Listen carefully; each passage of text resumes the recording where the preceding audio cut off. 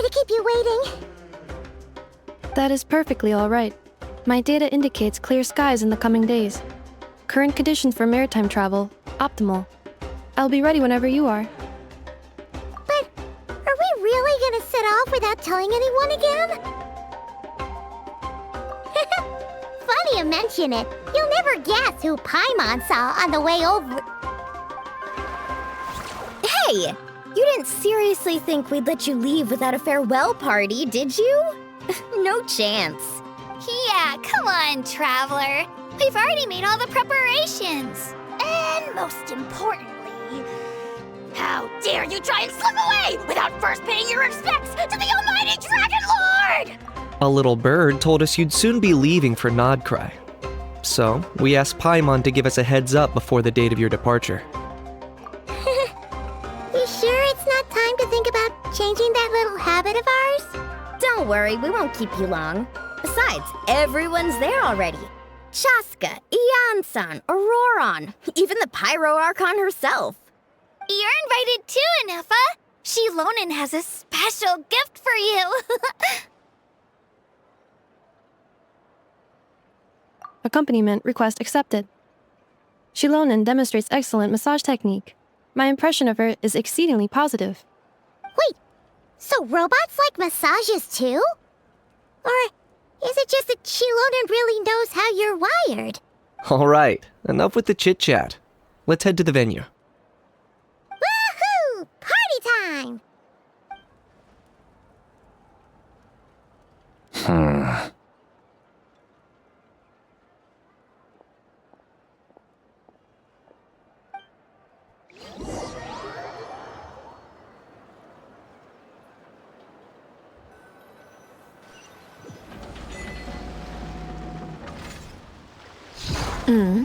Spit it out then. They've set off.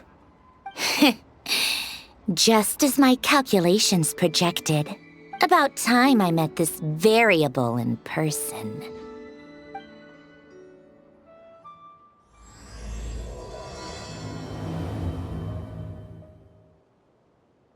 You know, every time we head to a new nation, there's always a point where it suddenly dawns on Paimon. This is it. The next chapter of our adventure has begun. This time, it was the moment she realized she just polished off the very last of her Saurus crackers. Should have stocked up better at the farewell party. In other words, Paimon has marked the geographic coordinates from 2 minutes and 40 seconds ago as the boundary between Natlan and Notcry. This deviates somewhat from the official coordinates stored in my database. Paimon meant more in terms of how it felt on a psychological level. Anyway, what about you, Traveler? When did it really sink in for you? Huh, that actually kind of makes sense. What about you, Anefa? Come to think of it, maybe we should be asking the other way around. So, when you came over to Natlan, what was the moment you felt like you'd left Nodcry? In that case, probably when my sensors could no longer detect the moon's power. The moon? You mean, that one we can all see in the sky? Negative. I was referring to... here we are. Paimon, Traveler, we have arrived in Notcry. Oh, wow!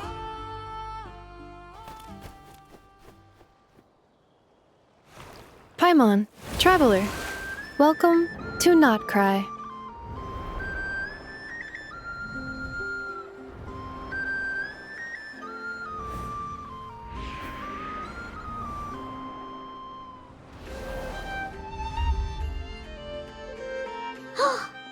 That must be Nasha Town up ahead! That's the place you were telling us about on the way over, right?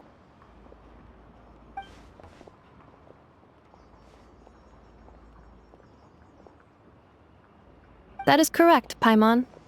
It is also the most bustling commercial hub in all of Notcry.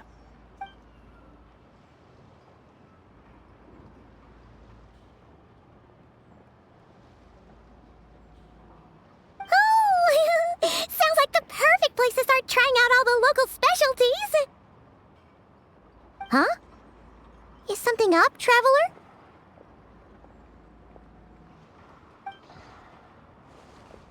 Paimon, This is where our spaceship landed when Ether and I first arrived in Tevat. Huh? Are you sure? But how come you've never mentioned that before? Seems pretty important to Paimon.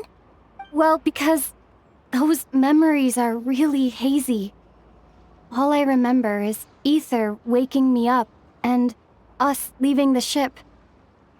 But just now, setting foot on this land, I felt something. The kind of power I sensed in those moments.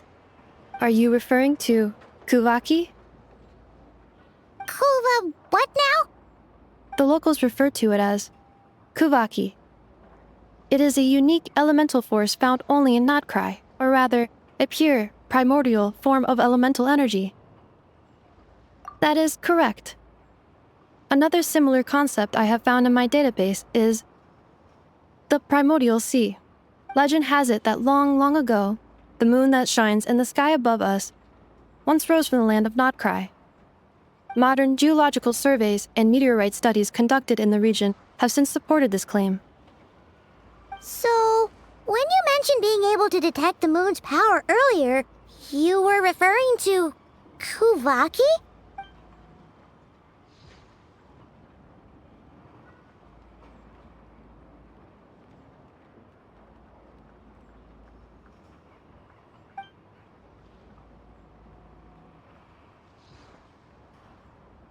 Wait, Traveler, you're saying we might actually find your spaceship here? Do you still remember where it landed?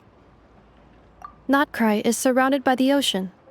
In other words, it could have been anywhere along its coastline. Negative.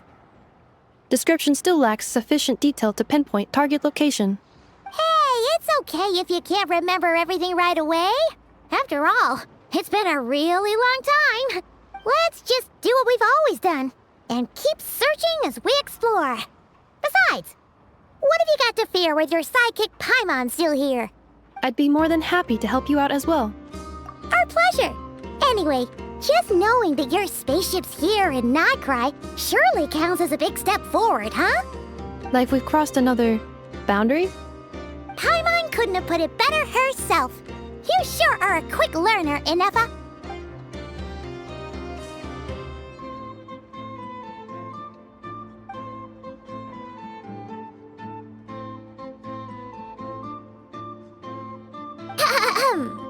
Well, as the best guide in the whole of Tevat, Paimon hereby does solemnly declare, Notcry, here we come!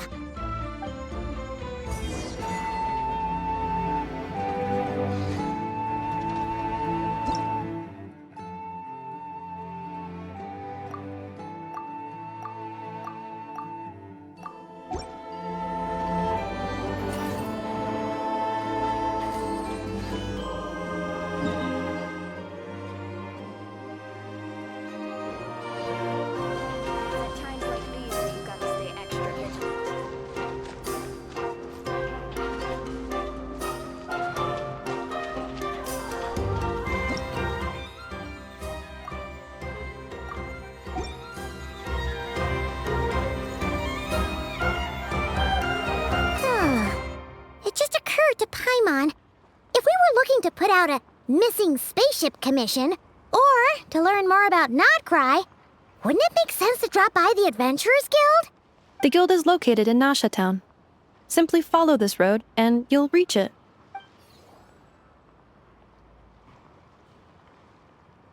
Huh? What in Tevat is that? Looks kinda like a Sealy, floating around in the air like that. That is a Kuhanki, a species unique to the land of Notcry. A Kuhenki? Does she have something to do with the moon, too? Indeed it does. According to the Frost Moon Scions, the indigenous inhabitants of this land, the Kuhenki, are said to be familiars of the moon goddess, leading those who walk in the moonlight's glow to things of great importance. The moon goddess? Don't all people here worship the Tsaritsa? Although Notcry lies on Snezhnaya's border regions, the people here have held their own unique beliefs since time immemorial. As I mentioned, everything in this land shares a deep connection with the moon and the sky above. The beliefs of the Frostmoon Scions seem to date back to the civilization of the angels. According to the documents in my database, even the 7 Archons did not exist at that time. Wow! So the origin of their beliefs goes back even further than the Archon War? Correct. At some point, you may come across some statues of their goddess. The Frostmoon Scions carved these as well. Hey! Looks like she's floating away! I suggest you follow her. The probability of an ordinary person encountering a Kuhenki lies in the single digits. Many here consider them heralds of good fortune.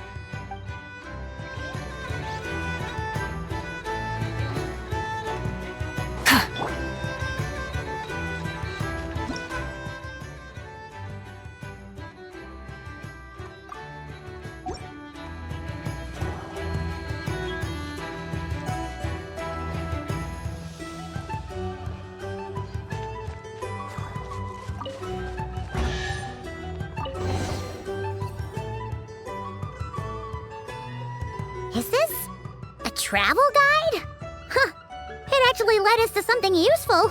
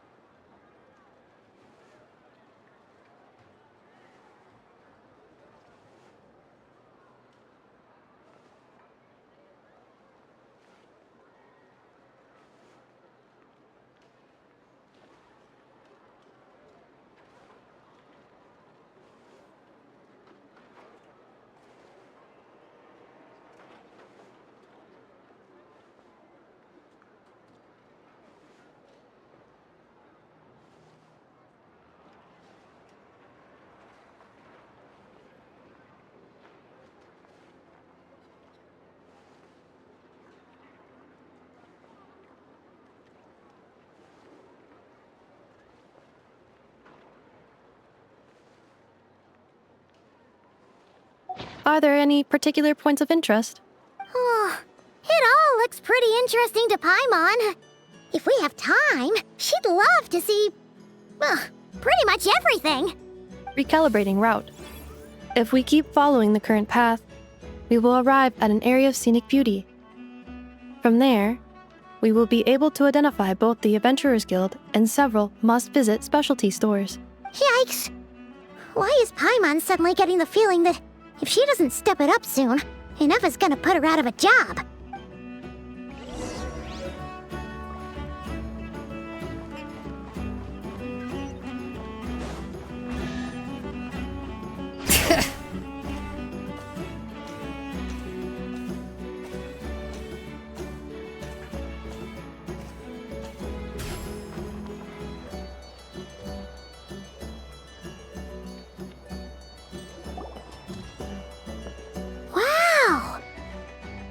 Town actually looks pretty big from here.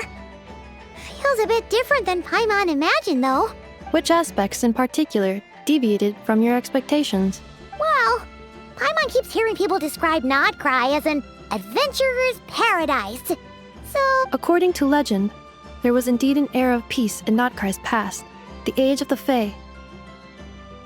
Tales of those ancient heroes are still told today.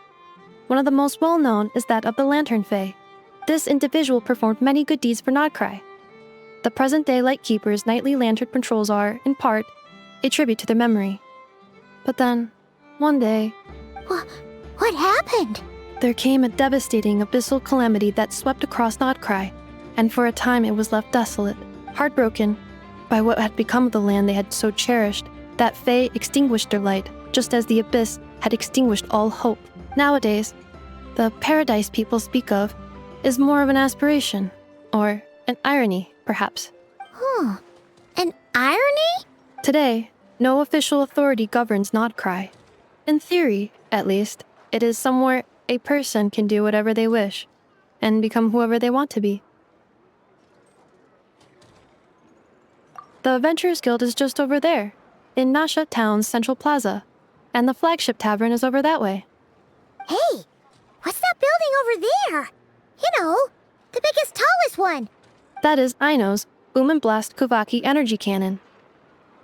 It gets activated when the wild hunt threat level outside Nasha Town reaches a certain threshold, but according to the scan I just ran, the energy cannon appears to be malfunctioning, likely due to a recent discharge.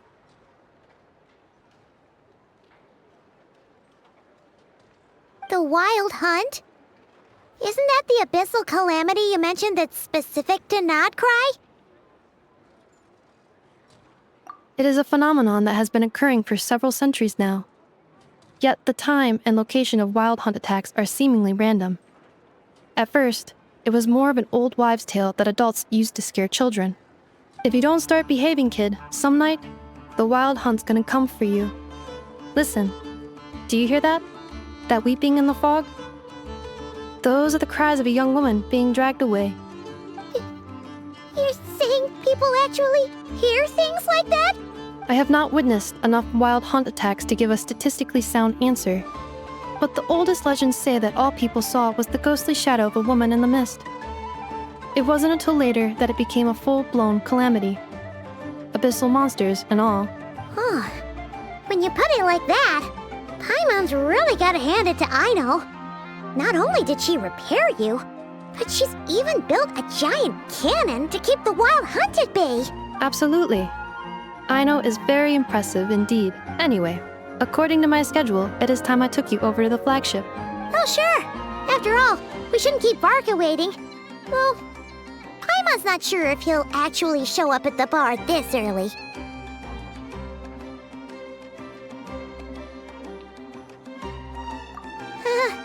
You're right about that.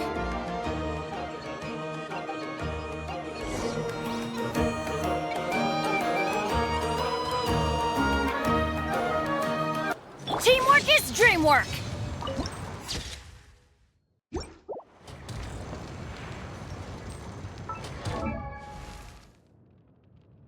Oh, ow! Wow.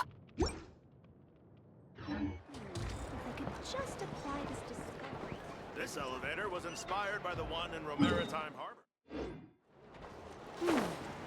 Now that I've finished all the new books that have come out lately. See? I checked absolutely everything.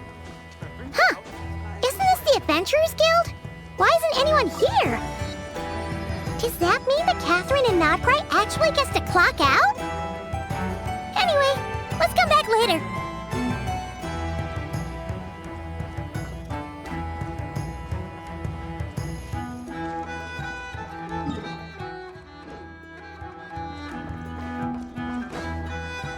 Bring it!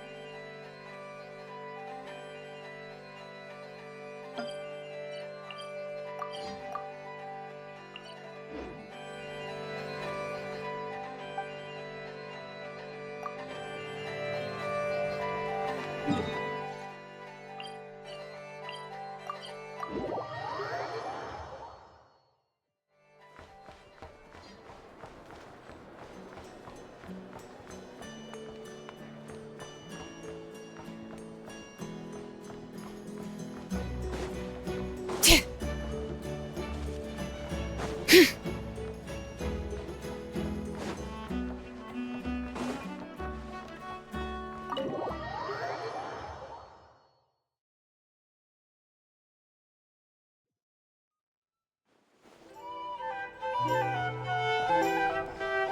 we are, the flagship.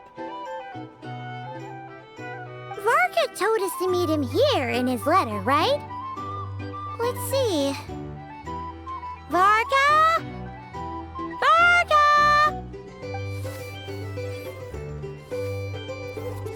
No matches, I identified. Huh. So he isn't here after all. Oh, guess we never did actually say we'd be arriving today.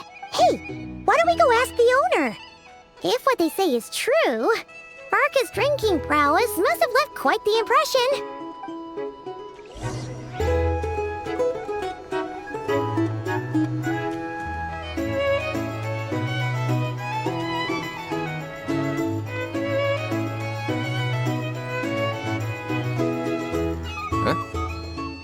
Well, well. If it isn't the ineffable Ineffa. Hello there, Demyon. You know each other? Of course! Ineffa's a regular here at the flagship. So, robots are into booze too? Not at all. The energy conversion efficiency of alcoholic drinks is very low, and most of them are full of impurities. Still, I can affirm that your berries and fried meat deserve a solid 9.12 out of 10. It has Aino's approval too. Funny that you should mention that. While you were away in Natlan, Varka would come in here every day to pick up a serving of berries and fried meat for Aino. Aww. He must have been worried sick that she wasn't eating properly on account of being so hung up about Ineffa being gone. Actually it's 'cause Varka found out that Aino went wild after Ineffa left, gorging herself on snacks she normally couldn't get her hands on. So it was more worry that she wasn't getting a balanced diet.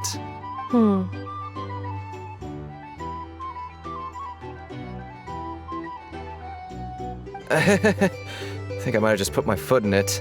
Anyway, since you're back from Natlan, these two must be the ones Varka mentioned. The Traveler and Paimon, yes? Yep, that's us. So, from the sounds of it, you must be a close friend of Varka's too. Varka? Goes without saying. After all, he's the only one around here who's ever managed to stay standing after 10 rounds of the roulette special. Paimon can't believe he's made such a name for himself. Though, guess it's hardly surprising how. Right now? Must be somewhere near Anvantinyarvi. That's quite far from here. Huh? Where's that? It's a lake in the northern part of Nodkrai. Word reached him of trouble brewing around those parts, so he took his knights to check it out.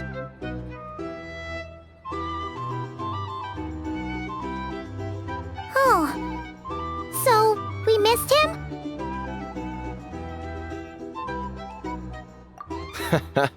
Varka knew you'd say that. So he specifically told me to make sure you stayed here and enjoyed yourselves. He sends his assurances that everything's under control. Well, if he's that confident, guess our only option is to accept. Anyway, it's not like there's any special cause for concern. He is the Grand Master, after all. Exactly. Plus, not only has he booked you into our finest room, he's paid for it in advance, too. Whoa! That's so generous of him! We might not have met yet, but Paimon's got a feeling that we'll get along with Varka like a house on fire. Oh, and by the way, he also asked me to serve up a portion of berries and fried meat for Ineffa. That was prepaid as well. Thank you. No, thank you.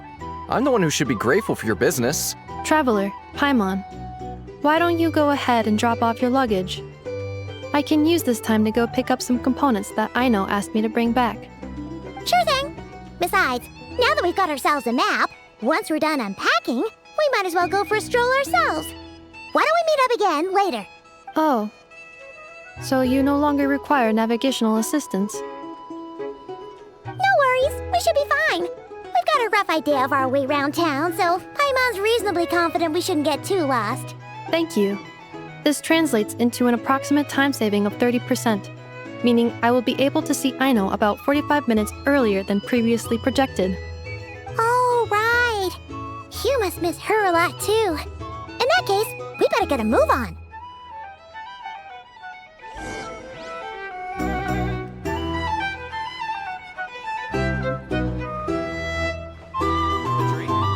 Our treaties are bones. If you want to negotiate prices.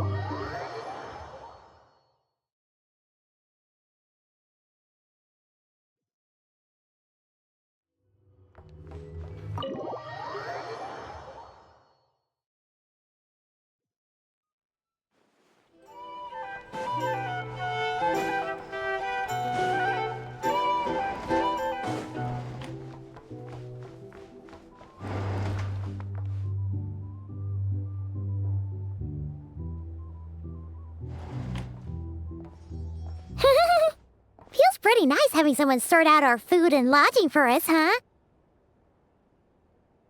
But is this really the flagship's best room? It's pretty big, make no mistake, but it looks a little worn out, right? Though, to be perfectly honest, that feels right at home with everything else we've seen of Nasha Town. You mean it's got something to do with Nodcry's history? Oh, that makes sense. But what exactly was this calamity?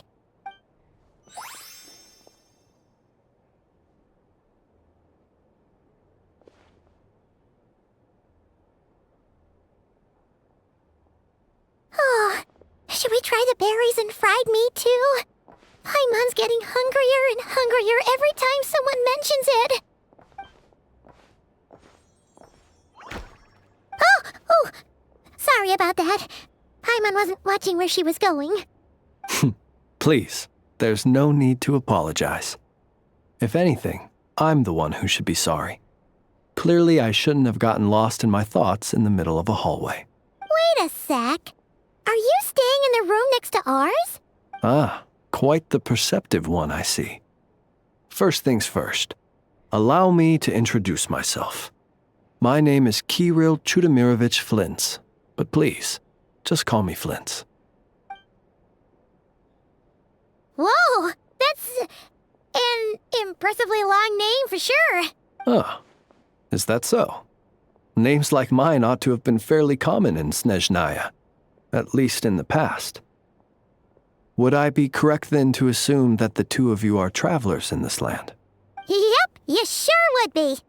Paimon is Paimon, and this is the Traveler. We've been to a bunch of nations already, but we only just arrived in Notcry today.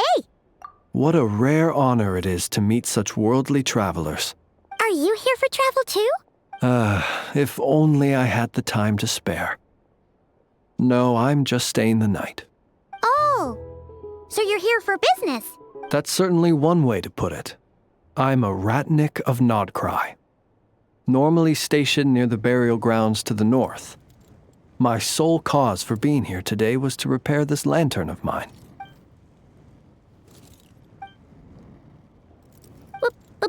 Burial grounds? Your surprise is entirely understandable. Most people cannot even begin to fathom the idea of a life surrounded by tombstones and decay. But if you've heard of the calamitous abomination that is the Wild Hunt, you'll know that in their wake they bring a host of souls tainted by abyssal filth. That then is why we are stationed by the burial grounds, to hold the line where it is most vulnerable. Oh, so it's all about fighting against the abyss. Oh, sounds like a tough job. I thank you for your concern. But in truth, I've long since grown used to it. In fact, I like to think it rather suits me.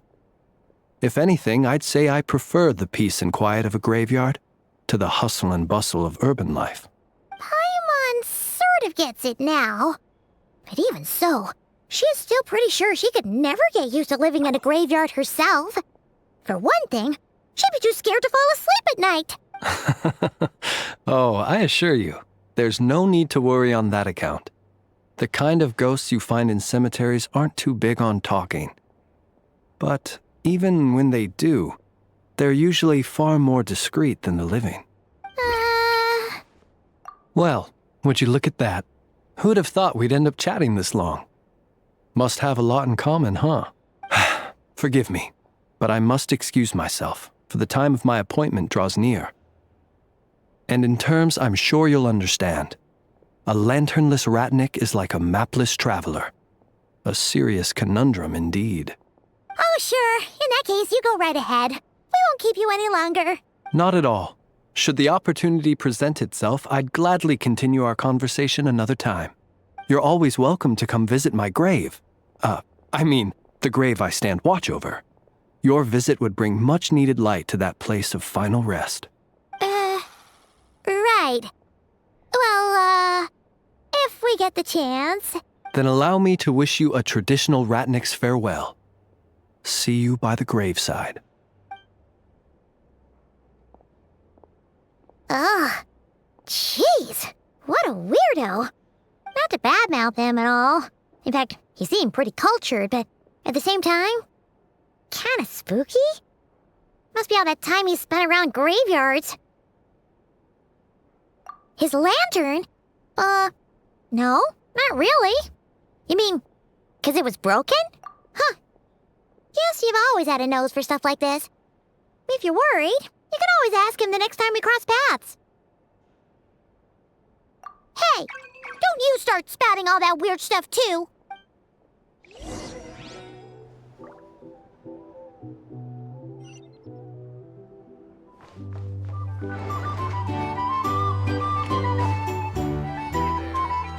Here's the thing. You can't let him have a little...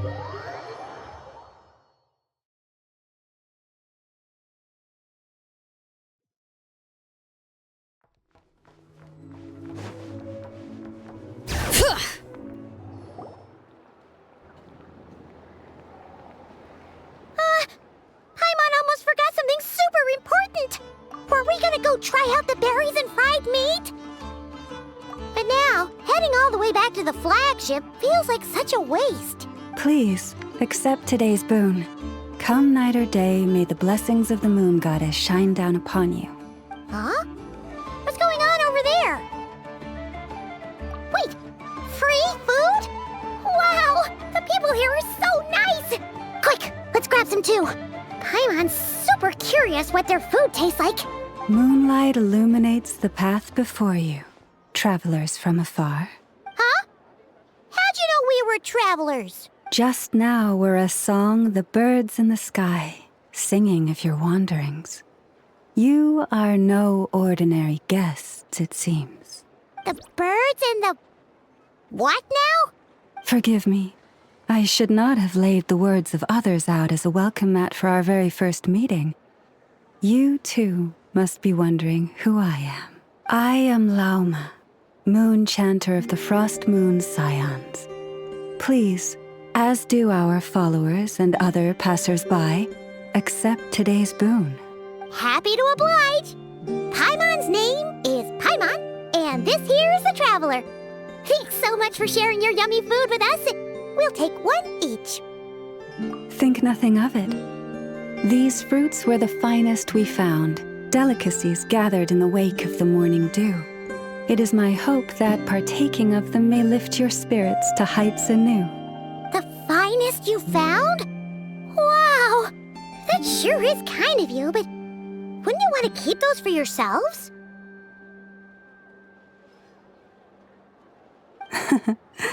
The first fruit of the harvest must be placed upon the Moonlight altar, not as an offering to the gods, but as a spark for lost hunters. For it is the blade of the starving that darkness most easily corrupts. As perhaps you have already heard, we Frost Moon scions revere and worship the moon goddess. We believe that together, virtue and compassion are the shining light that will lead us all out of the long, dark night. And now, with tides of haughty Fatui swarming into Nodcry, driven by greed and greed alone, more than ever before, we must all unite under the banner of virtue. Ha! Look who it is again. Those unsufferably kind-hearted Frost Moon Scions. Got enough for us too? That's right! 2 servings each! We're starving over here! Fatui! After what you've been doing to our sacred statues, how dare you even show your faces? Wilhelmina, bestow today's boon upon our guests. You hear that? No slacking now. We'll have the very best you got. But, my lady, they... Please, you two, accept this meal. But remember this. Kindness is the first lantern left to guide those who stumble in ignorance. Come again? Let me finish.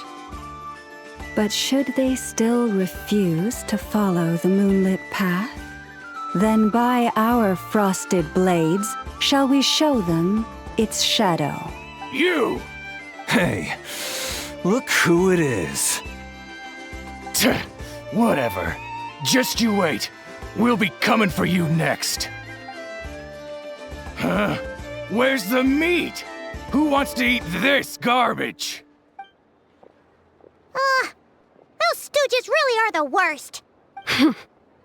Ever since they came to Nodcry with all their weird equipment and built that so-called experimental design bureau, our lives have been turned completely upside down.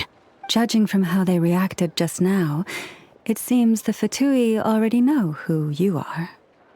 Well, we have gotten in their way in pretty much every nation we visited, so we're probably at the top of their blacklist by now. I see. Then, on behalf of the Frost Moon Scions, I thank you for the goodwill you have shown us. Because if they had gotten ahead of themselves just now, I'm sure you would have stepped in to help. Just as the birds and beasts put it, your arrival heralds joy to us all. Besides, for a weary traveler far from home, what better respite than to bathe in the moonlight? You will always be welcome at the Frost Moon Enclave, the place we call our home. May we meet again in the moon's gentle glow. These are delicious! So refreshingly fresh! Those 2 Fatui wouldn't know a good thing if it came up and bit them on the shoulder. Looks like Inefa isn't done with her shopping yet, and the Adventurers Guild is still empty. Where should we head next?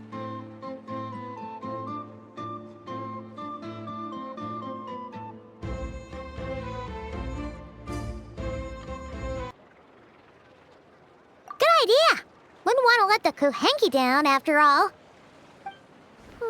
Let's see. Okay. Paimon's got our route all figured out. So, all that's left to say is, don't fall behind. This is Nuts and Nuts. It's mostly a fruit shop, but there's a crafting bench too. This is the Speranza, one of the travel guide's recommended restaurants. All the waiters here are kids. This is the Vesnitsi Prolegia greenhouse. Apparently, their flowers are all made of metal, so they'll never wilt away. And this is the Rossum Workshop. If you ever need a weapon made, this is the place to go. And over here, they've got a super tall observation deck. Whoa! Take a look at that! You can see really far out into the distance. That way's north, and that looks like something built by the Fatui? And then over there to the west, that must be the place Lauma mentioned, where the Frost Moon Scions live. So, what'd you think? Even if Inefa kinda stole her limelight earlier, this just goes to prove that Paimon's own tour guiding skills aren't too shabby either, right? She sure is. It'd take hundreds of years of practice to beat the best tour guide in all of Tibet. Huh? Look! There must be someone at the Adventurers Guild now. There's already a line forming outside.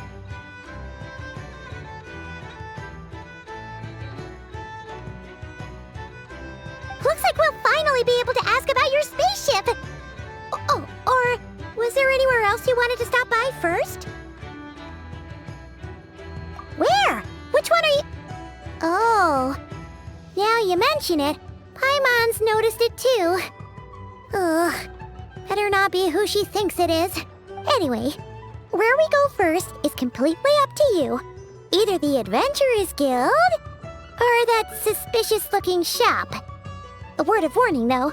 If we step into that shop, be sure to keep a very close eye on your Mora.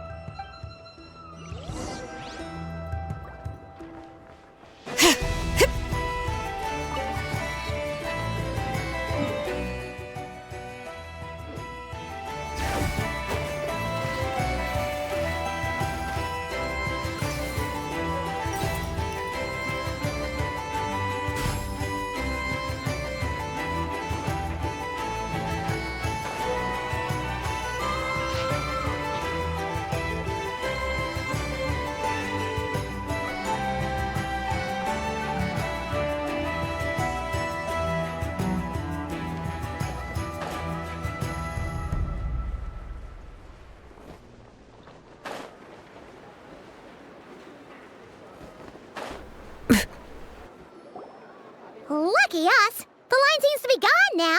Come on, let's go say hi to Catherine! Hey, Catherine! We meet again!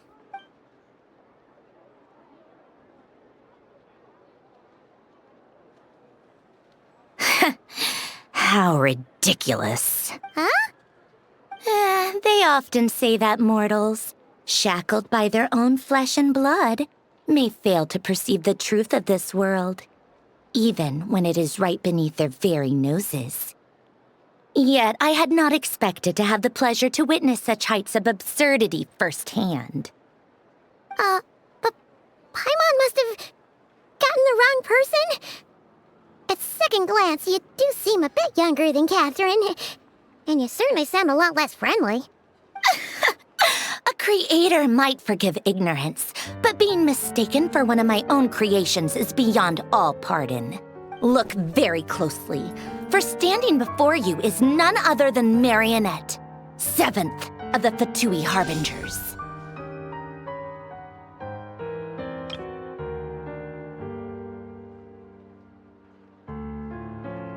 A Harbinger?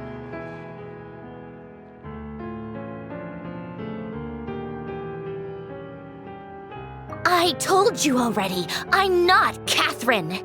Just how obsessed are you with my machines?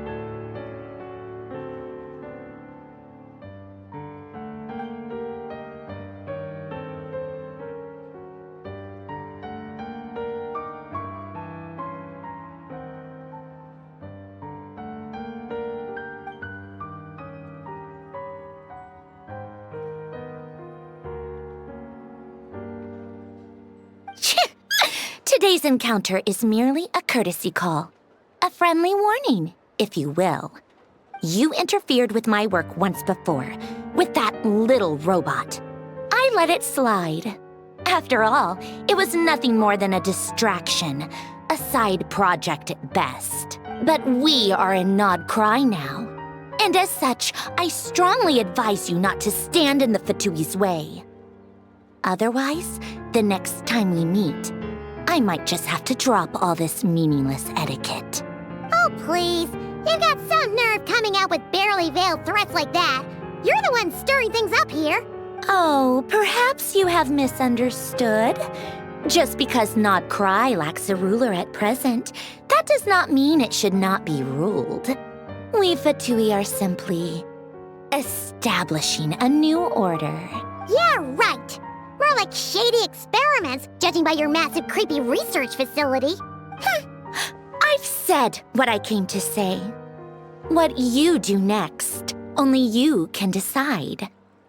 So why don't you start by using your already limited processing capacity to calculate your even more limited options? And, being the refined young lady that I am, I shall indulge you just this once. Ad Astra Abasask. Welcome to Nod Cry, Dominion of the Fatui.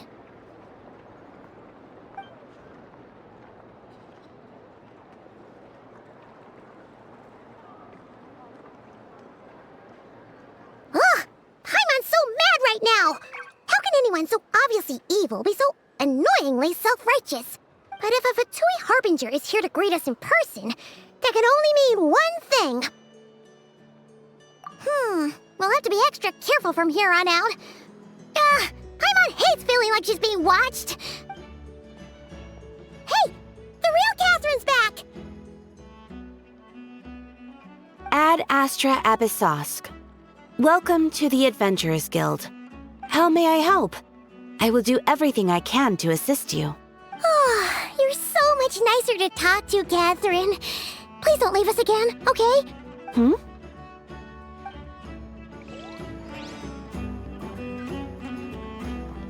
Ad Astra Abyss.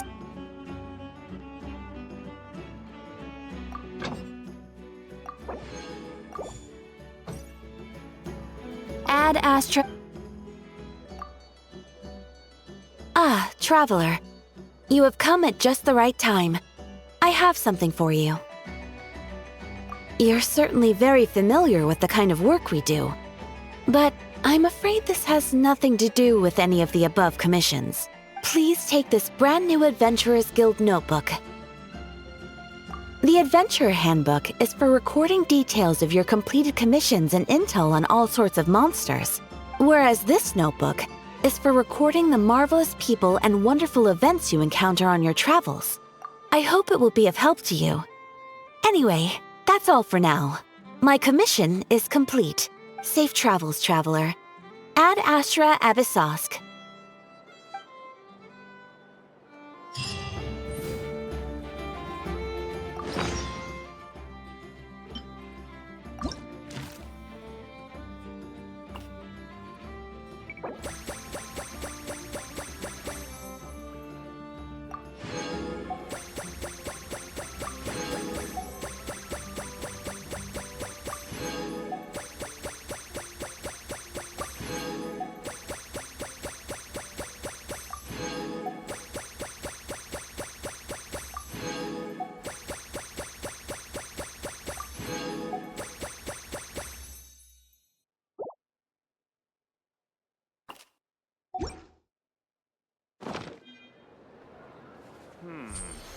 Ad Astra Abyssosk.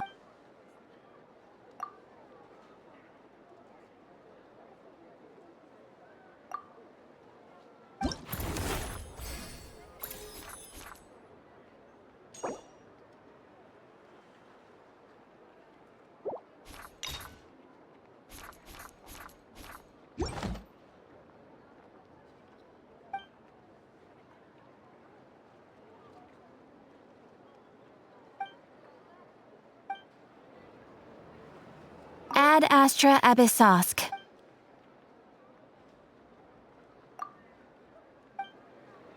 This land holds nothing but promise for adventurers from all walks of life. Wouldn't you agree? Everyone says there's tons of work lately. Why is none of it coming to me?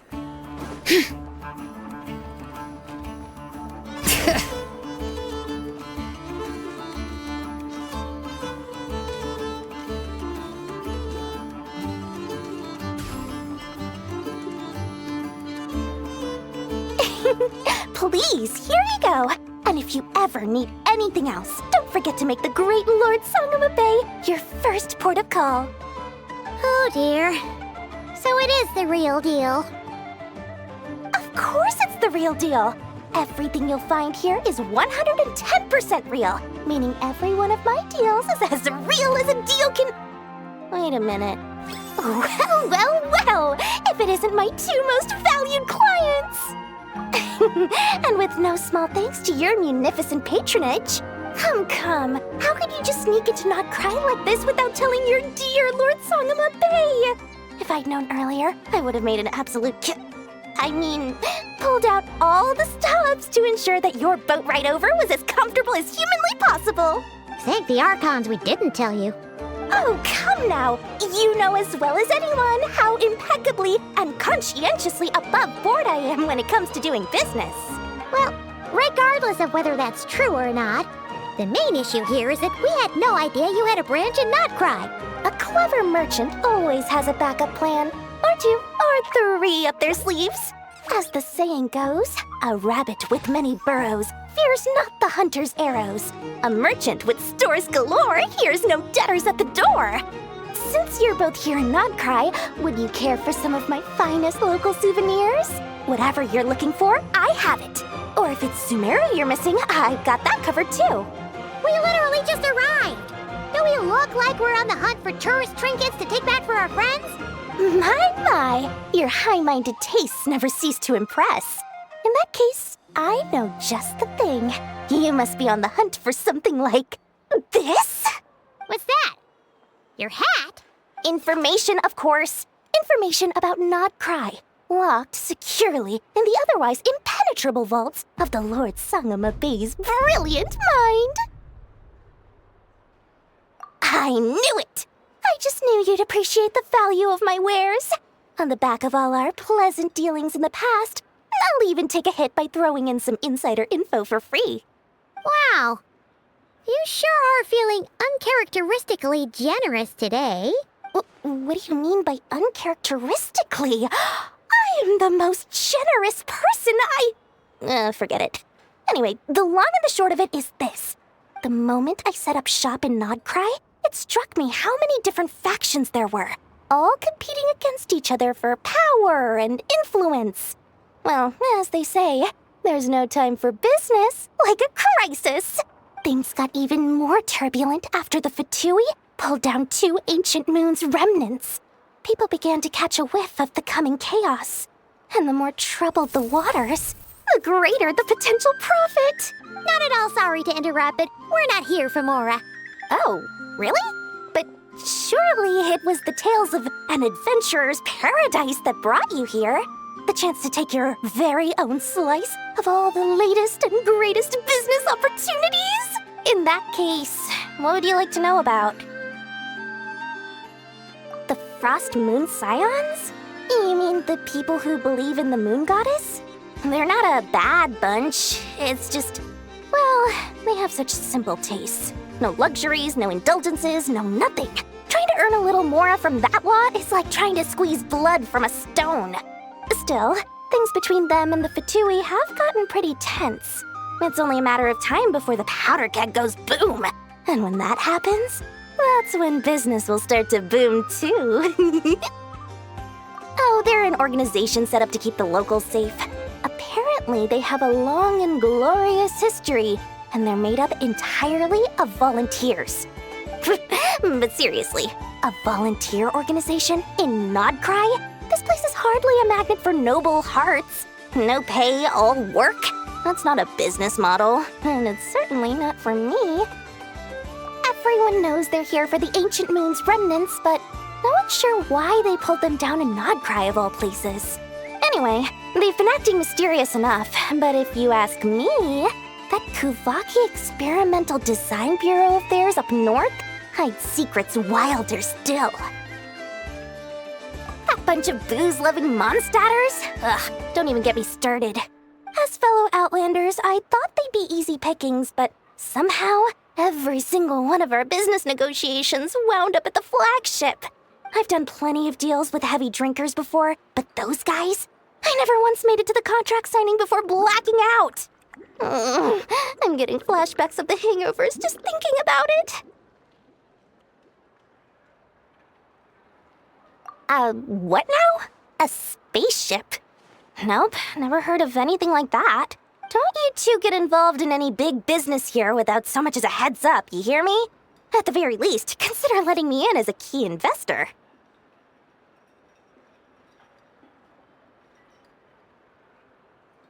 Oh, I almost forgot to mention. Sooner or later, you'll no doubt end up doing business with some other merchants in Nodcry. And someone's bound to mention a place called the Curatorium of Secrets. Listen to my advice. Do not, under any circumstances, go there, no matter how much trouble you're in. The Curatorium of Secrets? What do they get up to there? Just a place that handles all kinds of disputes. But the owner will charge you an absolute fortune, and she has a temper to match. Nothing like your friendly neighborhood, Lord Sangama Bay. You're not just saying that to stop your competition from undercutting you, right? When did that little pipsqueak get so sharp? And after I gave them all that info for free just to win them over. What do you mean? Of course not. I'm only thinking about your wallets. I mean, on behalf of your wallets. You're really not convincing anyone, you know. All right. Business is a cutthroat business. I won't argue with that. But I'm not lying about that boss lady. Not only did she make it into my top 3 people not to mess with in Nodcry, she's also in my top 3 people most eager to trade in favors. Seriously? It feels like you're just bad-mouthing your rival now. Fine. If you don't believe me, go see for yourselves. We might both be from Sumeru, but compared to hers, my conscience is so large, why, it could fill 3 whole palaces of Alcazar's array. But when you realize what I'm saying is true, don't say that good old Lord Sangama Bay didn't warn you.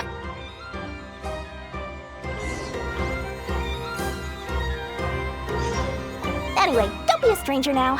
We might be in Nodcry, but don't forget, Dory's doors are always open for you.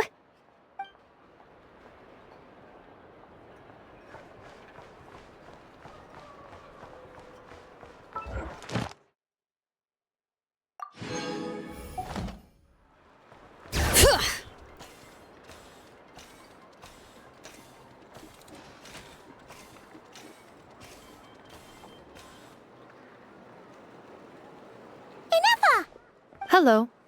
I was just about to start tracking your whereabouts. Did you manage to get everything Aino asked for? I did. What about you? Do you need me to navigate or introduce any more places around town? Not for now. We've seen most of it already.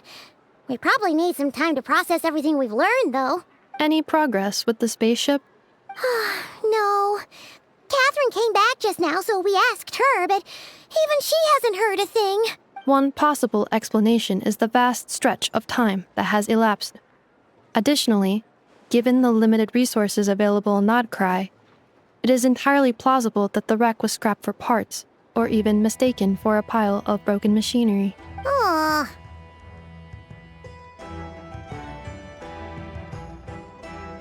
Understood. In that case, why don't we go ask Aino together? After all, she was the one who salvaged me. Ancient dragon technology and all. If there really are any unusual parts floating around Nodcry, there's a high chance they've passed through her hands at some point or another. Good point. And since you keep mentioning her, we're curious to meet this whiz-kid mechanic too. Understood. Then I'll handle navigation as before. ETA at the Clink Clank Krumkake craft shop.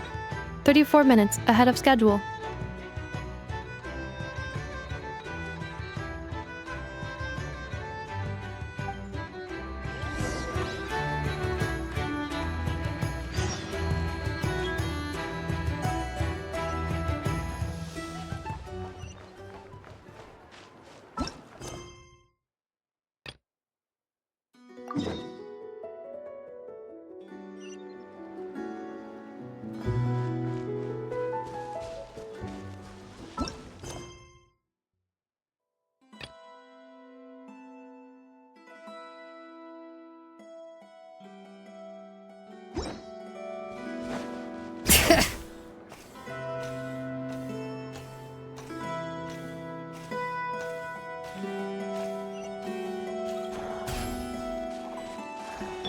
Burn it down!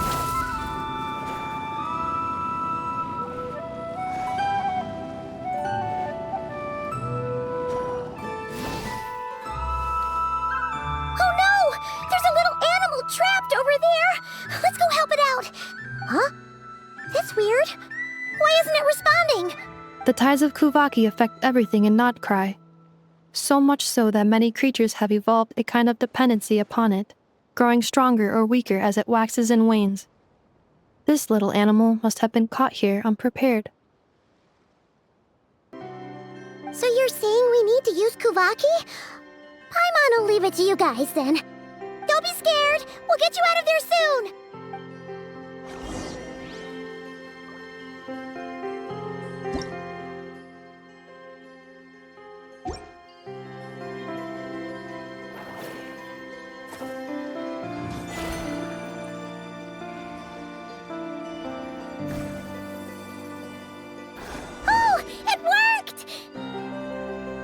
to go now, little one.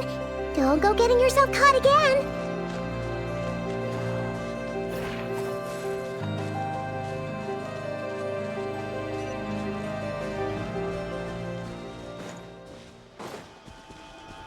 Get to work!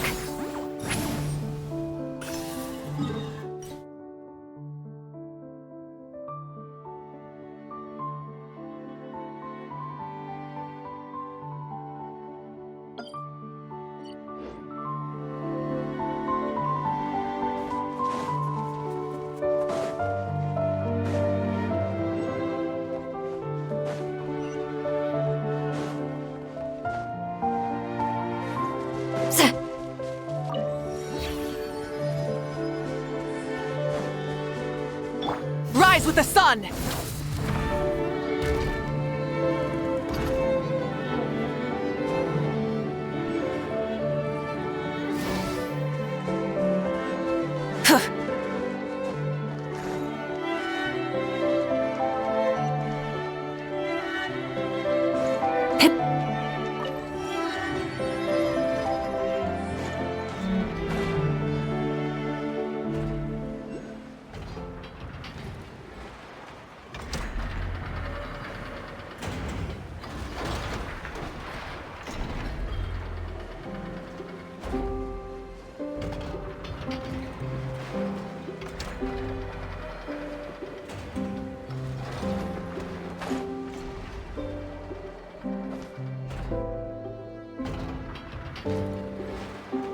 Here we are. The place Aino and I call home. Whoa! So many machines that Paimon's never even seen before. And then there's all these little robots. Did Aino build them all? That is correct. It looks like Aino has created 3 more little bots since I've been gone. Aw. Well, you were gone for quite a bit. She must have missed you. I missed her too. I want her to see what I've become. Well, let's not keep her waiting any longer then. Come on!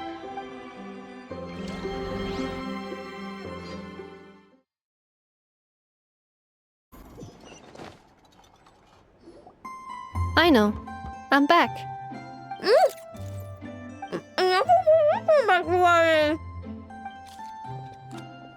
Hmm?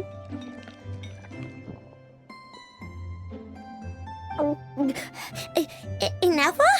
You're back significantly earlier than I expected. Like a whole 30 minutes at least. Everything went very smoothly, which saved me quite a bit of time, so I know. Could you turn around for a moment? I know. I've been on my best behavior the whole time you've been gone.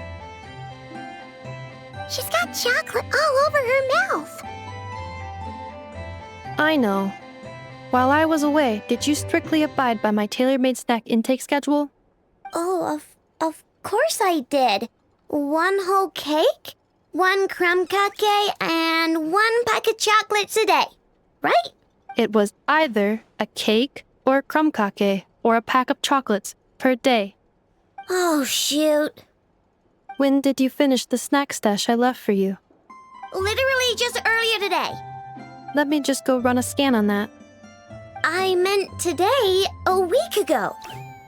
And then you restocked an entire week's worth on your own initiative? 2 weeks worth. Why does Paimon feel like the roles in this household are pretty much the opposite of what she imagined? Calculation complete. Aino's recommended snack calorie intake for the next 4 weeks. 0. No fair! You're a meanie, Nefa. This is what happens when you break an agreement. Oh, come on! Don't do this to me! I only ate a teeny bit extra every day. Just a teensy-eensy-weensy bit extra. That is objectively not a teensy bit extra. Oh, seriously? If you'd only arrived half an hour later, I would have had everything cleaned up and you wouldn't have noticed a thing. But now that I think about it, you even said you'd come back a bit earlier than you did, so I wouldn't have to worry. But then, You were away so long, and I was so worried about you. And that's the only reason I even... Oh. I know. I am very sorry to have kept you waiting. I'm back now. Welcome home. Oh. So, will I be able to keep eating snacks as usual now? Negative. Aww. Okay. Well, given that I am later than I initially projected, I'll let it slide. But just this once. Thanks, Inefa! You're the best! I know. Allow me to introduce. It's the honorary knight and Paimon! I know. Uncle Varka talks about you guys all the time. Nice to meet you, I know. Inefa's told us all about you, too. Huh? Really? She actually said that about me? Well, she's not wrong. Oh yeah, so, you're here to see Uncle Varka, right? A couple of days ago, he suddenly said he had to head out on business, and that he might not be back for a while. He asked me to let you know if I saw you. Yeah, we heard about that at the flagship. Did he say what he was doing? Nope. Just told me to take good care of you guys and make sure you feel right at home. Oh, shoot. Please, take a seat.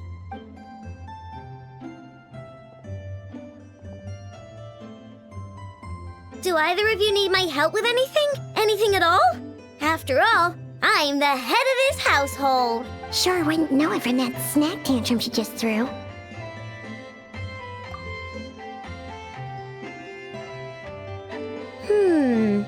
A spaceship, huh? From outside to that? Exactly. So, ring any bells? No. Oh, you sure? Nope means nope. Never seen the slightest trace of it. More specifically, by nope, I mean, I've never seen a single piece of tech in all of Notcry that might have come from out of this world. Not in any new machines or in any old ones either. Huh.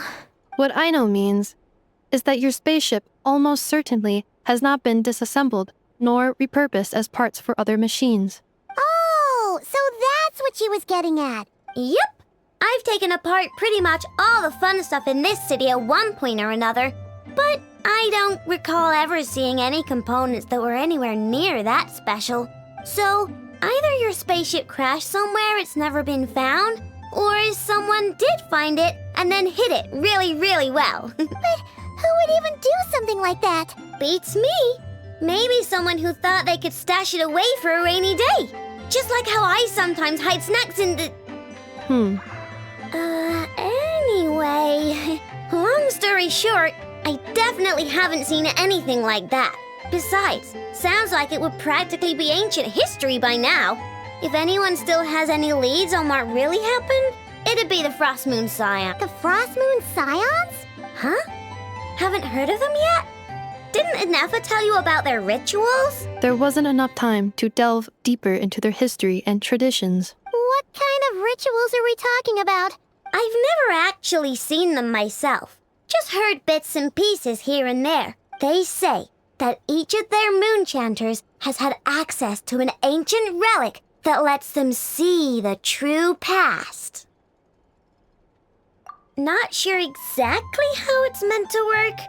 I can't get my head around anything that can't be explained by either machines or science. And to tell you the truth, I don't like it much either. Looks like we'll have to try our luck with the Frost Moon Scions. Aw, leaving so soon? Sure you don't want to hang out a little longer? It's getting late, I know, and these two still need to head over to Hisi Island. It would not be convenient for them to linger much longer. Aww. All right then. Don't worry. We'll be sure to drop in on you as often as we can. Really? You promise? Sounds like my type of visitors. You're welcome anytime. I'll be staying to look after Aino today, so I won't be going with you. Hey, don't sweat it. We'll find our way just fine. I'm glad to hear that.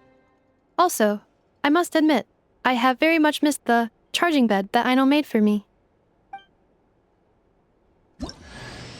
Oh, you here to play with me?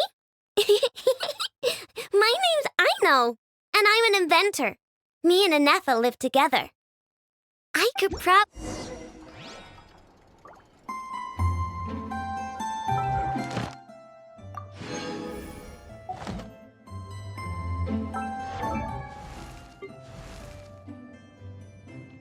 Oh, ow! Where did that come from?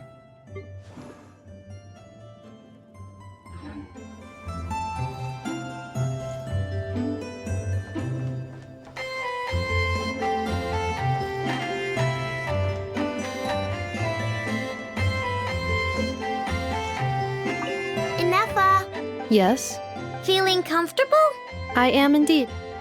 No bed in the world is as comfortable as this one.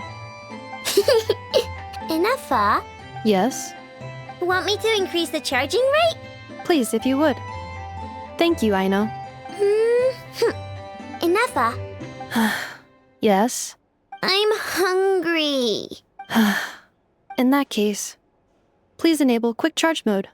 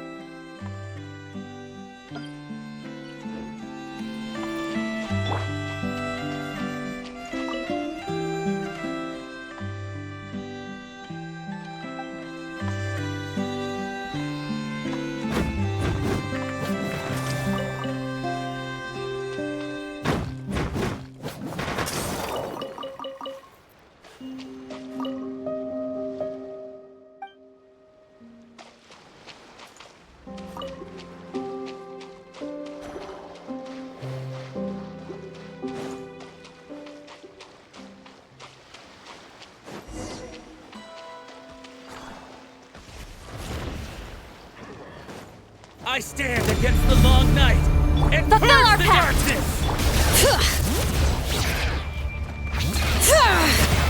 Wrath from the skies!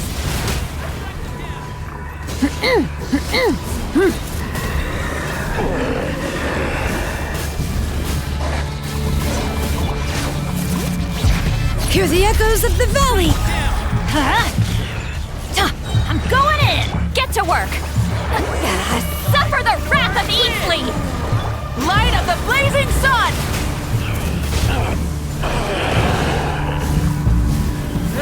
I stand against the long night and purge the darkness! Light it up! Fulfill our pact! Let the mountain's veins boil! Let's light it up! Everybody stand! Seat Laline! East Papa! Get him! Burn it down! Wrath from the skies!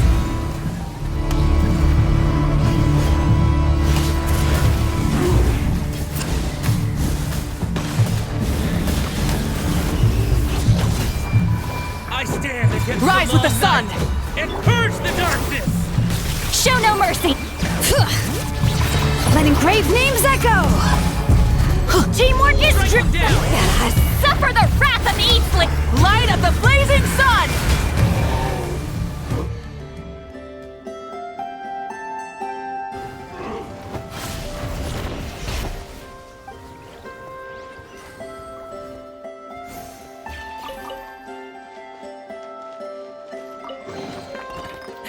Hey, not a bad hop.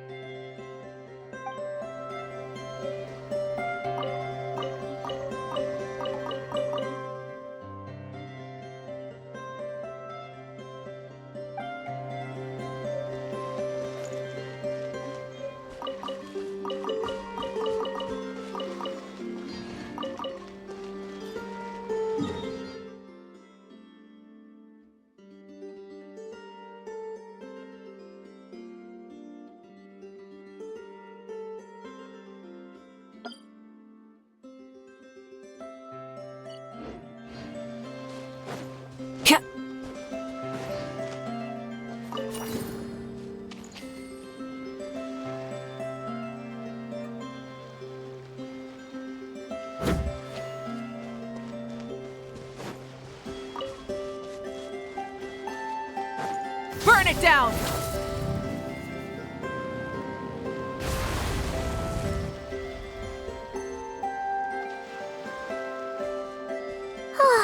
Seeing Enefa and Aino reunited like that sure was heartwarming.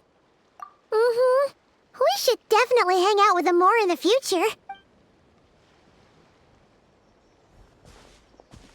Speaking of homes, we must already be close to where the Frost Moon Scions live. The vibe here feels different, just like the scenery.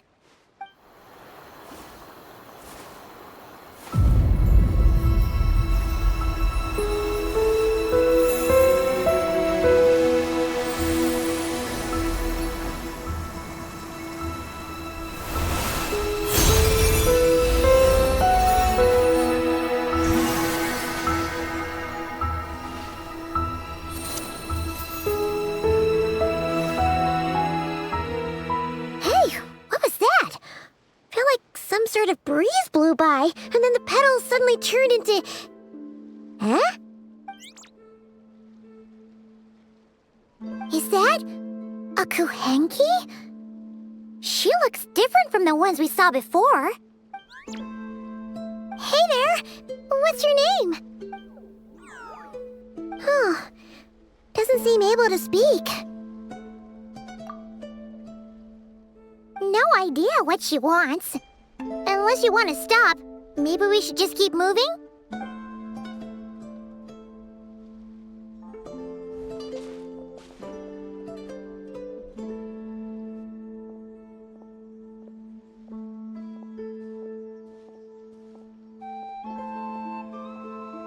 She's following us! Go on.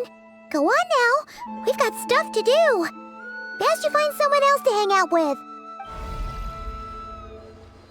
Hey! Don't make it sound like Paimon's some kind of meanie. Paimon had no idea what she wanted, okay? Ugh. Anyway, next time Paimon sees her, Paimon promises she'll be nicer. Seeing as we're on our way over to meet Lauma anyway, we can ask her about it while we're there.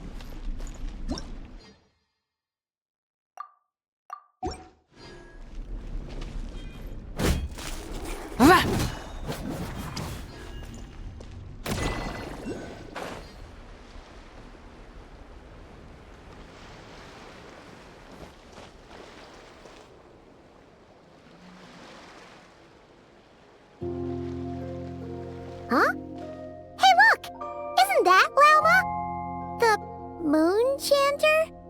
Let me take a look at your wound. You must be more careful. Doesn't matter how much of a rush you're in, your safety always comes first.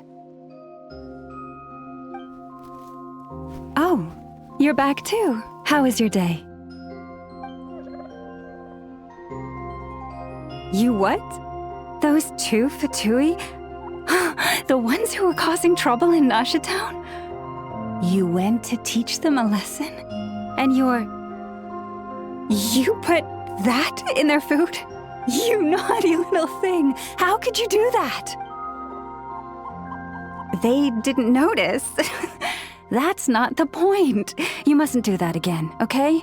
Next time, at the very least, bring a few of your friends along too.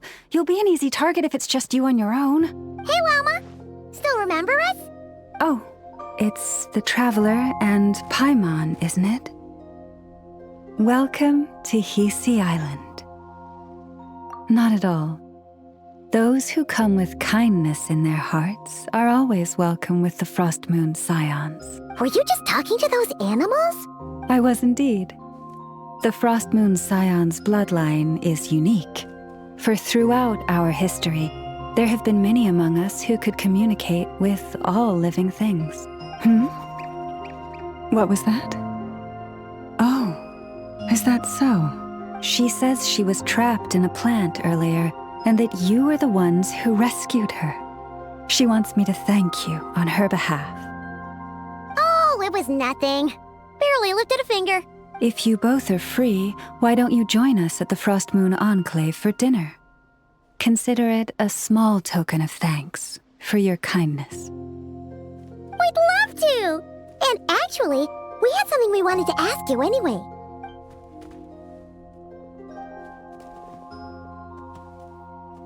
Oh. You're interested in the story of Kutar? Kutar? Yes. Kutar is our moon goddess, the moon maiden who guides us. But up close, this one somehow seems a bit different from the one in Nasha Town.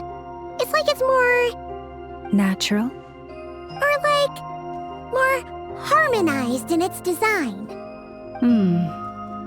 That is because ever since the Fatui arrived in Nodcry, they have been modifying and defacing our statues as they please. These statues were made by the Frost Moon Scions who settled here hundreds of years ago, crafted from the very finest Lunasol stone. Not only is this stone exceedingly rare, but it also brims with Kuvaki. I suppose the latter must be what caught the Fatui's eye. For a time, we put up fierce resistance. But now, this is the only one left that still retains her original form. We heard they even pulled some ancient moon's remnants down from the sky. That's right.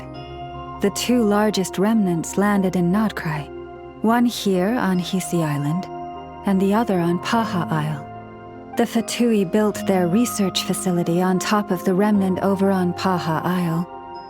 But they've had their sights set on the one here, too.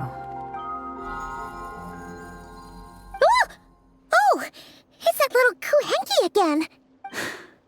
Surely that can't be. Hey! We've been wondering what was up with it, too.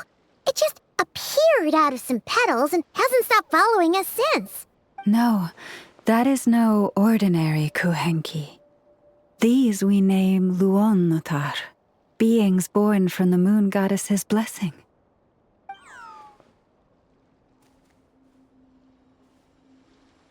Can you understand what it's saying? We honestly haven't got the slightest idea why it's been following us. I'm afraid not. I cannot fathom its thinking any better than you can. Sometimes a long time must elapse before the moon goddess's blessings turn into Luonnotar. Perhaps you two were simply there to witness that transformation. Oh, maybe. Legend has it that the Luonnotar bring good fortune. Given that it seems to have taken a liking to you both, why don't you let it come along with you? Really? Then you can start by helping us find some more treasure chests along the way. Capiche? Twilight approaches. If you would hear more of the moon's story, then let us make our way to the Frost Moon Enclave. Beneath the gentle moonlight, I shall share this tale in full.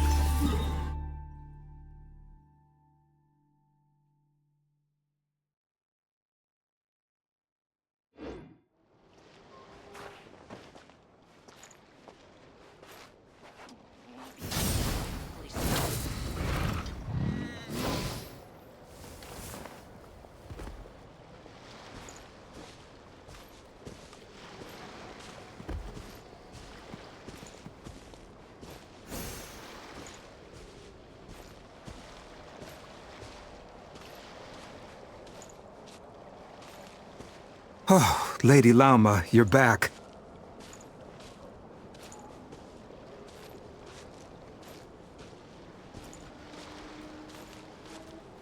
Come day or night, may the blessings of the Moon Goddess shine down upon you.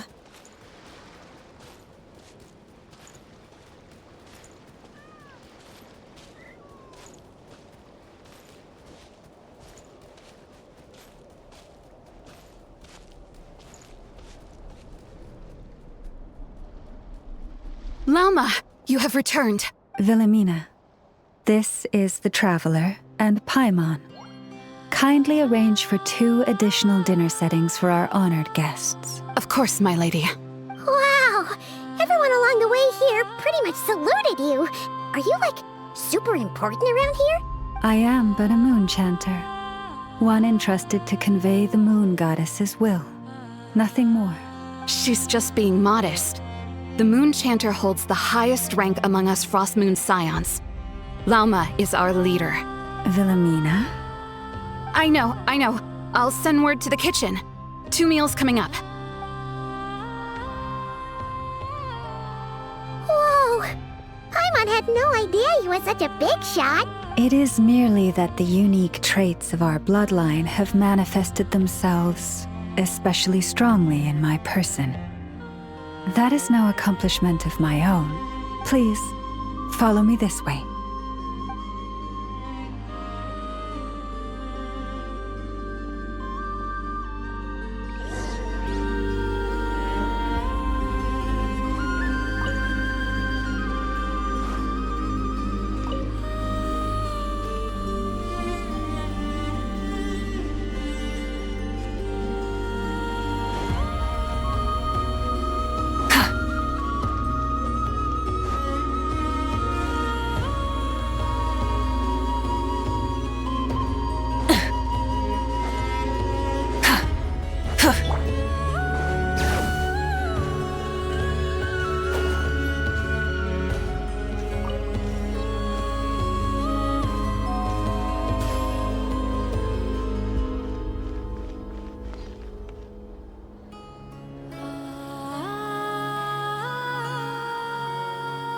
Even to this day, I am still trying to piece together the many fragments of our past.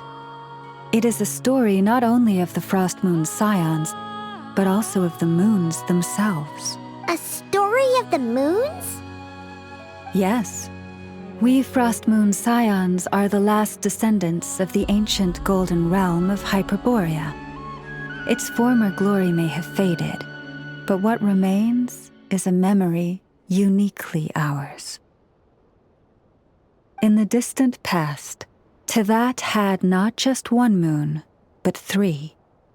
It is said that they were created by the primordial master of this world, cast into the firmament to keep peace in the land below.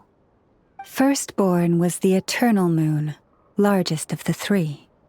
Legend has it that it was her immense kuvaki that gave rise to the ocean tides.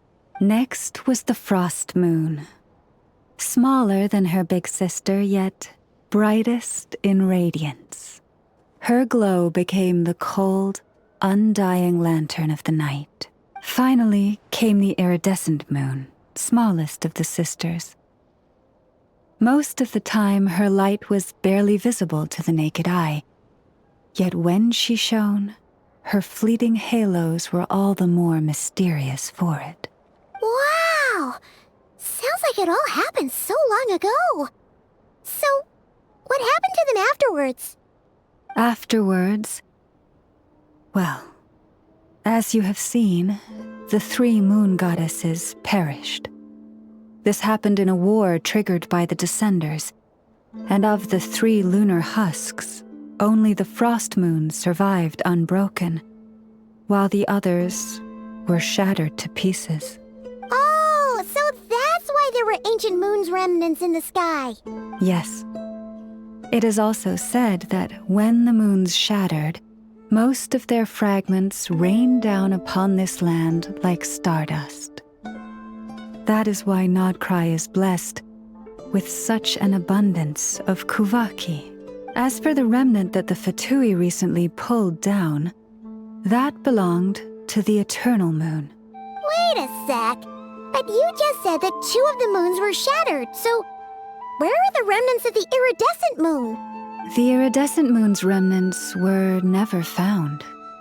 What happened to her after the war remains a mystery.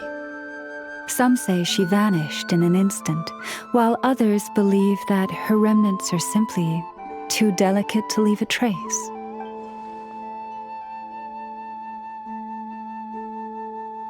Yet, though the era of the 3 moons has long since faded into legend, successive generations of Frost Moon Scions have always passed down a prophecy that one day the moon goddess would return, and in the end, that prophecy did indeed come to pass, though not quite.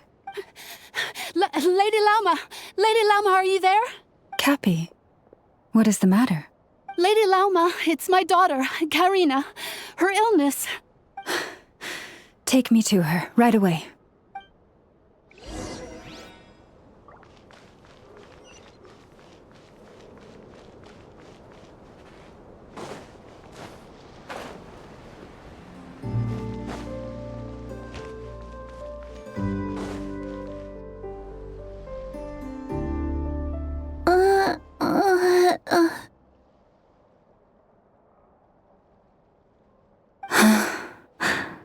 Her sensitivity to kuvaki is flaring up again. After her last treatment, did you follow my advice and seek medical help in Nasha Town? But those doctors are all Snezhnayan. They're outsiders, compatriots of those brutes who invaded our homeland. How can we possibly trust them? Not all outsiders are enemies, Cappy. They've been treating this condition for generations. They have the experience we lack. But we're Frost Moon Scions. Should we not remember what the outsiders did to our moons? Surely the Lady Kutar will reward our devotion. But Cappy, Kutar is long... This isn't the time for a debate. O lost child, snow-swept and buffeted by the howling winds of the frigid night, let not the silver flame within you fade. By the frost moon's grace, I shall warm you, curled up as a fledgling in frozen soil. Praise be to the moon goddess, my Karina. Remember, she must take powdered laka berries daily. It will ease her symptoms.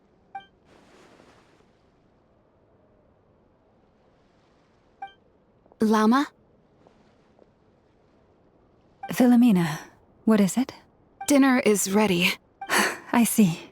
Cappy, let her rest here for the night. I'll have someone bring her a blanket. All right. Thank you so much, Lady Lauma.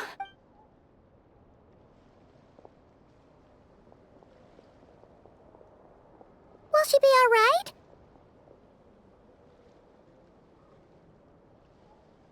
Yeah. If there's anything at all we can do, please don't hesitate to ask. Thank you for your kindness. For now, though, Karina should be fine. She'll be feeling a lot better tomorrow.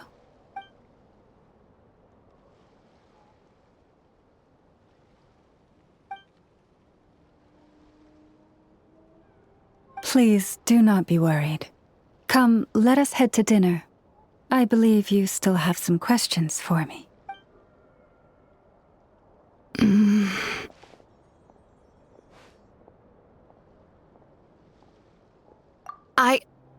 Oh, sorry. Yes, I'll be coming too. I was just thinking about something. Oh? Lauma makes such an unshakable moon chanter. Calm, capable, someone we can count on. Deep down, though, I know she's been quietly carrying the burden for the rest of us. Traveler, Paimon. Believe me when I say that as a fellow Frostmoon Scion, I do worry about Lauma. It's just that sometimes it's hard to say it to her face. Could I ask you to look out for her? I can tell she really trusts you. I fear that would stress her out even more. Sometimes I really admire her strength, but at the same time, I can't help feeling powerless myself.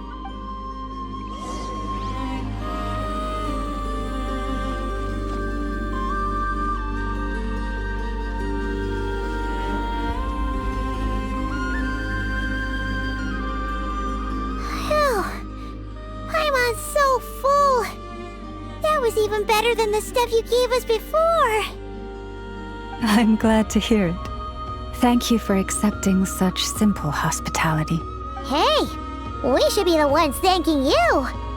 Seriously, that was seriously scrumptious. How did you even manage to finish it? This slop's barely edible.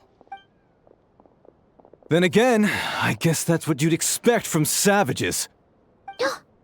It's you! Those rude old Fatui we just met back in Nasha Town! My sincerest apologies. If you found the food we gave you earlier difficult to swallow, may I suggest taking a deep breath and joining us? These delicacies might change your mind. After all, I suspect that your previous meal may have been tainted with something most unpalatable. Huh? What do you mean? Tainted with what exactly? With the bitter snobbery of those who call themselves civilized. Why, you... Looking for a fight? Sure, I'd be more than... Hold it! We're not here to brawl. Yet. We're here on official business. Orders from above. We're here to deliver the Frostmoon Scions a warning. Or rather, a final ultimatum. You have 3 days to hand over the relic and reveal the whereabouts of your so-called Kutar. If you fail to do so, the Fatui will immediately begin the cleansing of Hisi Island. Which, by the way, is the sovereign territory of the Tsaritsa of Snezhnaya. What insolence! Your demands are outrageous! For generations, this land has belonged to the... Dear guests, allow me to save you both time and trouble with a speedy reply. The Frostmoon Scions will never hand over anything to the Fatui. And to those who set foot on our land with ill intent, I say this. With your blood, we shall draw an inviolable line in the snow. That applies to you, too.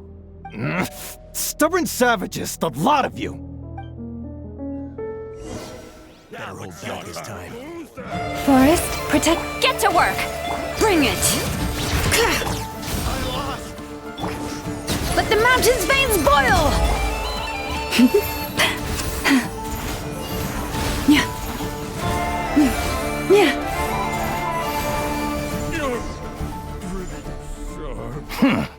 You'll pay for this. Mark my words.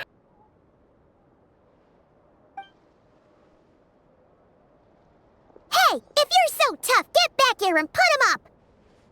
Huh. Guess all they're good for is running away. I'm so sorry.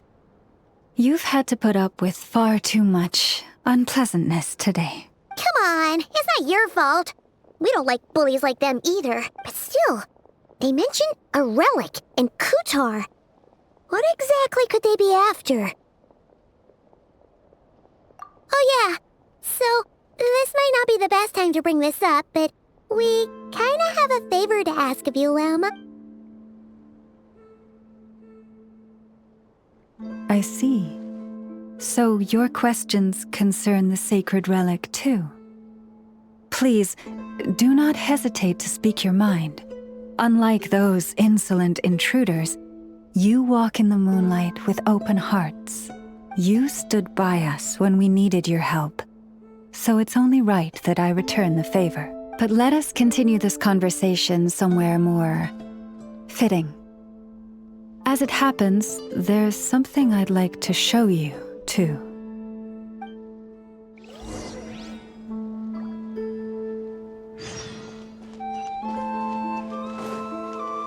There we go. Another task done and dusted.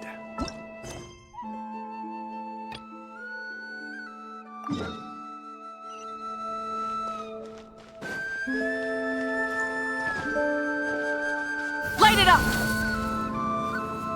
Whoa! Now that's one huge statue.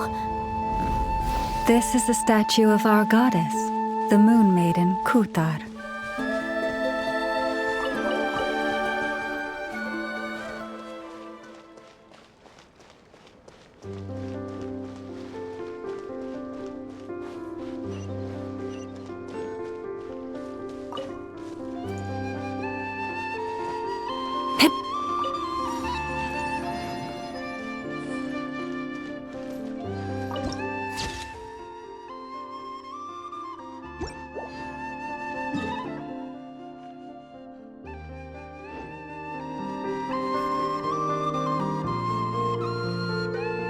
Wow!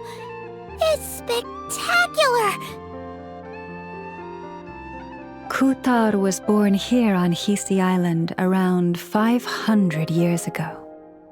As it just so happened, a priestess of the Frost Moon Scions witnessed the moment of her birth. Instantly realizing that this was the prophesied rebirth, she quietly recorded the event and carved this statue to honor that miracle. According to legend, Kutar's birth was accompanied by the sudden appearance of many Kuhenki, who wove the moonlight that bathed her into silken vestments fit for a goddess. Hey! It's like it knows we're talking about it.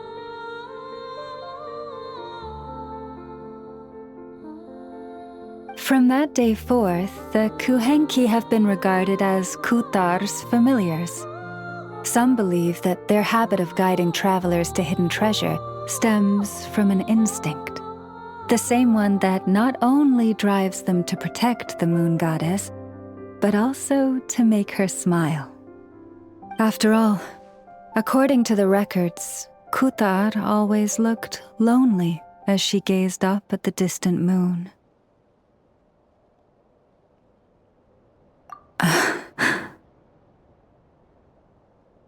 Kutar left Hisi Island before I was even born.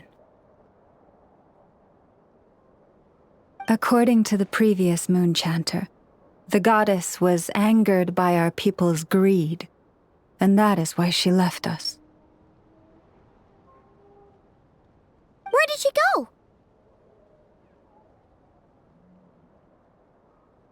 No one knows what happened after she left. But and the Fatui have been harassing and threatening us ever since. Judging from what they've said, our moon goddess is actually their missing harbinger, Columbina, the damselette.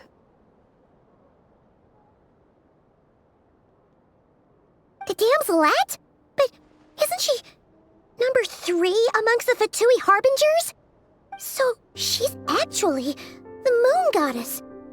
Why would she join the Fatui then? That too is a question I've struggled with. But even at the best of times, understanding other people's choices is difficult, let alone those of a goddess. Plus, forgive me, there I go again, rambling on about our history. But you came here to ask about the sacred relic, didn't you? Honestly, Paimon's not sure which part she's more curious about now. Since ancient times, the Frost Moon Scions have had in our possession a special fragment of the ancient moon's remnants. Successive generations of moon chanters have all detected a divine presence within it. We call this unique remnant the Moon Marrow. We heard you can use it to see what happened in the past. What is it in particular that you seek from the past? Well, basically, to cut a long story short, the traveler here is actually from outside of Tibet. Oh.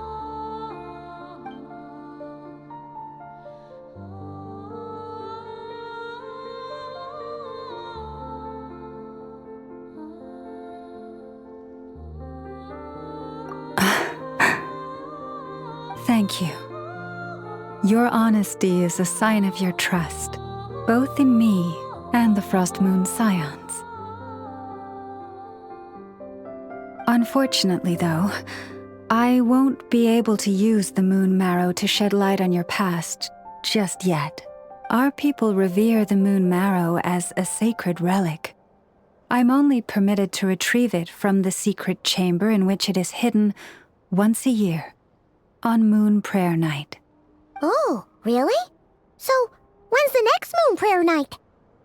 Judging from the tides this evening, a little less than 2 months.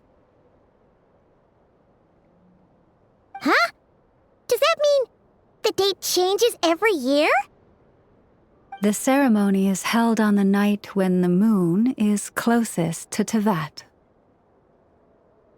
This is also when Nodkrai's Kuvaki reaches its peak. Only then can the seal on the secret chamber be lifted. Oh, guess we've got no choice but to wait.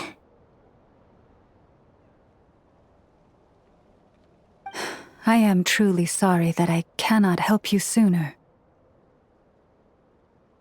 But, as the Moon Chanter, I swear that I will do everything I can to help you find the answers you seek. Think nothing of it. After all you've done for us, you deserve nothing less.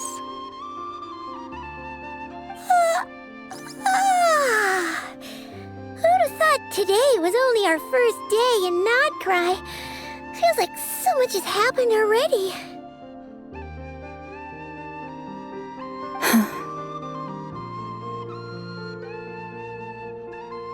If I may be so bold, what does family mean to you?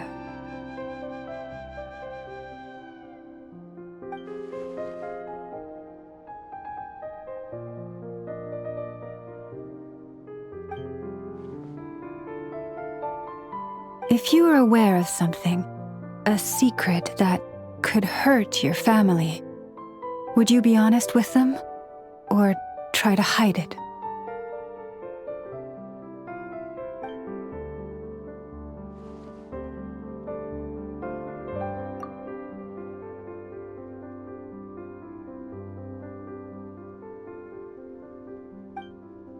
Oh, I'm so sorry.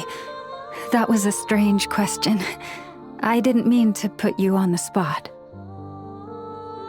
I guess I've just never met anyone with a story quite like yours before. I just suddenly had the urge to ask. It's getting late, and you two must be rather tired too. Would you like to stay the night here on Hisi Island? I can have someone prepare some lodgings. Oh, that's all right. We've already got a room back at the flagship as it happens. Speaking of which, if you ever need us, feel free to come knocking.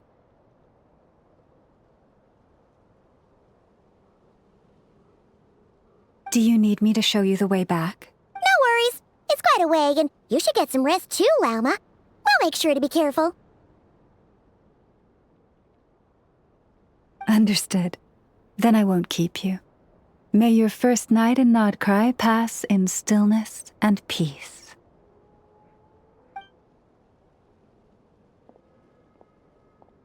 So, what you thinking? Sure was an eventful day, huh?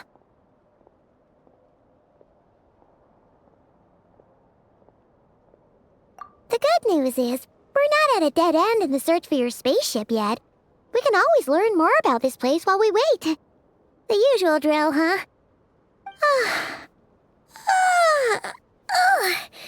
Paimon's really getting sleepy now. If she gets too tired to fly back, you carry her, okay?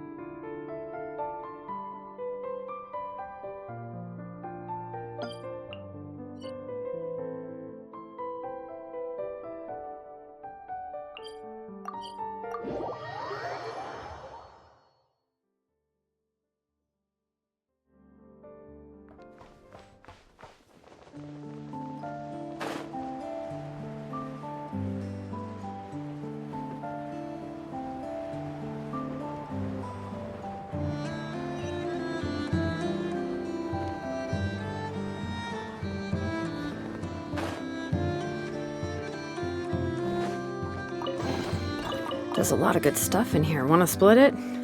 Just kidding.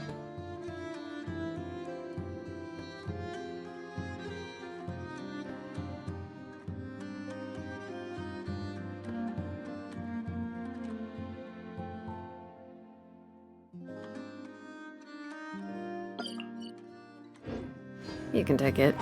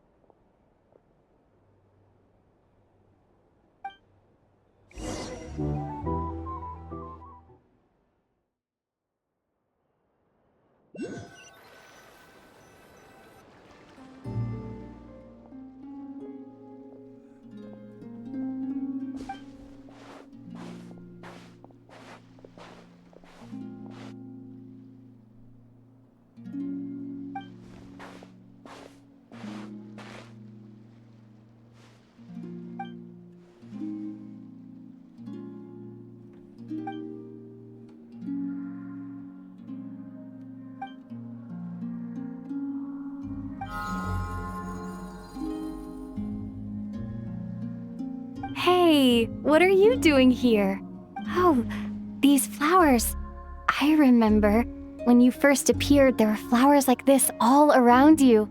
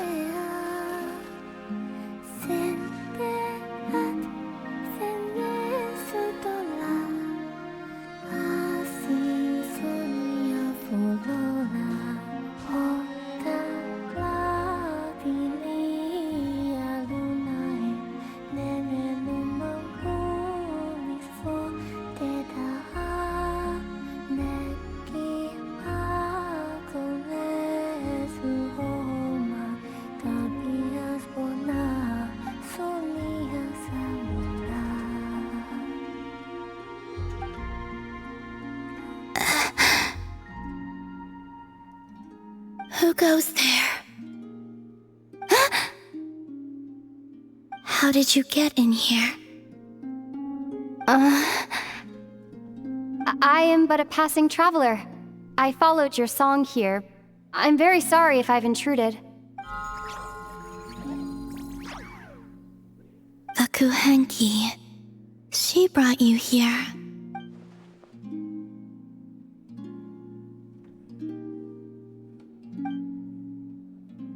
May I ask, are you the one they call Kutar? And the harbinger that the Fatui referred to as the Damselette? The Fatui? Are you here at their behest?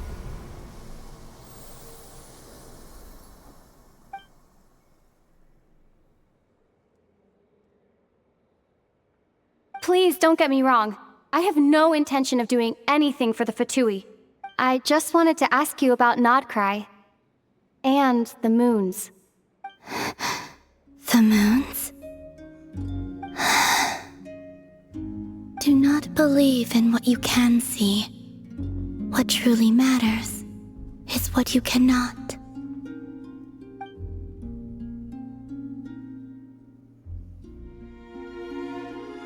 What do you mean?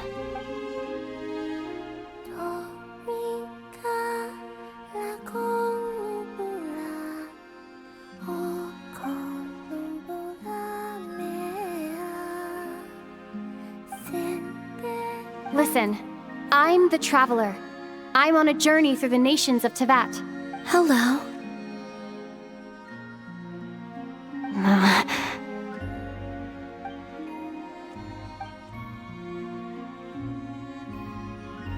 Could you tell me your name?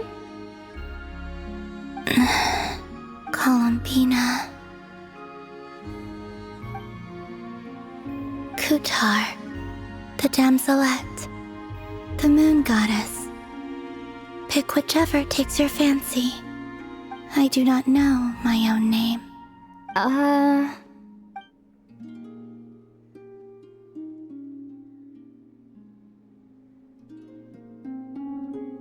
Then... Columbina.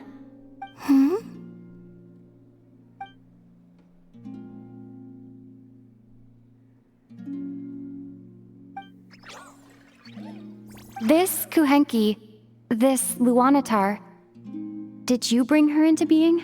Come here, little one.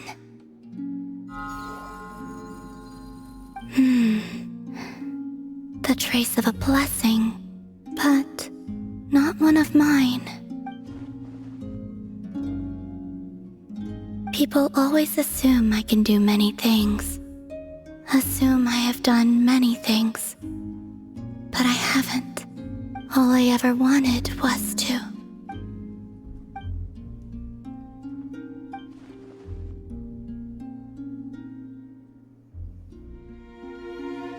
It's about time I got going.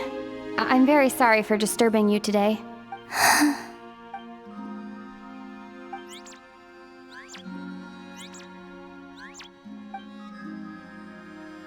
Columbina, that Kuhenki... Oh, you're leaving?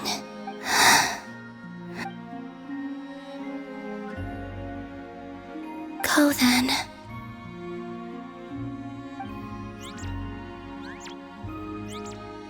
Goodbye. Take care. The moon can be treacherous.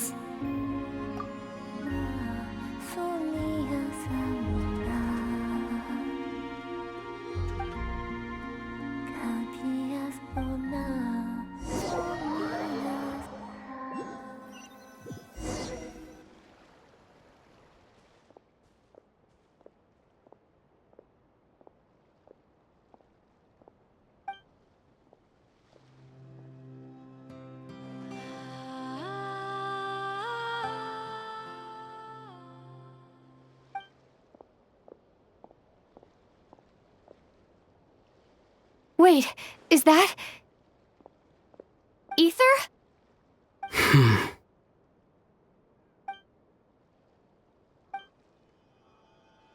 Ether!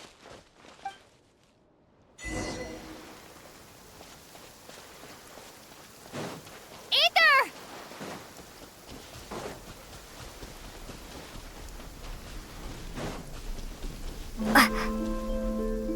Ether... Lumine, it's you. Why are you here on Hisi Island? If I told you I was here in search of the Frost Moon Scion's sacred relic, what would you think?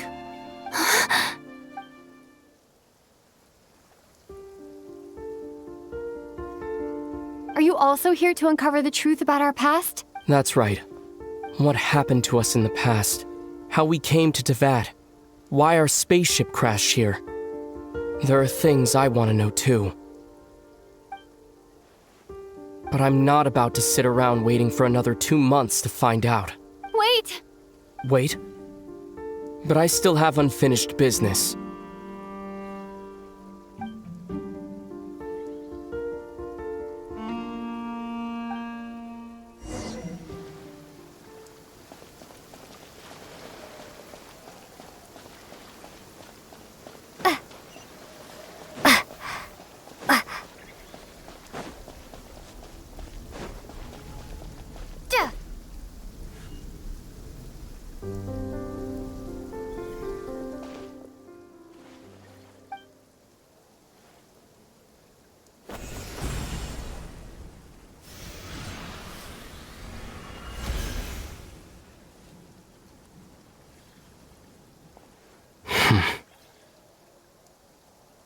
Hold on a second. What's wrong? That's the Frost Moon Scion's sacred relic. We can't just... Use it to get to the bottom of all this? We should at least get their permission. You barely even know her. Yet already you hold that moon chanter in such high trust. What do you mean? She told you that the seal can only be broken on Moon Prayer Night, when the flow of Kuvaki is at its peak, yes? You heard all that? Watch this. Huh? But... Get it now? She's been stalling for time. As long as the statue's base is imbued with sufficient power, the secret chamber can be opened at any time.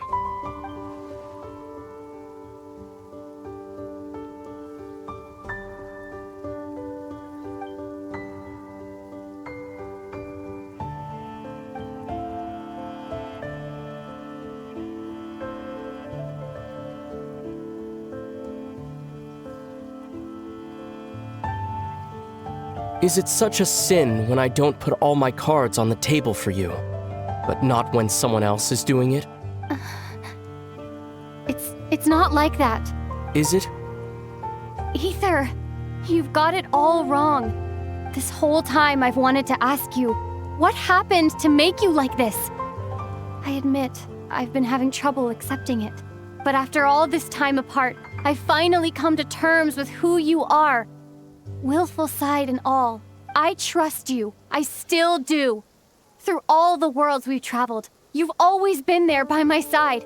If there are things you can't explain yet, I can wait while the journey goes on. I'll wait as long as it takes, until the day you're ready to talk. Lumine.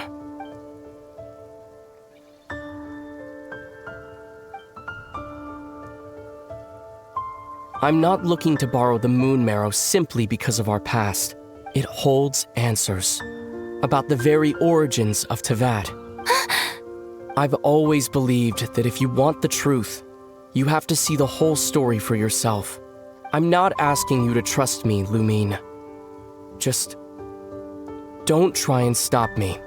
If this choice weighs on your heart, then let me go in alone. Forget this meeting ever took place. A bit late for that now. But maybe this is the chance I've been waiting for all along, even if it fades with the morning light. I want to go with you. You sure? Yeah. Then let's go. Ether. It's been ages since we went on an adventure together. I can't wait. Really? You think I'd lie to my little sis?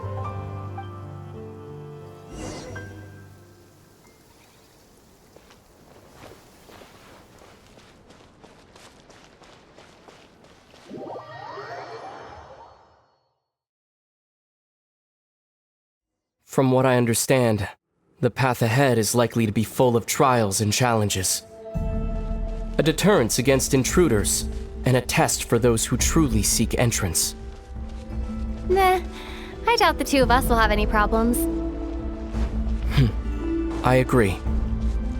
Still, if we get separated, things could get tricky. Best we move together and watch each other's backs. Even the sound of your footsteps takes me right back. As a warrior, as a traveler, as my little... Looks like this is the first trial.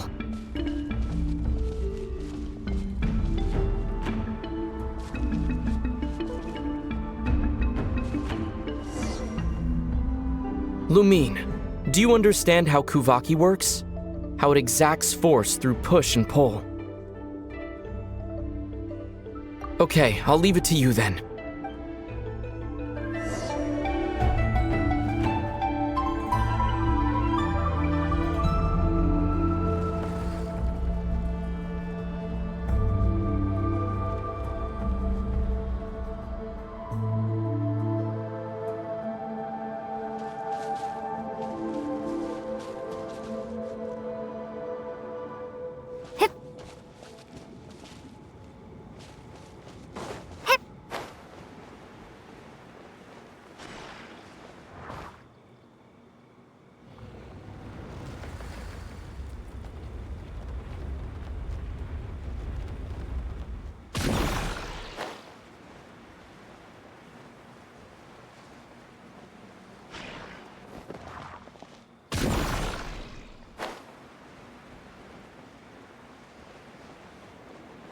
This should help Ether get across. Ether!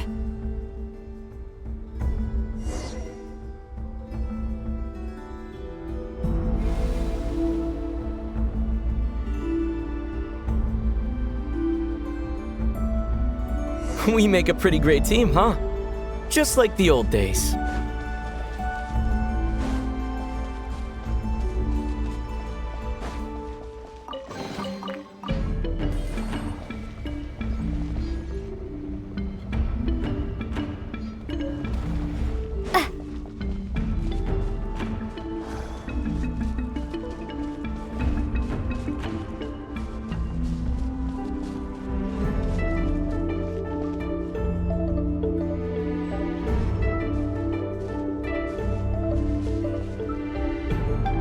A wide open space. Must be in for a fight.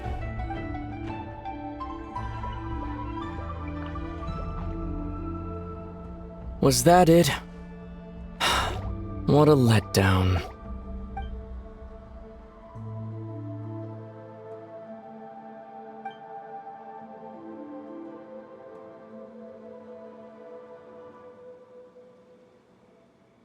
Lumine.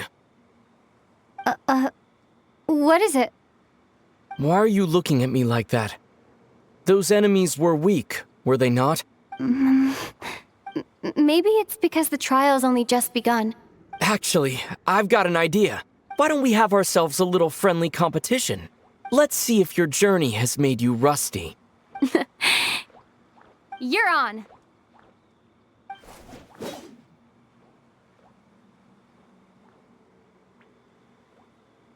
I won't lose to you, Ether. If memory serves, I used to come out on top more often than not. You sure you're alright? Seems your memory's slipping, Ether. Save it. We'll know who's stronger soon enough. Let's see what you've got.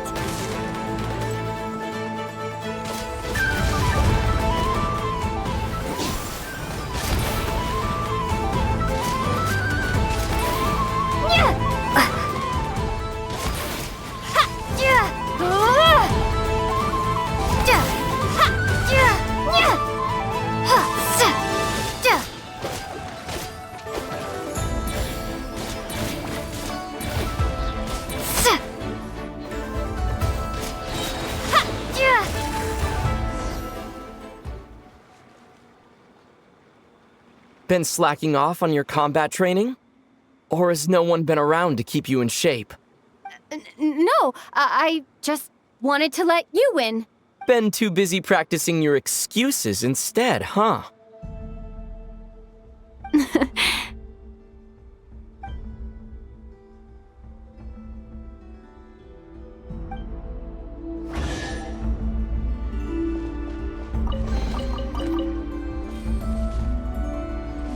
Let's keep moving.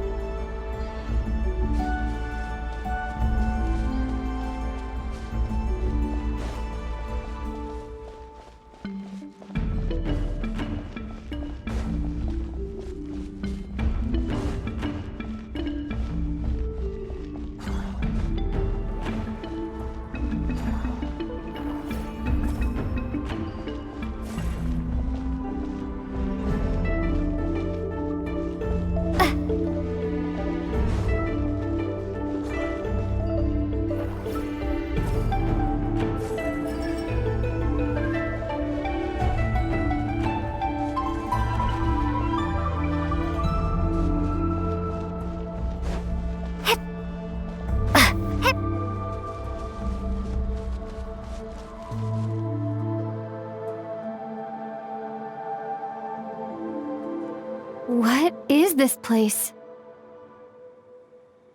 No sign of any monsters. Feels like a ritual site. But something's missing. It's ahead, inside that thing that looks like a mirror. I can feel it, but maybe it's sealed within? Can you open it using Kuvaki? Apparently not. Do you think it might have something to do with the Frost Moon Scion's bloodline? Ether? If this is about strength of blood, what could possibly stop us? Let me give it a try. Why don't you check around for other clues? Sure.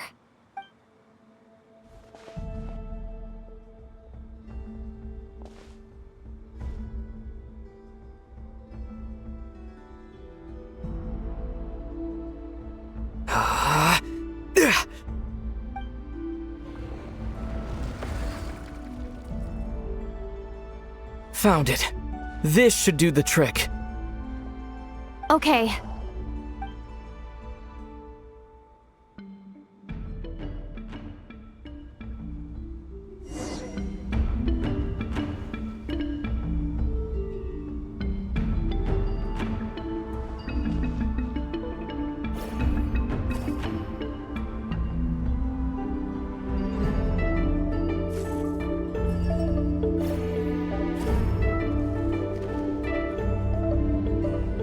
Yep, that got a reaction. That's one down.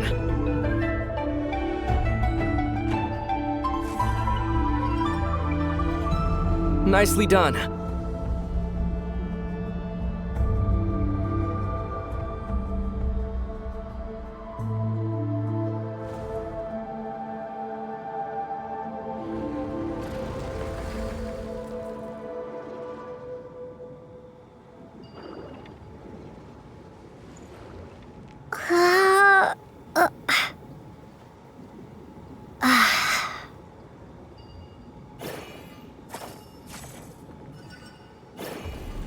You've got this. One more to go. Good work, Lumine.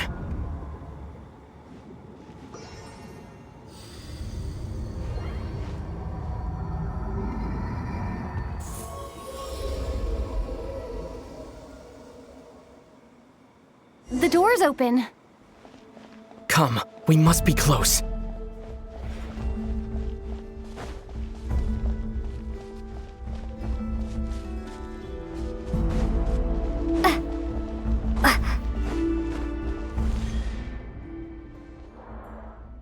Stay on your toes now.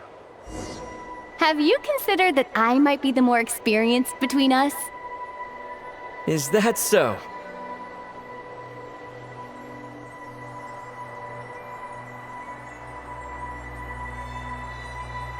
So, will you be heading off again after we're done here? Maybe. Maybe not. Another cryptic response. Don't worry about things that haven't happened yet.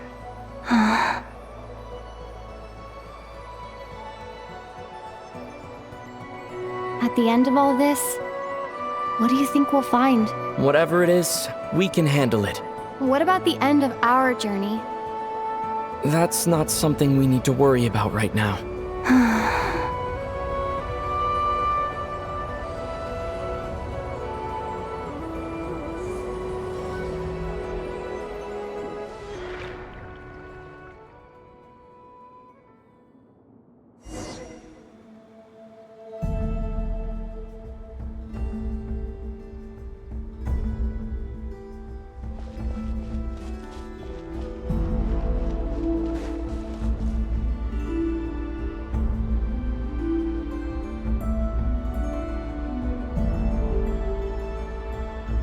Looks like the final trial is just up ahead.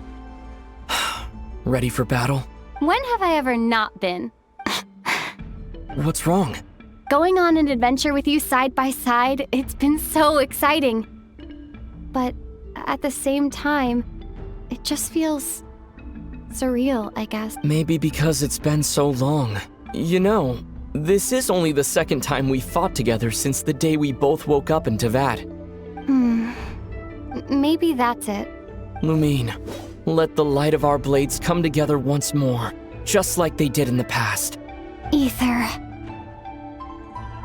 This is a night of miracles, an adventure that belongs to us. Let's not weigh it down with worries and regrets. This is our adventure.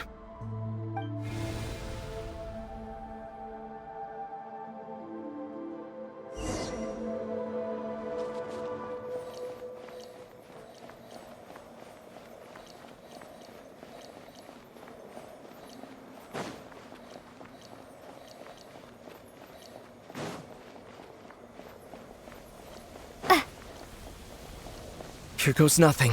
Prepare for battle. Stay focused! Dodge its attacks!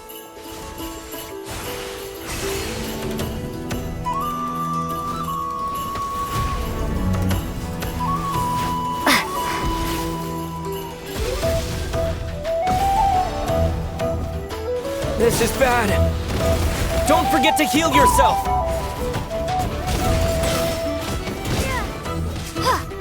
Watch out!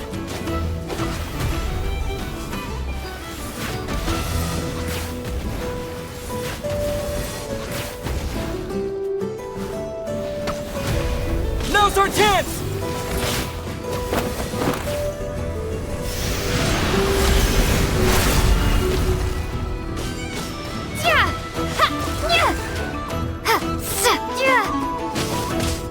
Time for the finishing blow!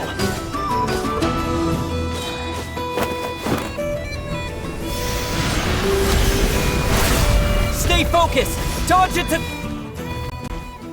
It's over. Nicely done. Flawless execution. Couldn't have pulled it off without your backup. Not too shabby at all. As for what you were saying... Yes, I should have come to see you earlier. Or at the very least... Spent more time with me, going on adventures like this? Something like that. Instead of just running off and expecting you to follow my trail. Wait a sec. That's not an official apology, is it? That goes without saying. Come on, time to claim the treasure we came for.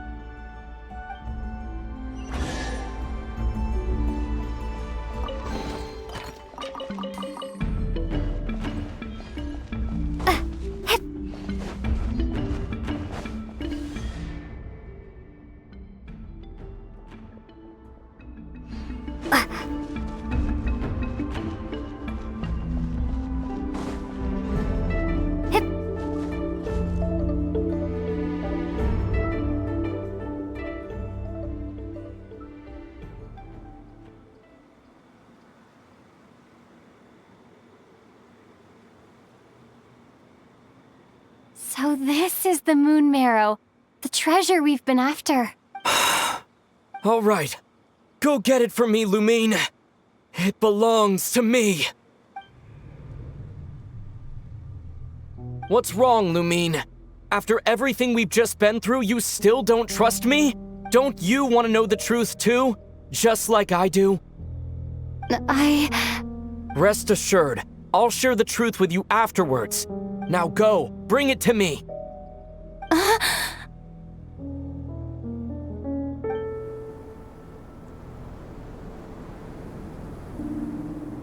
What's going on? Where did this fog come from? Ether!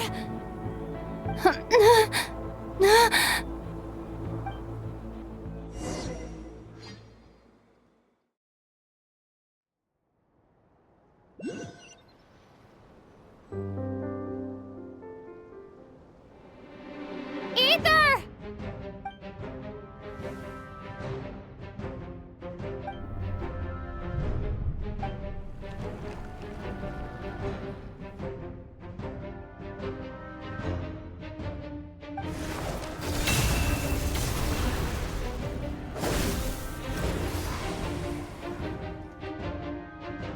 Ether!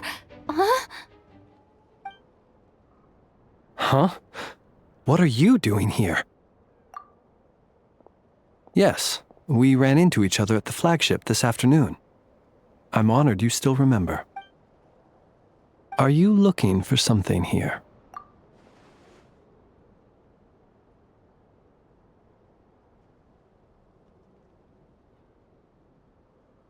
And you just happened to end up surrounded by the Wild Hunt.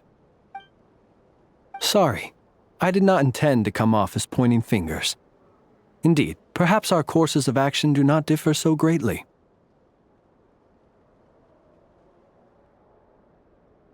Not exactly. We Lightkeepers are accustomed to patrolling at night. A long-held tradition, you understand. I was just passing by when I noticed that the Wild Hunt had struck. So I simply did what I am duty-bound to do. As a matter of fact, I just saw someone leaving in quite the hurry. Was that your companion?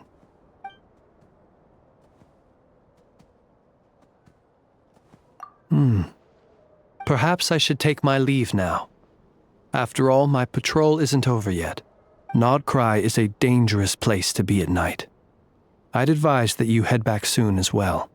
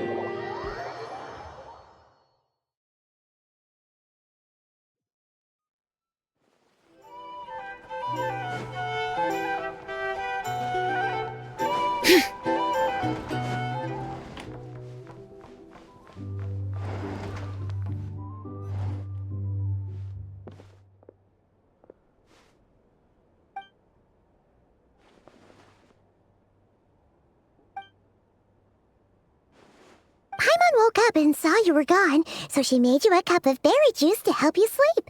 Her own secret.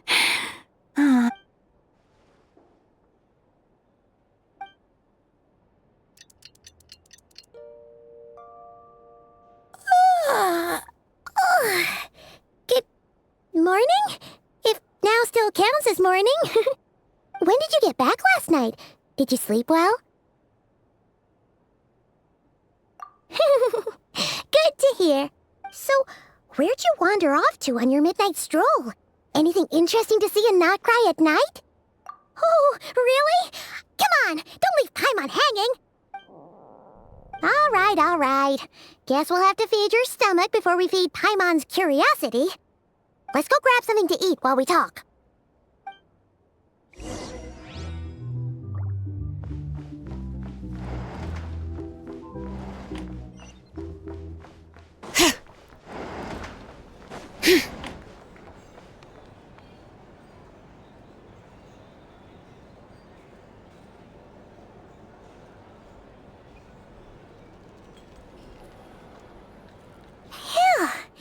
This is just the best, huh? Free food, free lodgings. This park is friend for life material, that's for sure. Hey, did you hear what happened? Hear about what? You know, all that commotion over at the Frost Moon Scions. Crazy, huh? Huh? What happened? See what I mean? Completely oblivious to what's going on around you. The sacred relic of theirs. It's been stolen. Hey, slow down. Paimon knows you're hungry, but you don't have to worry about her stealing your food. At least, not today. What? Was it those Fatui? No idea, but the news has already spread right through Nasha Town. What did their high priestess... what did they call her again? The moon... something... Anyway, what did she say about it? What could she say? She's the one who discovered it was missing. She was in Nasha Town first thing this morning, hoping to launch a joint investigation with the Voynich Guild. Whoa! Did you hear that? Lama and the others, their sacred relic's been stolen! Who in Teyvat would even have the nerve? Paimon bets it was that bunch of good-for-nothing, rule-breaking, troublemaking Fatui!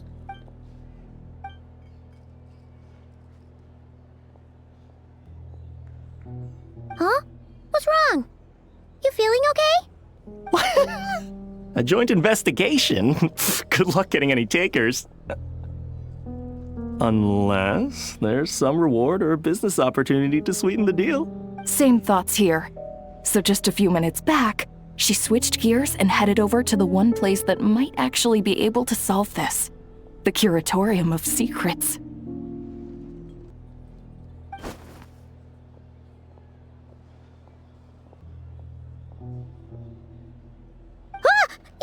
You scared, Paimon! What is it? Huh? Okay, just... Hey! Paimon's not a baby, you know! Quit pulling her arm!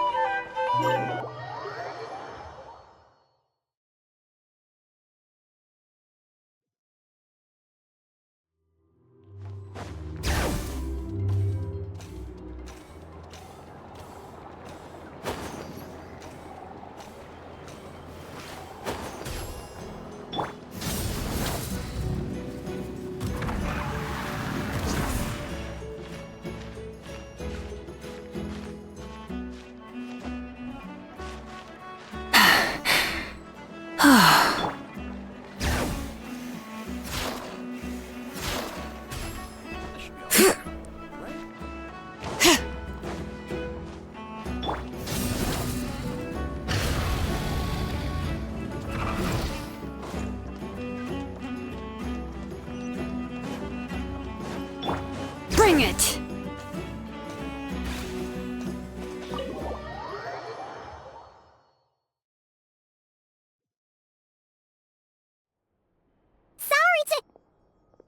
Huh? There's no one here. But didn't they just say Lauma came this way a few minutes ago? No one except for a cat watching over the front desk. Excuse... meow? Are we supposed to check in here? No idea what that means. Is this Lauma's personal receptionist or something? Pretty sure she'd be the only person who could actually understand it.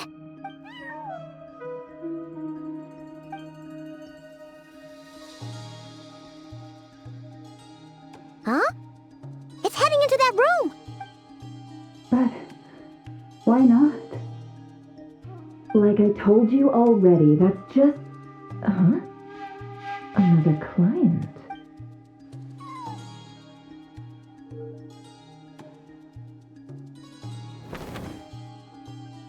Ah! So, you were in this room the whole time? Something I can do for you? Traveler. Paimon.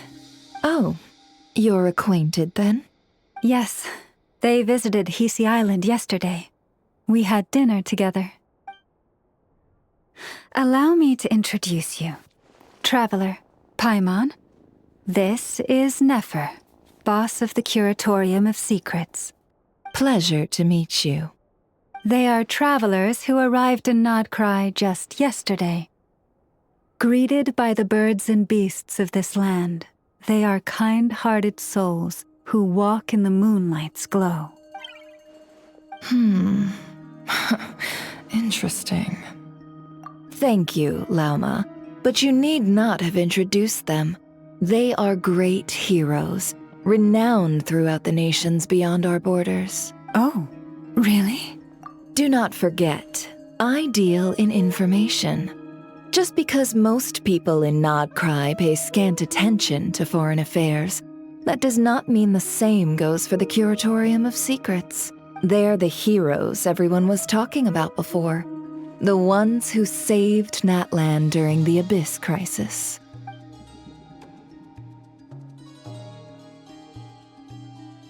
I see. We Frostmoon Scions seldom leave our domain, so I had not heard of your heroic deeds. Please, forgive my ignorance. It's no big deal. We We were hoping to keep a low profile anyway. If we had to list all of our titles and good deeds, we'd be talking till sundown, and then some. Huh? What's wrong? Still not feeling great? So, what brings you both to the curatorium today? Oh, so basically, we were just eating when we overheard people talking about how the Frost Moon Scion's relic had been stolen, and then she dragged Paimon over here. I see. I see. So you came over here because you were worried about Lauma. A combination truly befitting of great heroes. Strong at arms and pure of heart. In that case, Lauma, I've got a suggestion. Why not ask these battle-hardened heroes to take the commission for you? Honestly, it's a little beyond the means of such a modest establishment as ours.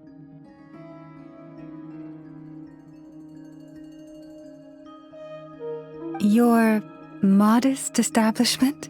Unable to handle a commission? You just don't want to take it, do you? You're right. I do not. What kind of commission is this? Surely it's not to recover your stolen relic? Yes, that is it. Recovering the relic is both my duty as a moon chanter and a step toward fulfilling the promise I made the traveler, to help uncover the truth of the past. But Nefer has already declined our commission multiple times. And yet, just as it always has, the moon will continue to illuminate the sky above the curatorium. Come night or day, may the moon goddess keep you. Enough of that.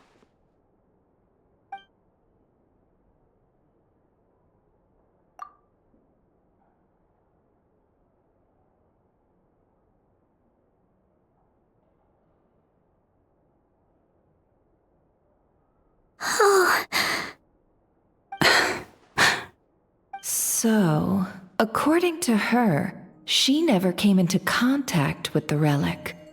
So she suspects her brother may have taken it. I understand. The Frost Moon Scion's secret chamber has remained hidden from the world for generations. But the reason outsiders are forbidden entry is not only to prevent theft. Within the chamber lie ancient trials, challenges designed to test the worthiness of those who enter.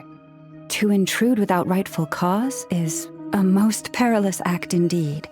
So please, don't be too hard on yourself. The fact that you made it through those trials proves your right to stand before the relic.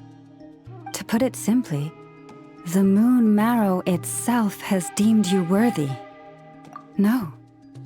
Your honesty tells me everything. You never sought to take the Moon Marrow for yourself. As for what happened at the end, I suspect the chamber's protection mechanism may have been activated.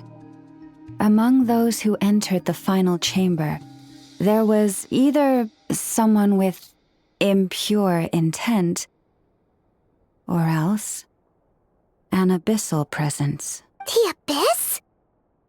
Perhaps that's why, then. Either way, the Moon Marrow was taken. And I believe you. So the problem remains the same. See? Didn't I tell you it would all work out in the end? But before everyone starts celebrating, forgive me for asking just one more thing. Are you absolutely sure your brother took the relic? What do you mean? Weren't they the only ones inside at the time? Who knows? Think about it. After your brother broke the seal with abyssal power, what was to stop someone else from following you in there? In theory, nothing. And as it just so happens, I received a tip-off from one of my sources earlier this morning. Word is, today of all days, the Fatui suddenly called off their search for the relic. What? Huh? Well, either they woke up this morning and suddenly decided they'd lost all interest, or... Exactly.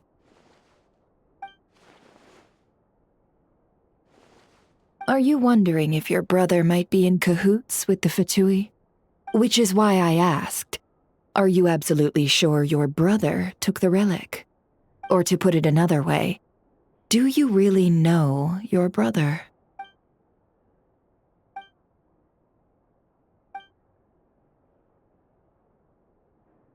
In other words, it's highly likely that the Fatui already have the moon marrow. So, basically, all we need to do is find our way into that Fatui research facility, and we should be able to get to the bottom of this, right? Congratulations, you've found your answer. Looks like the curatorium won't need to lift a finger this time. Well, Lauma, there we are. On behalf of our long-standing cooperation and the great hero by your side, I'll waive your consultation fee. But just this once. You're really not planning on helping us? I think I've helped more than enough already. If we're to stand any chance of infiltrating that facility, we'll need the help of a specialist. Just so you don't get the wrong idea, let me make myself crystal clear. The Curatorium of Secrets has always striven to abide by a policy of strict neutrality. We do not take sides with any faction in Nodcry. I cannot help the leader of the Frostmoon Scions sneak into a Fatui facility. That would make me their enemy. When one of their harbingers asked me to help them infiltrate your territory, I gave them the same answer. No. All right. I understand. But I do have one final request. I promise it's my last. It had better be. No matter who it is, I want you to help us persuade the next person who walks through that door to join us. What is she up to? You're that desperate for help? What if it's a member of the Fatui? It doesn't matter. You're welcome to tell them everything, even about our plans to infiltrate the Experimental Design Bureau. All I'm asking is for you to say one thing, just one thing to help persuade them. If you do that, I promise I won't ask you for anything else. Made up your mind? Fine. Fine, I'll play along with your little game. Besides, as long as I'm not personally involved, no one can accuse us of taking sides. Boss, I'm back!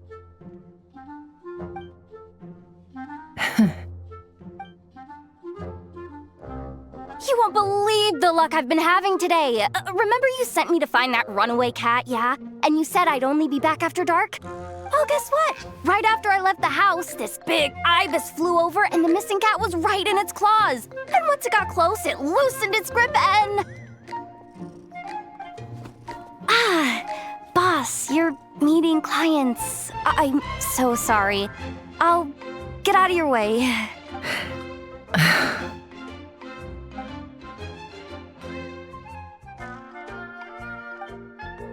Yehoda, dear, come here. Huh? Me? Is something the matter? Oh, hi there. My dear Yehoda, I have a request. Yikes! Why does the boss sound so scary? Did I do something wrong? Would you be so kind as to accompany these 3 delightful clients of ours and help them infiltrate the Fatui's Kuvaki Experimental Design Bureau? What is going on here? Boss usually just says things like, hey, go do this, or you, go take care of that. Why is she being so scarily polite? And wait a sec, the Fatui's research facility? That's basically a death sentence. Made your mind up yet, my dear?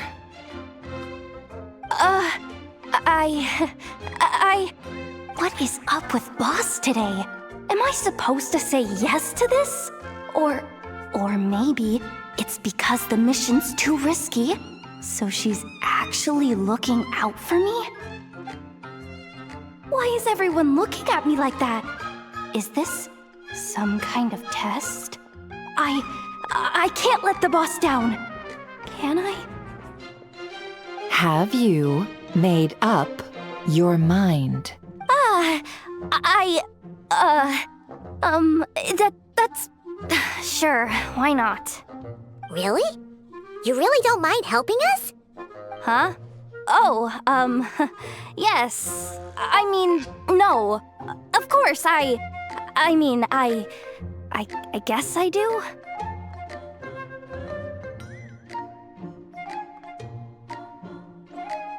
Oh, thanks so much! We owe you big time! On behalf of the Frost Moon Scions, too, thank you, Yehoda, for your help.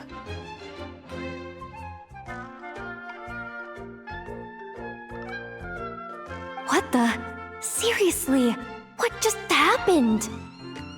Why does the boss look so fed up? Oh no, was I supposed to turn them down?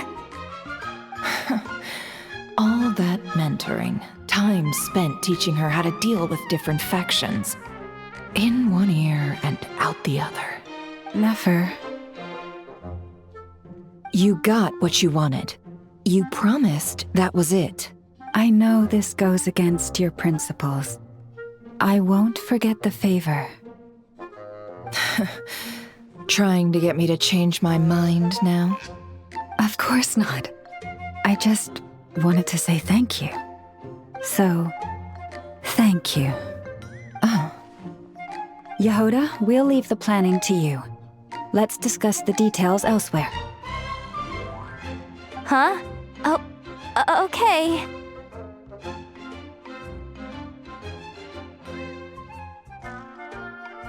Oh, what have I gotten myself into? Oh, by the way, Yehoda, before you go. What is it, boss? You're fired. Huh? Effective immediately. As in, this exact moment. The curatorium will take you back, of course, but only once you've completed this commission for our 3 clients. What?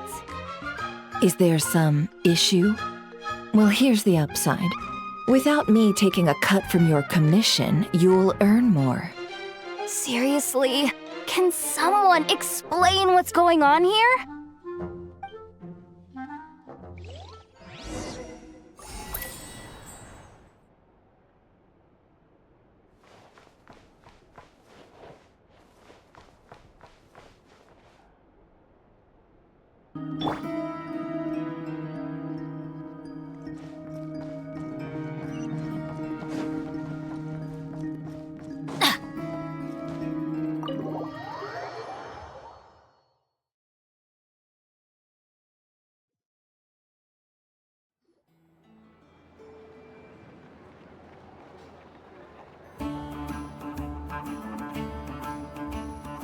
Are we sure Yehoda's alright?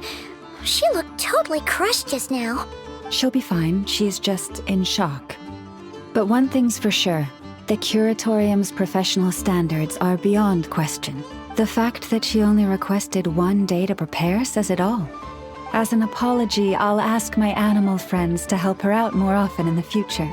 Also, thank you for being honest with me. It means a lot. Was it really, though? As far as I see it, trusting your family is never wrong. In this case, let's call it a misjudgment. But the truth is, we all make mistakes every now and then. What matters is how we deal with the consequences. So, in return for your sincerity, there's something I'd like to share with the 2 of you as well. Oh? What is it? Perhaps it is something best said under the moon's gentle light. Would the 2 of you meet me on Hisi Island tonight? Oh, it does sound important. You're right, there's too many people here. Somewhere quieter makes a lot more sense. Thank you both for understanding. Then let us meet beneath the moonlight.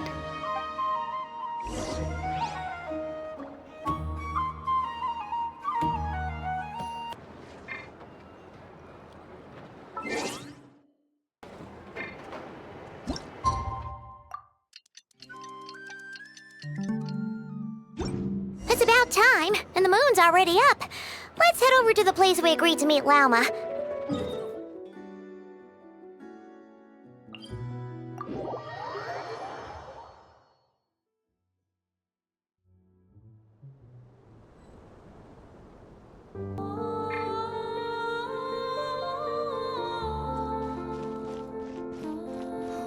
Goddess, may your light illuminate our path ahead.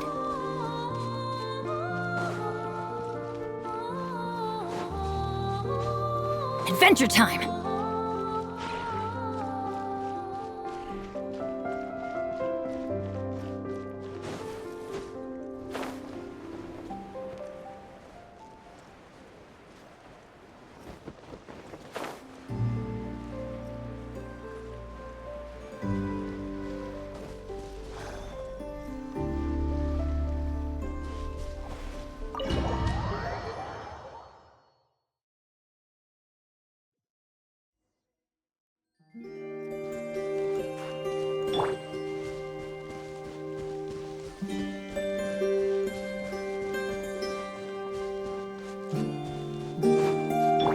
Bring it!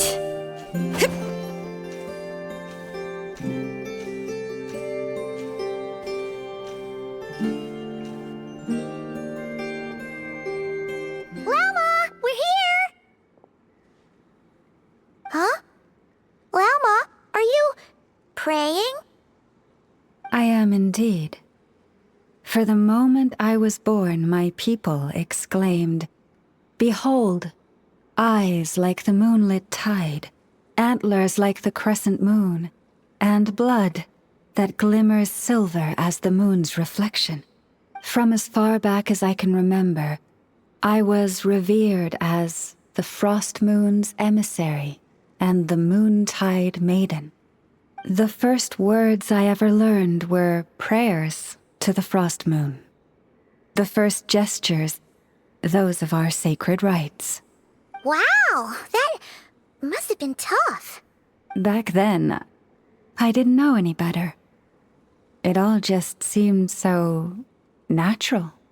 The Frost Moon Scion's bloodline has long since begun to run thin. Nowadays, even those of us with antlers are few and far between, let alone those attuned to the power of Kuvaki. But I...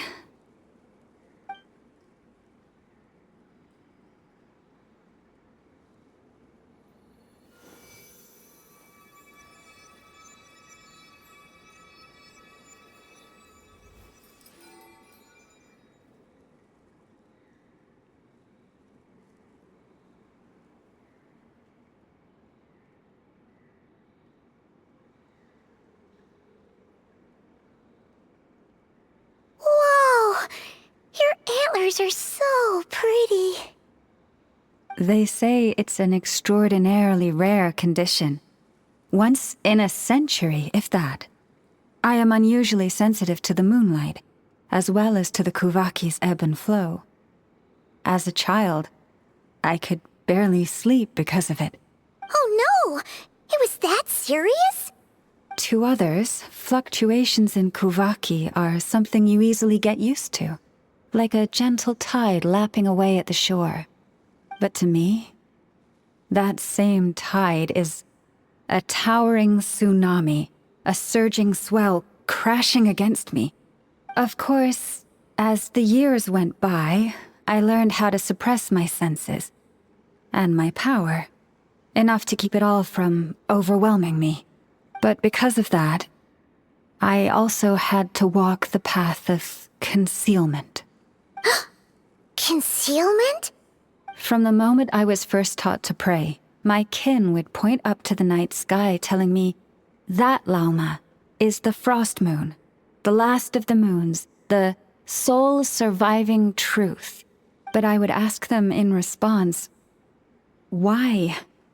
Why can't I feel anything from it at all?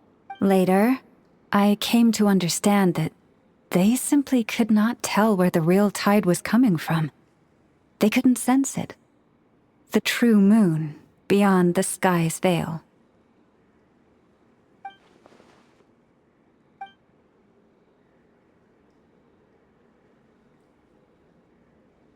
The moon is false. I reached that conclusion long ago, but there was no one I could tell, not a single soul. At least, not until now. Am I the one who's wrong? Is it the moon that is false, or my own senses? I asked myself such questions time and time again.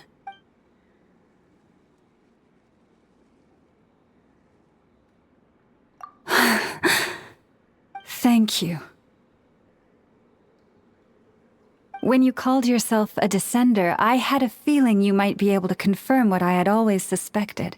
And now that you have, it's exactly as I imagined. I feel relieved. Oh, Paimon kinda gets why you couldn't tell anyone now. It's not easy to change people's minds on something they've believed for hundreds of years. That's what I meant by concealment. I knew too much, so I had no choice but to keep my people in the dark. Every prayer I offer feels like a lie to keep myself going.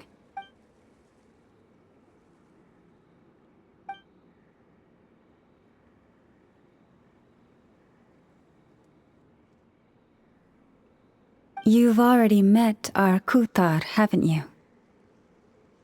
Huh? When was that? And, more importantly, when were you planning on telling Paimon?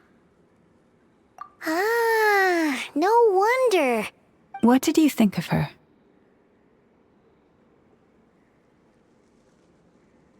What exactly do you mean by up in the clouds?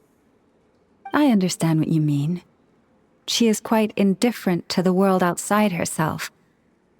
But I find it hard to hold that against her. Yes, it was shortly after the fall of the ancient moon's remnants. I asked her what the Frost Moon Scions meant to her, and why she left in the first place. Yeah? So, why did she? Perhaps it's better if you ask her yourselves. Things tend to get lost in translation when you speak on someone's behalf. What I can say for certain is this. Even when I had no one to confide in, I still had a family. I still had the Frost Moon Scions.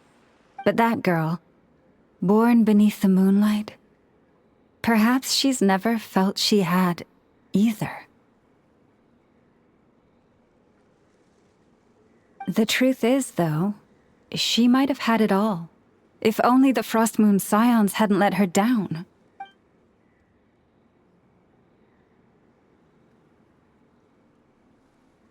The Frost Moon Scions now walk a path of error. They offer their prayers to a false moon, and to a goddess who can no longer answer them. I want to change all that, but with the Fatui closing in on us day by day, the Frost Moon Scions must stand united, now more than ever. I just need to wait for the right moment. Lady Lauma! Lady Lauma! Cappy? Has Cardina's condition deteriorated again? Traveler, Paimon, we'll have to continue this conversation later. We'll come too!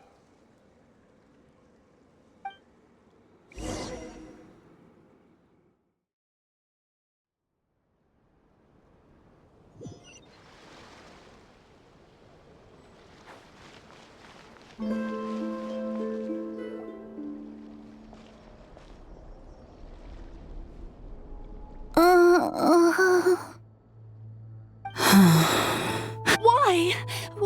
Did I do something wrong? I've been praying to the moon goddess every day. Why isn't she getting any better? Cappy, I need you to wait outside. I'm about to start her treatment.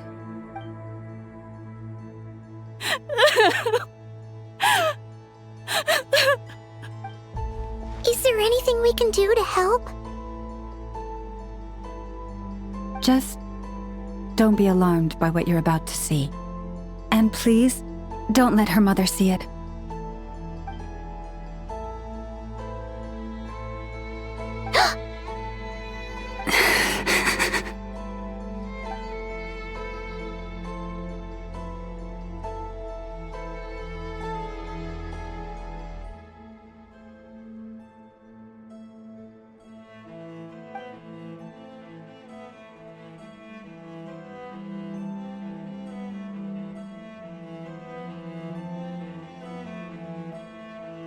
Shh. Please. Help me keep this a secret. She looks much better now. But, Lauma, was that? A medicine prescribed by a local doctor. For ordinary people, my blood has the power to counteract any adverse reactions to Kuvaki.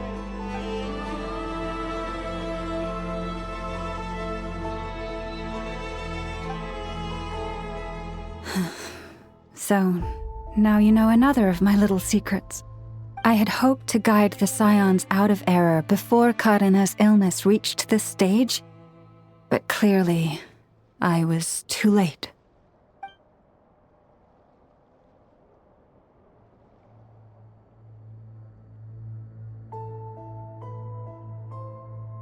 My life is as hidden from sight as the far side of the moon.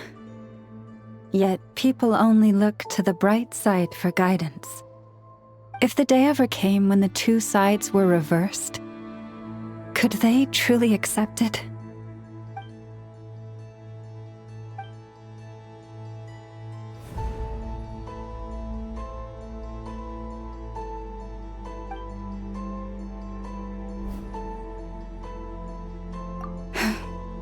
Hearing you say that puts my heart at ease. And if there's anything we can do to help the Frost Moon Scions, just let us know. Our priority, right now, is reclaiming our relic from the Fatui. But I now understand that the day I will tell everyone the truth is no longer far off.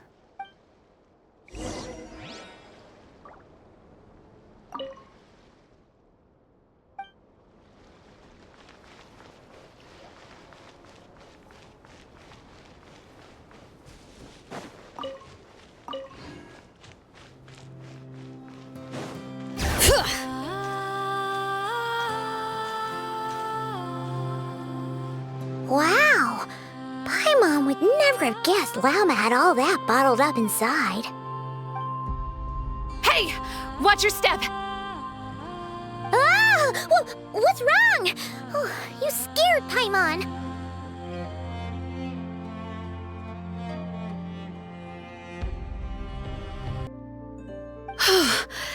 You scared me there too. Almost stepped right into one of my traps. A trap? Why would you leave a trap somewhere like this? Well, it's not like this is a main path. And besides, we Frost Moon Scions would recognize it instantly. Alright. You don't seem like you're with the Fatui, so I guess there's no harm telling you. Lauma asked me to set up these traps to keep the Fatui at bay. Oh! Come to think of it, their 3-day ultimatum is almost up now. Yes. Hopefully they'll back off when they realize we won't go down without a fight. Oh, you've done a lot for the Frost Moon Scions too, just like Lauma. Philomena? It's nothing. I was just wondering if any of this is really worth it. What do you mean? Our people. So many are stubborn, stuck in their ways, clinging to a truth they refuse to even question. Do they really deserve everything Lauma's doing for them? Afraid. Huh. I suppose. Maybe you're right. No. I shouldn't be saying this. Just forget it, okay? Bye. Huh? Why did I say all that? Or really, why am I still doing any of this? Either way, this will be my final night with the Frost Moon Scions. Wow, she sure took off fast. So, are we heading back to the flagship for a break or what? Wait, you're not thinking of visiting that damsel light up in Cloud Cuckoo Land, are you? Huh. Given who she is, pushing her won't get us anywhere. Hey, why don't we... Let's bring her something tasty. If she doesn't want to talk, we'll have to win her over with food. Hey, no harm in trying. At the very least, it shows we're trying to be friendly. Let's see. How about an F's 9.12 out of 10 berries and fried meat, the Frost Moon Scion's boon of the day, and one of your signature dishes. Your choice. Should be a good mix of meat and veggies. There's bound to be something she likes.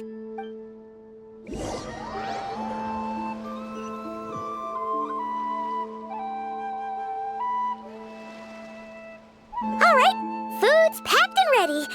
This is the place, right? Why does it feel like we're going to visit a patient? Oh, no. Take this seriously, Paimon.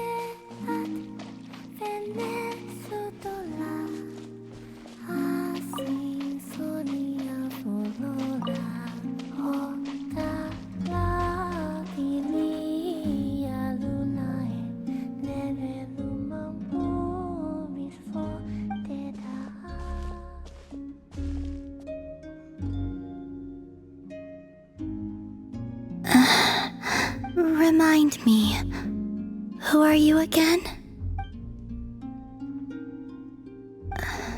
A different one floats by your side today. A different one? What's that even supposed to mean? Ugh, there goes Paimon's perfect conversation starter. Hi there! Paimon is Paimon, and this is the Traveler.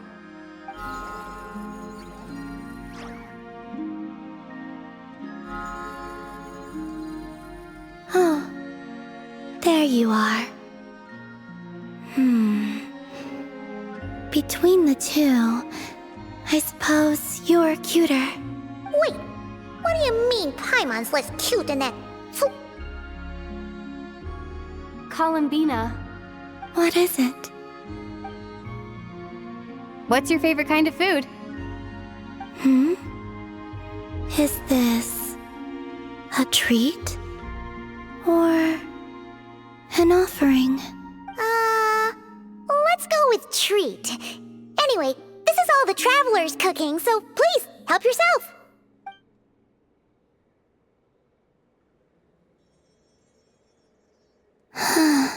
Oh, that wasn't exactly a yes, but she didn't turn it down either.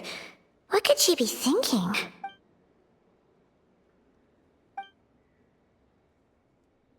So, what do you want to ask? Hey, she's actually playing along! Quick, now's our shot. You know the moon in the sky isn't real, don't you? I know there is only one moon in the sky. It is simply that some can see it, and some cannot. What does it mean to you? Prologue. What?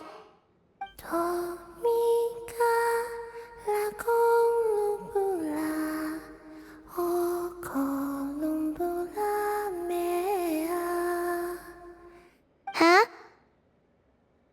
What does that mean? Isn't she going to explain herself?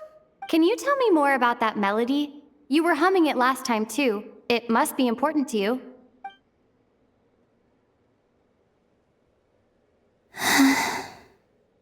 It is all I remember from the moment of my birth. A melody. A few lines of lyrics. Like a lullaby from a foggy dream. Oh, so who was singing it? I do not know.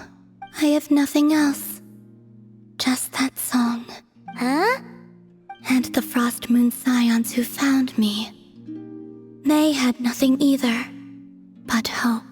Before I even knew what was happening, they were already calling me their goddess. And I had no reason to decline. Like two lost infants unknowingly exchanged, I adopted their faith, and in return, they adopted me. But my adoption drops you into the story halfway through. What came before was scribbled onto the wrong pages, never even bound into the book. That sense of something missing only served to nurture their greed and doubt.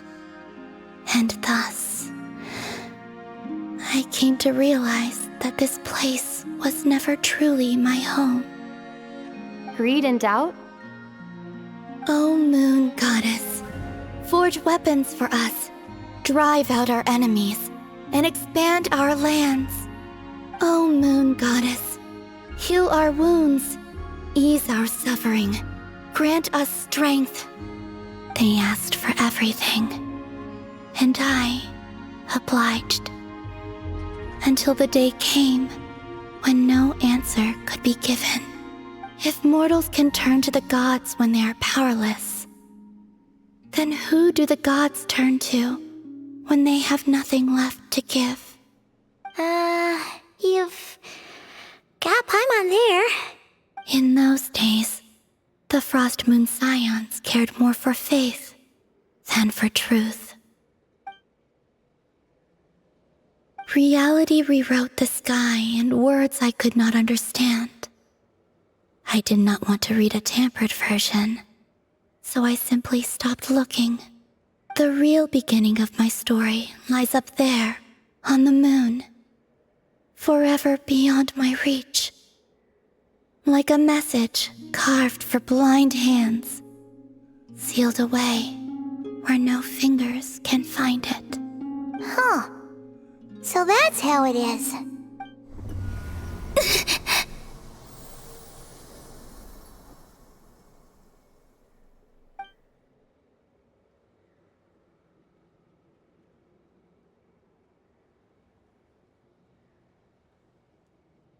What's wrong?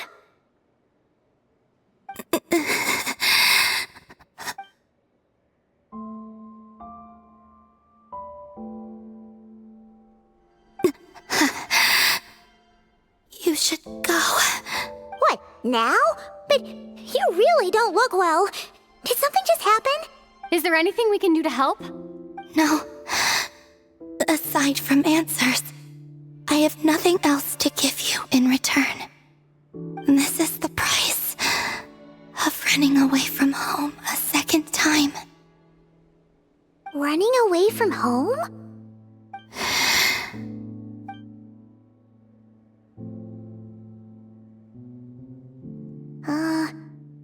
Is she heading towards the food? Did all of Paimon's questions make her hungry? Do you still have many questions? I know I should offer more in return for your kindness, but I'm feeling a little worn out. Oh, we're so sorry about that. The Tsaritsa was right. Freedom always comes with a price. She said I could treat the Fatui as a second family, a second home. But in the end, they were no different.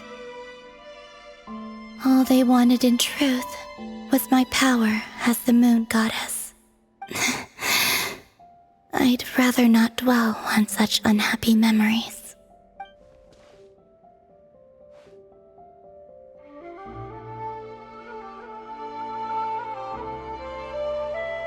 I have fulfilled my promise to the Tsaritsa, though it has used up much of my power. So you see, this has nothing to do with betrayal. So, you're just staying here for now, resting and recovering your strength? Yes. What about these flowers? They have grown in Nodcry for many generations. They're highly sensitive to the ebb and flow of Kuvaki.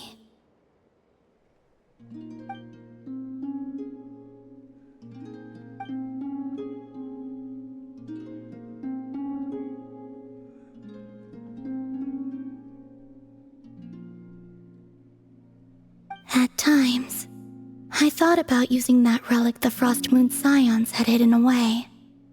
I could sense the power within it, but going out is such a hassle. People might see me, and I promised Lauma I wouldn't show myself to anyone. Besides, I know it's gone now anyway. Really? Lauma asked you to stay in hiding? Uh-oh, she's looking back at the food again. Paimon's still got some little crumb cookies here. You could have these for dessert if you wanted. Lauma said she wishes to change the Frost Moon Scions, which is why she asked me to stay out of sight. I don't really understand what she meant, and to be honest, it's not something that concerns me. But I wasn't planning to see anyone anyway. If they found their way here themselves, that's hardly my fault.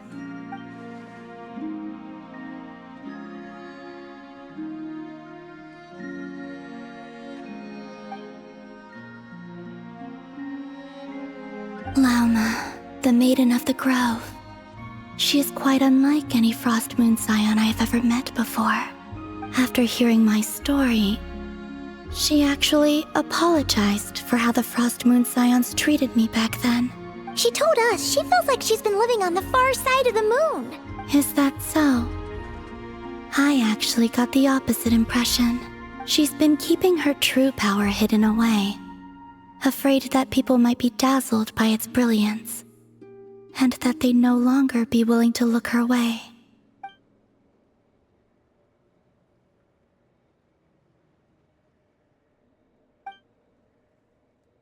So, what do you wish for now? I wish to return to the moon, to the home where my story is written. Right now, that is all I wish for.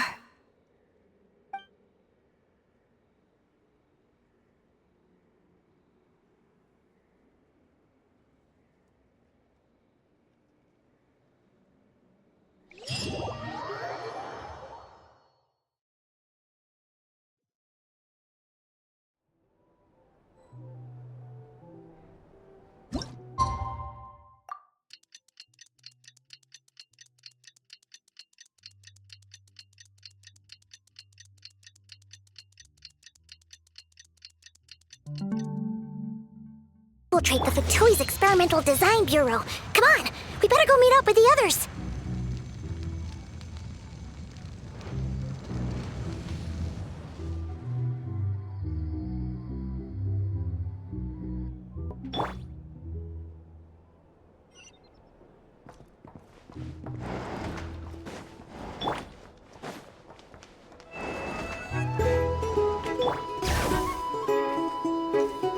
These are bounty.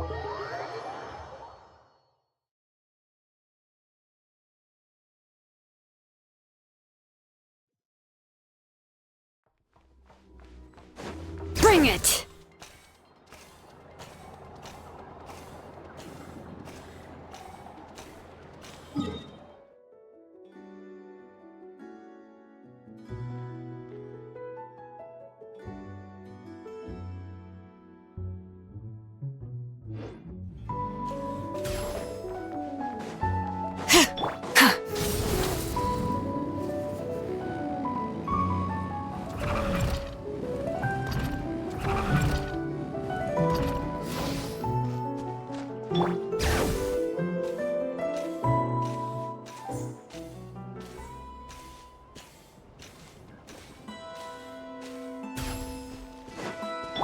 rise with the sun!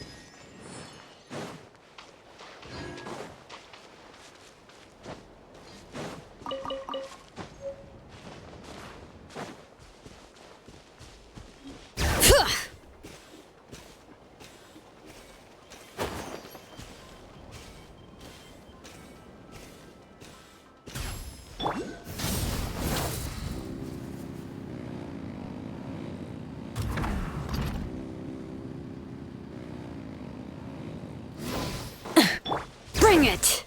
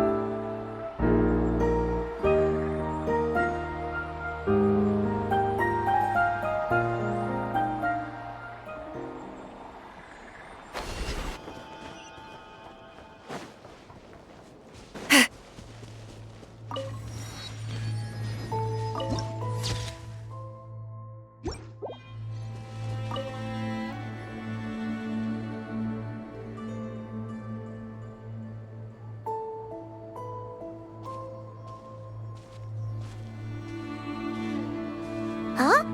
How come you're here by yourself, Lauma? Where's Yehoda? I haven't seen her. Seriously? Don't tell Paimon she's ditched us on our first mission together. I don't believe so. Nefer and I have our differences, but that shouldn't interfere with our shared objective. Recovering the relic is my duty. But as far as she's concerned, there's plenty to gain here too. In Nodcry, it's common knowledge that the Curatorium has a nose for profit and opportunity. The same way aphids flit from flower to flower in a never-ending quest to make honey. Huh. Sounds like you know her pretty well. Still, Yehoda sure is taking her sweet time.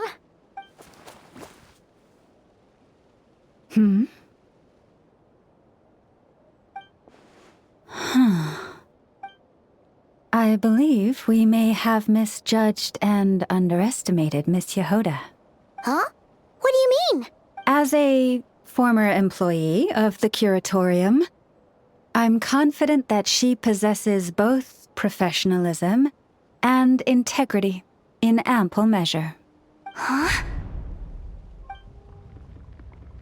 Huh? What was that noise? The sound of a wavering conscience, perhaps? Whoa! Something just fell down! Hello, everybody! What kind of an entrance is that? Wait a second. Have you been hiding nearby this whole time? Yeah. I was just, scouting things out from up high. Darn it. How did Jane Doe even notice me up there? I can't believe I'd only realized I'd run out of smoke bombs this morning. What if something goes wrong inside? How am I supposed to make a quick getaway now? Thought I could just hang back and wait for the clients to get cold feet. But nope, turns out they're all completely fearless. Don't they know how scary the Fatui are? Really sorry everyone. Truth is, just as I was heading out this morning, I discovered I'd run out of a super important, completely essential, absolutely indispensable piece of equipment. So, what are we gonna do?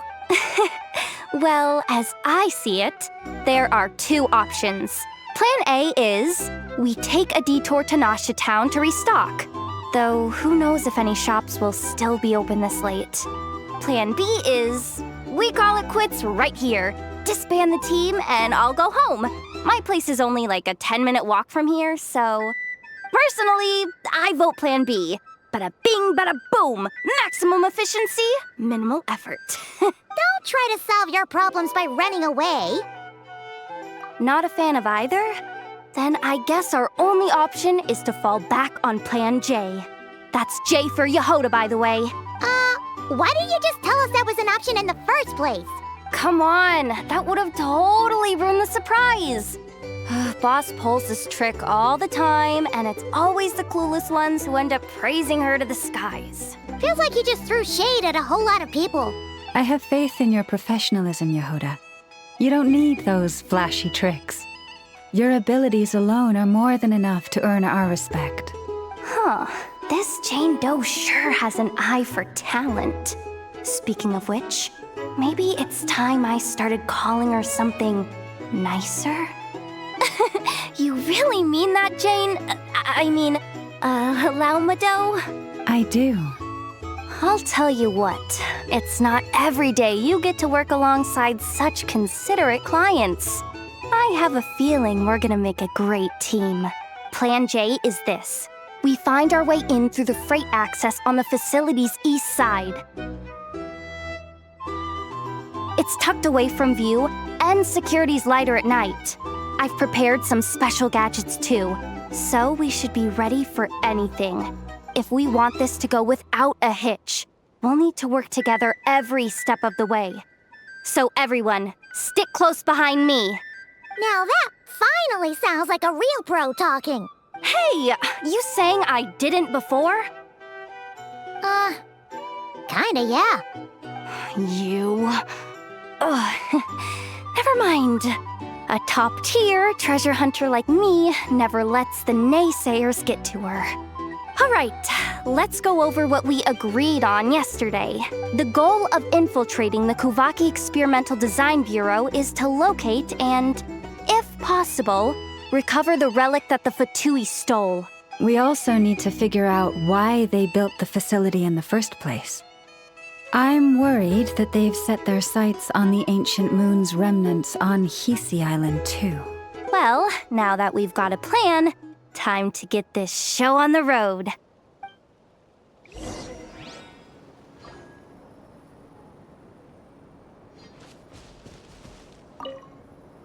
Everyone ready? Yeah? Then, let's move. All right then, let's get this job done.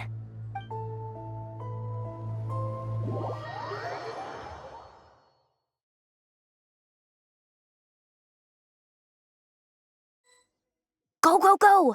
But make sure you stick to the side.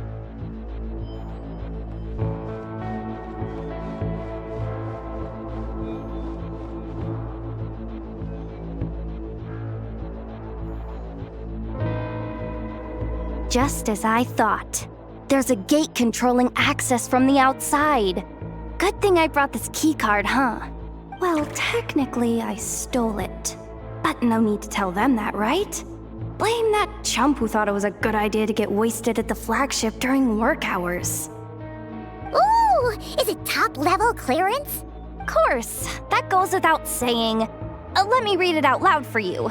Fatui Experimental Design Bureau number 183574, maximum clearance, maintenance intern. That doesn't sound very top-level to Paimon. Never underestimate interns. Even the most legendary of thieves started out as rookie pickpockets, you know? Besides, if it wasn't for this person's selfless generosity, we wouldn't be able to just waltz in like this, would we? Feels like you're trying really hard to change the subject. Allow me to teach you the first rule of treasure hunting. First and foremost, use every resource at your disposal.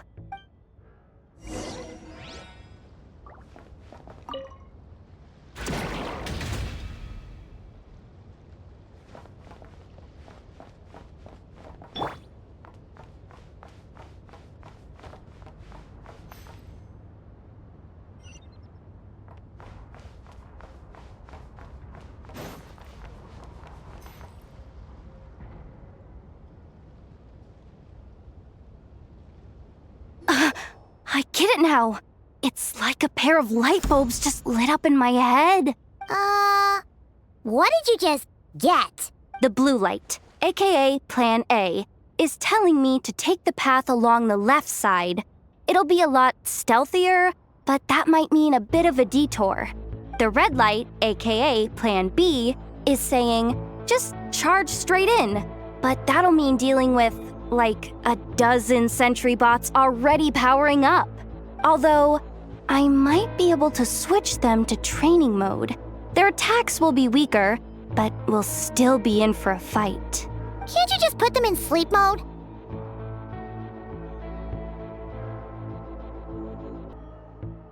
Hey, I told you, I'm just a maintenance intern. Give the new recruits some time and space to blossom, will ya?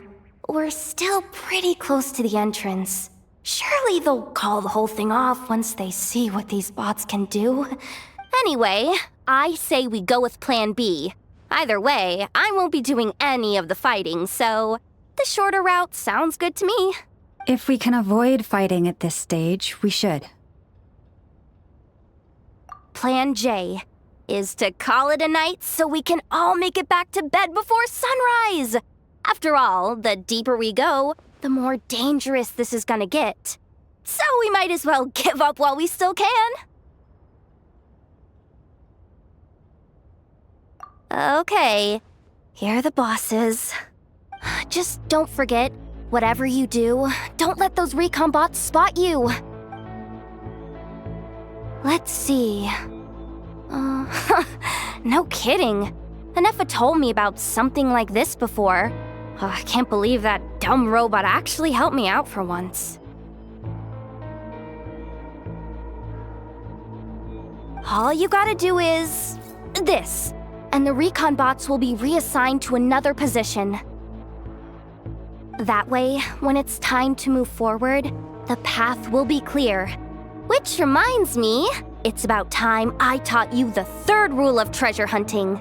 Go with the flow. What about the second one? You skipped that one. Huh? Did I? Oh geez, must have gotten them muddled again. I mean, the second rule is exactly the same as the first. Guess that's what you meant by going with the flow, huh?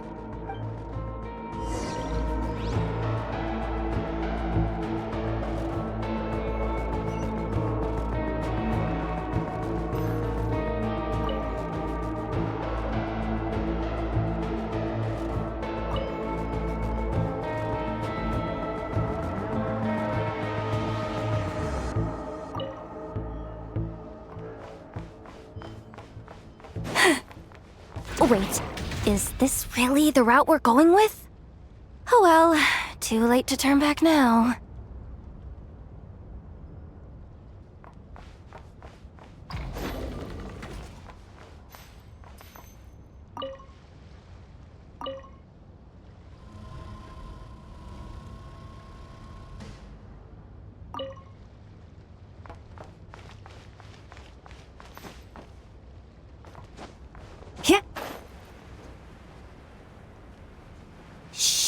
No chatting while we're sneaking in.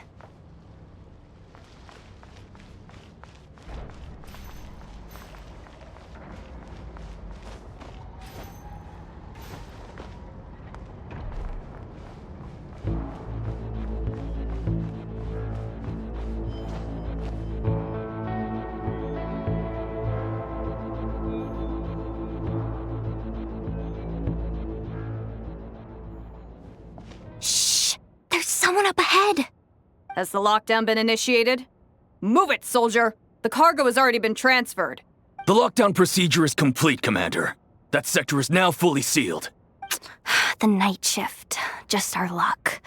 Don't they usually handle deliveries during the daytime? There's not supposed to be anyone here. We've come this far already, and they're really trying their best. If I suggest backing out again, it's not gonna look good. Come on, brain. Think!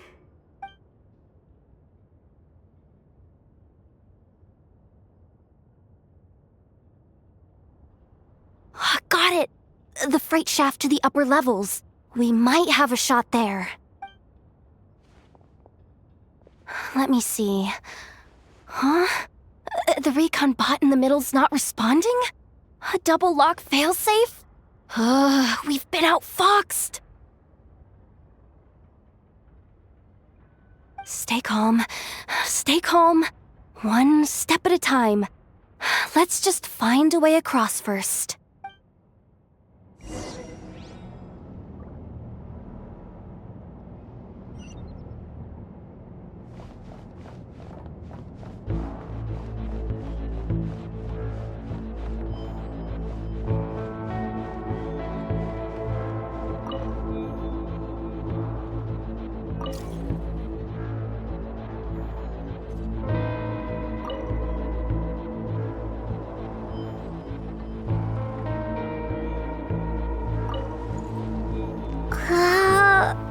All set.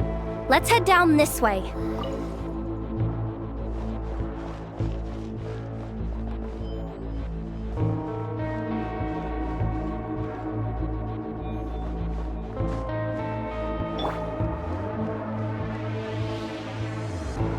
Hey!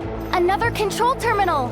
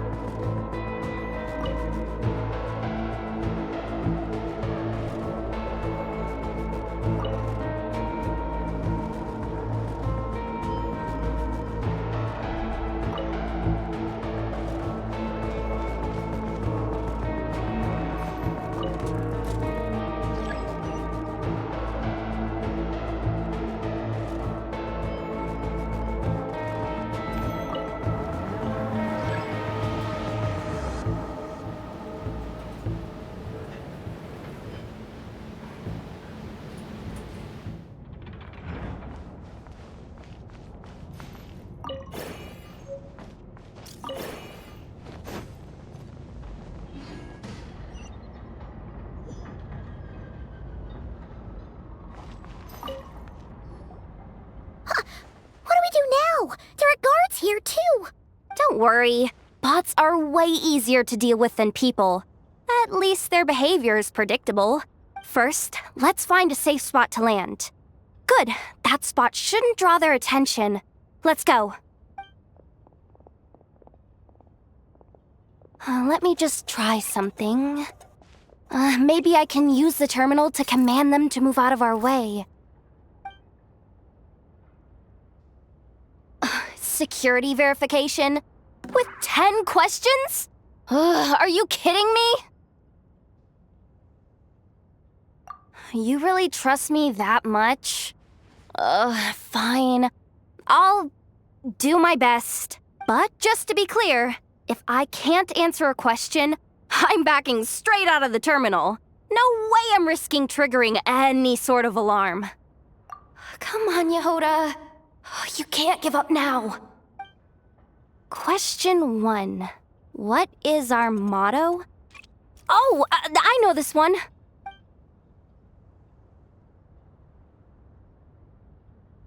Question 5.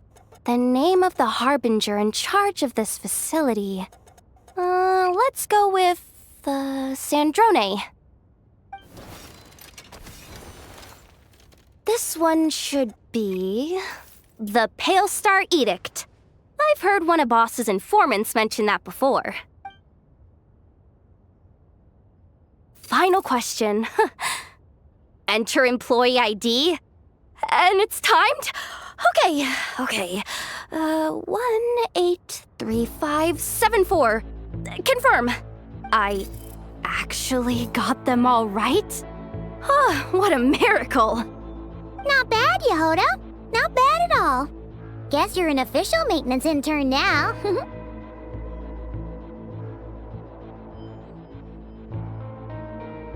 Hey, that could be my personal plan B if I can't get my job back. Just kidding. The Fatui are awful.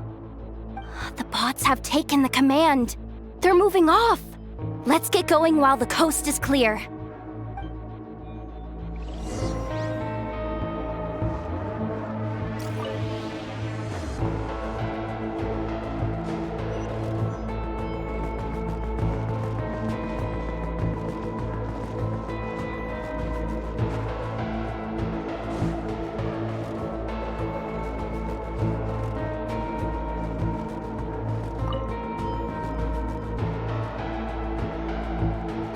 Didn't think they'd even cut off the supply of Kuvaki. They're being really cautious. If we can somehow divert some emergency power into the system, we might be able to force boot this thing. What do you mean by force boot? How do I explain this? It's like dumping a whole bucket of water into an empty pool, so that the little ducky gets to swim around again. You should probably just ask Aino instead. So, we just need to find that bucket of water, right? Paimon thought your explanation was great. Kinda adorable. In a childish sort of way.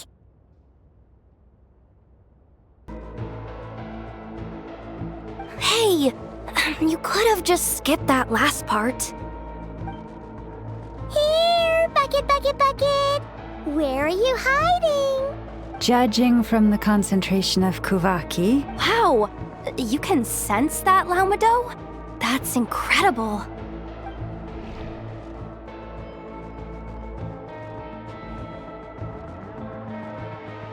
Let's move the recon bots above them out of the way first.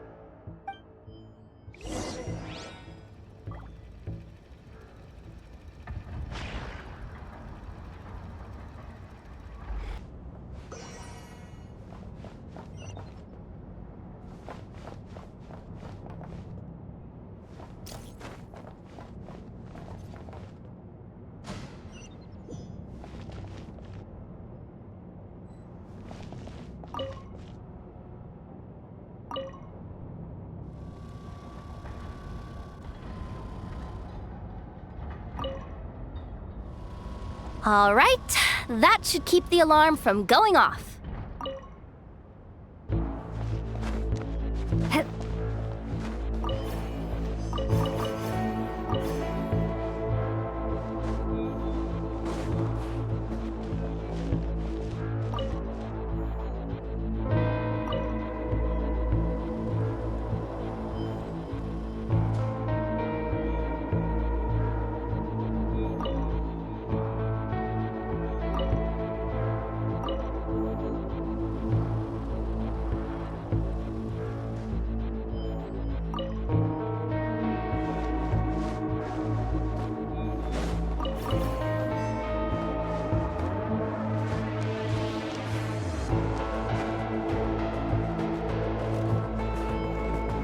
Time to plug in the charging component.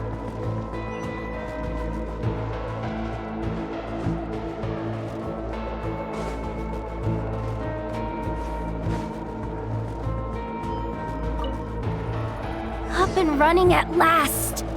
Let's hope nothing else goes wrong. Please, everyone, step inside. Oh, it's so dark in here. Well, it is a cargo crate after all. No point in being picky about lighting at this point. Ah! Something sharp and pointy just poked me in the back! Sorry. That was probably just my antlers. It's pretty cramped in here, so I had to crouch down. Oh, having antlers must be inconvenient at times like these.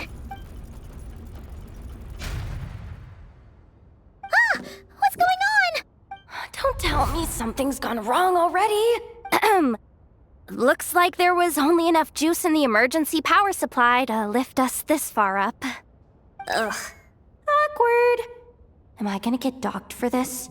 Based on the boss's policy of docking pay for every screw-up, No, wait a sec. I've already been fired. Doesn't look like it's moving again anytime soon.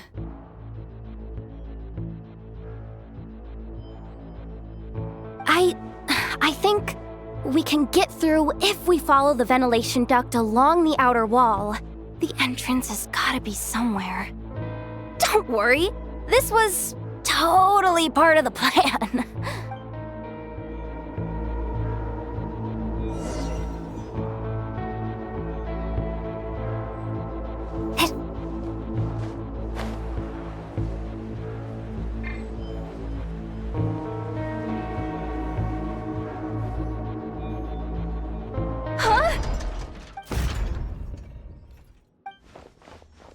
Yehoda?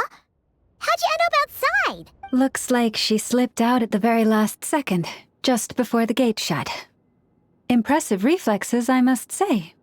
Though I'd expect nothing less from a former employee of the Curatorium. I'm so sorry. That was pure survival instinct. I didn't mean to ditch you. Anyway, you guys just stay where you are. I'll figure something out.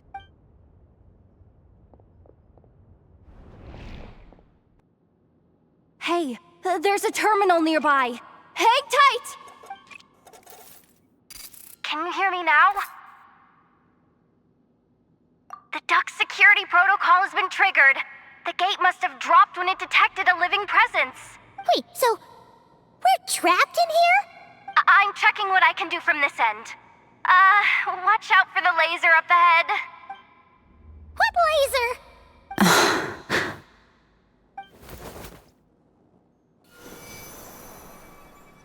Oh, we see it now. Good thing we didn't move. Got it. I think I understand the situation. Hang in there. Just one moment. This is killing me, but I think I've got it. I can try adjusting the direction of the Kuvaki flow inside the duct. If I've got this right, you might just be able to dodge the lasers by utilizing the Kuvaki's pull in reverse. Oh, Paimon thinks she gets what you mean. But I can't see where you are from here, so I'll need your constant input. Just tell me what to do. I'll follow your lead.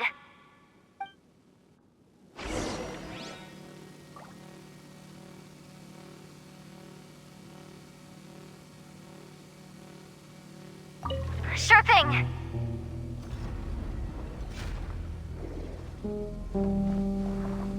So, wanna grab dinner after our shift?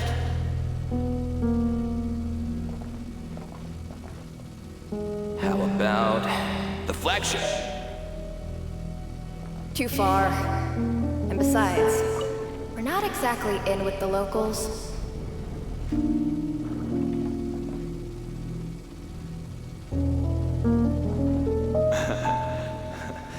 Then how about the staff cafeteria?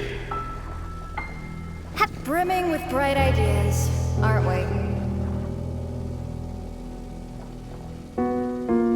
Like this, right?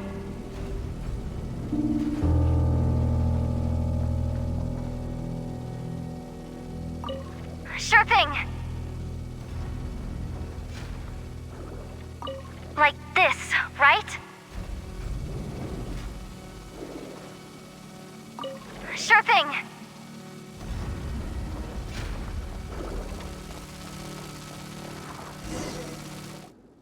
Oh, we made it to the other side. And all thanks to Yehoda. Well, but the gate hasn't opened. How's she gonna meet up with us? Yehoda! No irregularities detected in the duct. Confirm. Confirm. Confirm. Ugh, just confirm the command already, you useless excuse for a terminal. You piece of robo-junk, you mindless pile of scrap! What the? Insufficient clearance? Of course, I don't have the clearance! You oversized... Ugh, ow! Go with the flow, Yehoda. Go with the flow. If the others make progress, that's great. But you can't bank on it. You've never been one to depend on others. So it's about time you stepped up to the challenge. Deep breaths. Stay calm. My priority right now is getting my hands on a high-level access card. That way, I can override the security protocol. Senior maintenance staff. Only they can access the core sector. But hey, there's always someone careless enough to hide a spare key under the flower pot by the door. Which means there's a good chance there's a duplicate lying around somewhere in the control room. Even if I can't get into the control room myself, doesn't mean I can't rely on some external help. If I can take control of one of those guard bots, maybe I can use it to search for the access card. This is crazy, Yehoda! You're all alone. You've got nothing.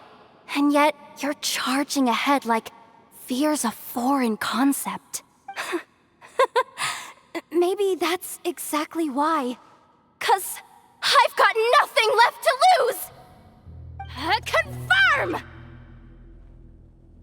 Am I a genius? Whoa, this feed's super clear.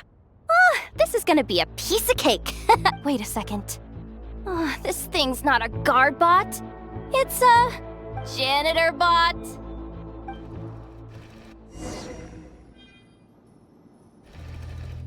You think Marionette even knows what we do down here? She seems to spend all day either holed up in her lab or out doing the rounds.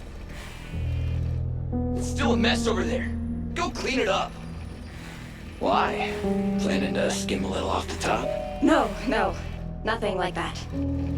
Just wondering if anyone would actually notice if we didn't show up from time to time.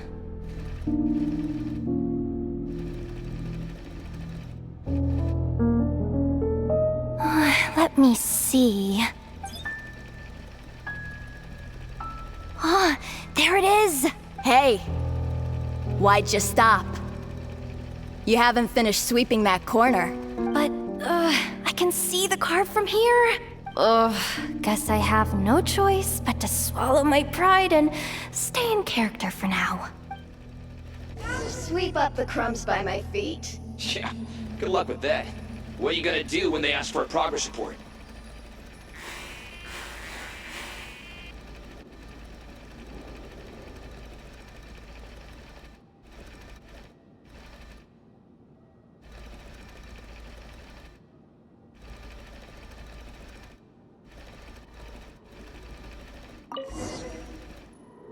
Sucks though.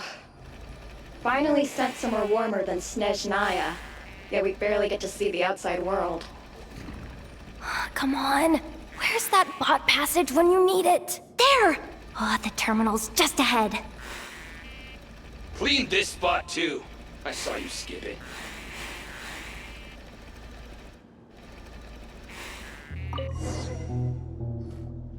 But will Yehoda be okay? Paimon? She said she'd use every resource at her disposal, so let's have some faith in her abilities. Besides, when it comes to surviving in Nodcry, she probably knows more than any of us. So, they really do believe in me. But how long are we gonna have to stay here? Paimon doesn't want to get caught by the Fatui either. Does Paimon mean the two Fatui in that room? Let me see if there's a way to distract them. Wait, did you hear that? Huh? The alarm? What's going on? Let's go check it out. This looks like somewhere important, but there's nothing here. Hey guys! It's me! Yehuda, are you okay? I'm fine. I managed to swipe a high-level access card and triggered an alarm to draw the guards off. But we don't have much time.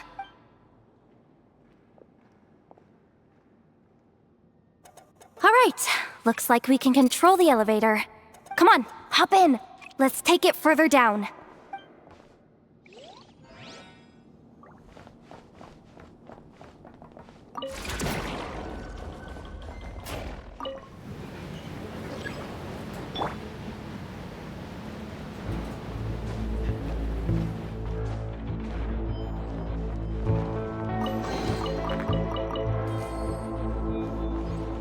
We should be able to use the terminal to move the drawbridge. Here's the access card. I'll keep watch while you handle the controls.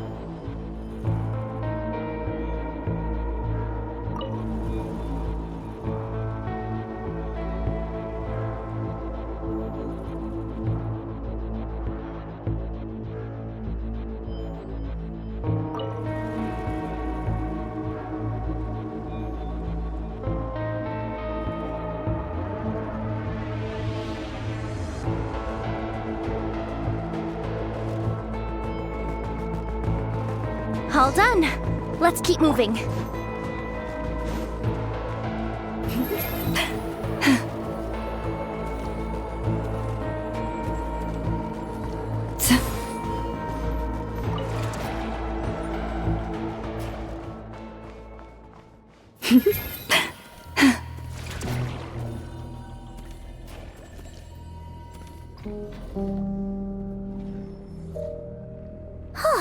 There's no one here!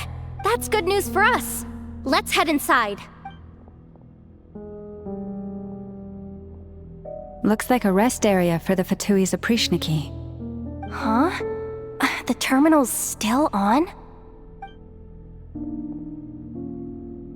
Huh. Look, what do you mean? Well, it seems like that alarm I just triggered was so high level that even the guards in the rest area went to investigate. That's the good news, by the way. And what's the bad news? The bad news is that once they realize it was a false alarm, they're bound to circle back and check this floor. And then we're toast. So we've got to move fast here. If you need me to run a quick search, say the word. Analysis of Kuvaki extracted from the moon marrow suggests that its energy core bears some close relation to the power of the former Three Moon Sisters. It is suspected that there is a link between the Frost Moon Scion's hidden relic and the shattered remnants of the Eternal Moon. Come on, none of this is important right now. Just tell us where you hid the darn thing. Access denied. You do not have permission to view this data? Even with a high-level access card? Who does have permission then? Good idea. Pulling it right away. Wow. What's with that huge hollow structure down below? That might just be it. Secluded, out of the way. Exactly the sort of place they might be keeping the relic. 264 pages! What is this? A novel? Can we just skip to the end? I'm flipping through it as we speak. Kuvaki, a weapon. Seems like the Fatui and Snezhnaya are trying to harness the power of the Light Realm to build some kind of weapon. The target of which is... seriously? Insufficient clearance? Again? Looks like that's about all our current clearance gives us access to. Based on what we know so far, it seems like the rest must be hidden inside that massive hollow beneath us. I could sense something beneath the water down there. Something unsettling. If they've gotten their hands on the moon marrow, odds are it's hidden down there too. And here I thought we were almost done. But nope, we're going deeper and deeper into the danger zone. Chin up, Yehoda. Once this job's done, you're buying yourself the biggest nod-crying hot dog in town. Deal's a deal.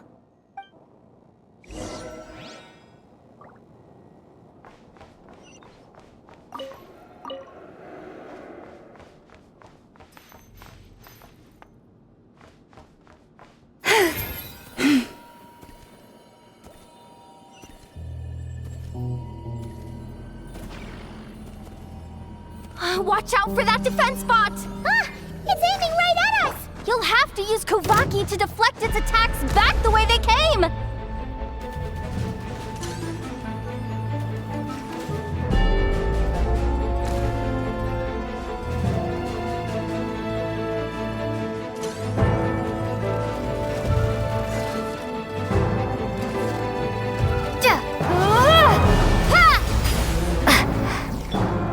Leave this place.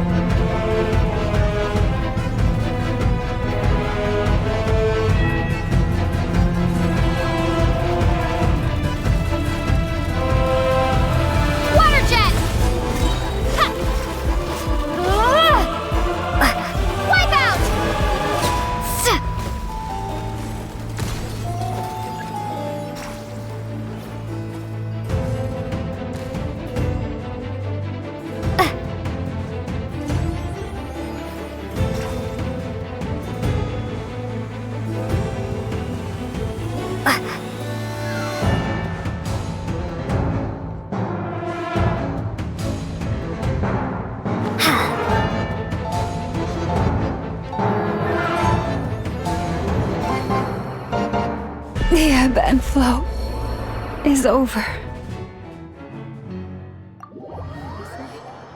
Approaches.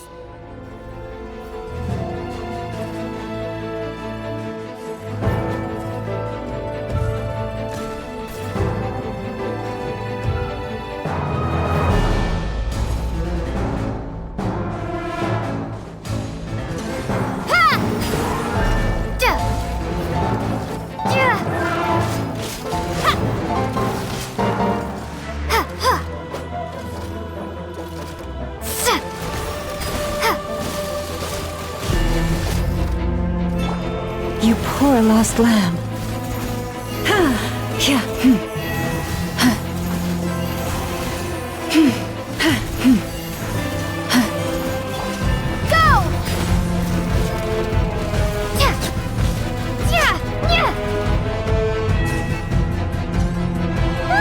Its attacks are getting faster!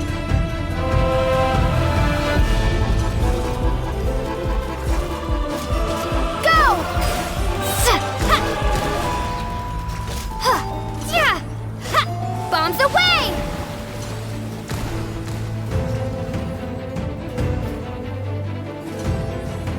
Almost there. We're almost there.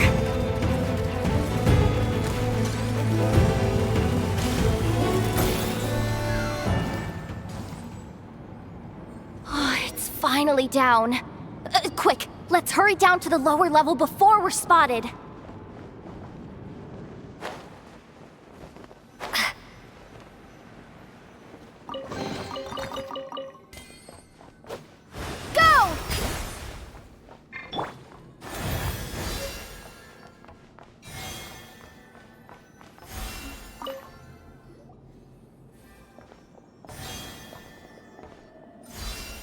That switch looks suspiciously obvious.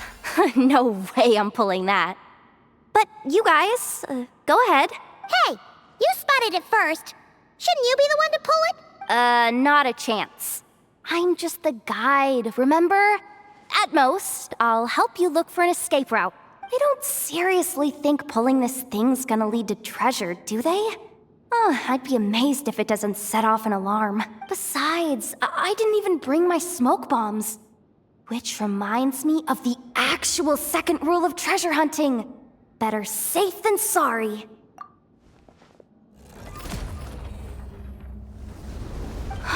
The ground, it's shaking!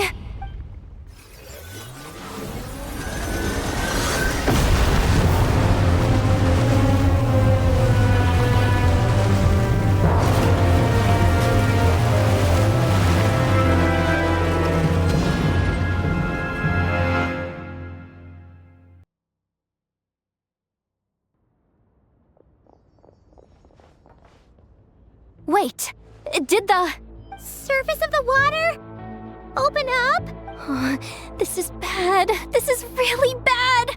I'm getting put on the Fatui's blacklist for sure. Don't worry, Yehoda. You've helped us so much. If they try anything, we'll protect you. Aww. Come on, I was just kidding. I'm tough, okay? Just haven't had the chance to show off my fighting skills yet. Me, afraid of the Fatui? Ugh, not a chance.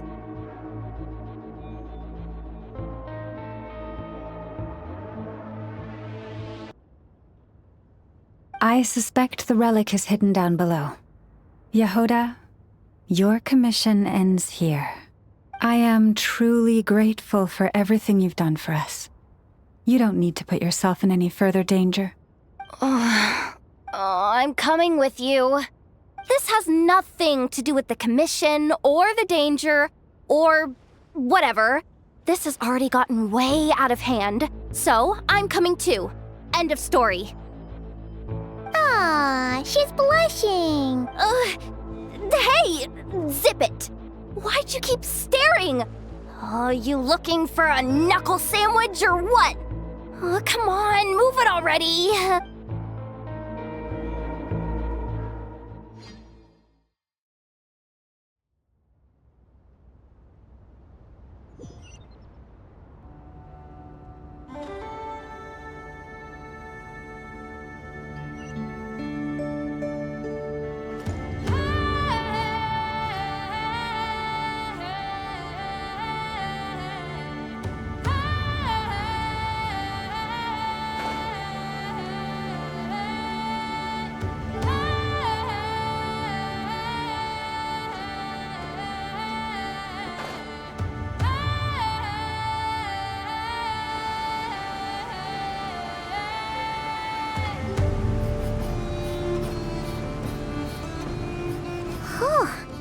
It's really deep down here. What is this place? We're standing on another fragment of the ancient moon's remnants. So this was the source of the Kuvaki I sensed earlier. Wait, what? So the Fatui had it hidden underwater this whole time? This gigantic thing? Yehoda, you've been kind of quiet since we got down here. What? Me? Have I? It's nothing. Really. We're doomed. How are we even supposed to get back up from here? Oh, my grappling hook's not nearly long enough.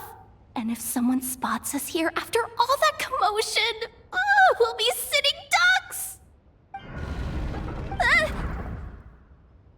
Oh no! That door's opening! Please don't say it's the Fatui! No, please, no! We finally made it here, and we're so close to getting the job done! I didn't risk my neck just to die before I've even had a chance to spend my reward!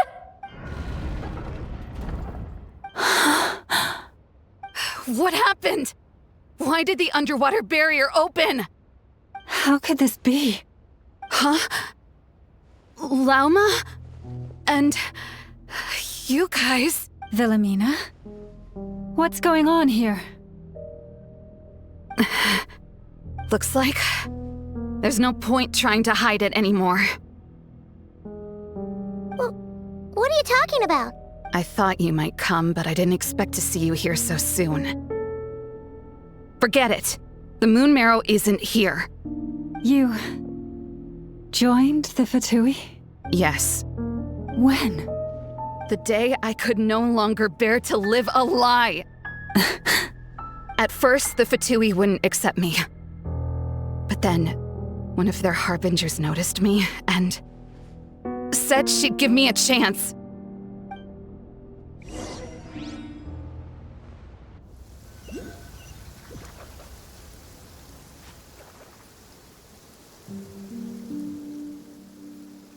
Ugh.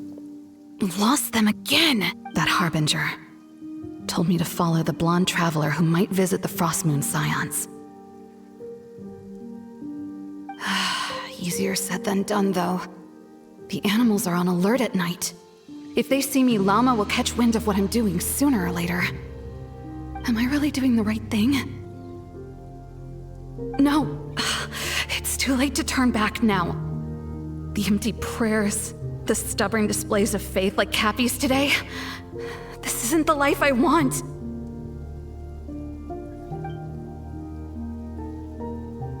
Huh? Is that... Ah, the Traveler's back. I won't let her slip away this time.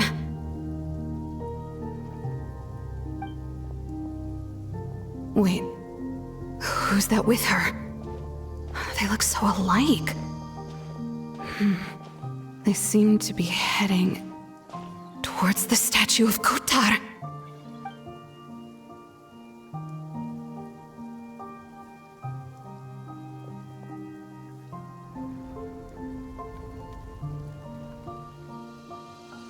They've opened the secret chamber? But wasn't it meant to be sealed? Wait a second. The Moon Marrow! Surely they're not after the Moon Marrow. I'd better go report this straight to... Hold on.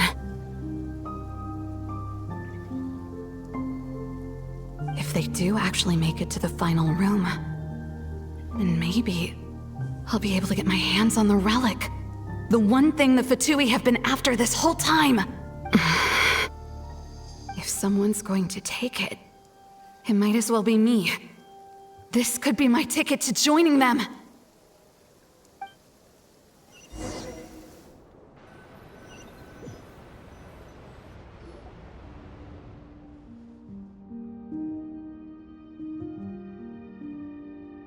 Yes. And in your final moment of hesitation, I took the chance. And then you gave it to the Fatui? But when we talked to you before, you seemed so genuinely worried about Llama. Because I thought she was as fed up with the Frostmoon Scions as I was. We grew up together, Llama. I know you were chosen to be the next Moon Chanter when you were just a child. They never gave you a choice in that. I saw the look in your eyes when you were treating that child. That sense of helplessness. Surely you too must see that this blind, inherited faith of ours is simply holding us back. If our prayers are never answered, then why keep praying? Did they or are you trapped by the responsibilities they imposed on you? So those are your reasons for wanting to leave the Frostmoon Scions? Isn't that reason enough? When we pray to the moon, we do so to show our gratitude for the life it granted us long ago. It reminds us to strive for something higher within ourselves.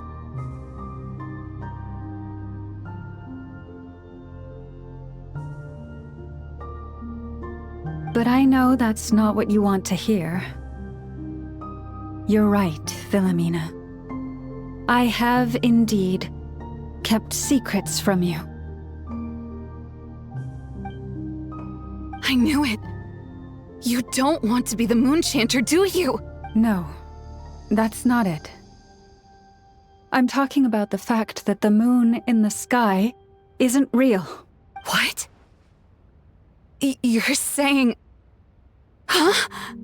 I've completely lost the thread now.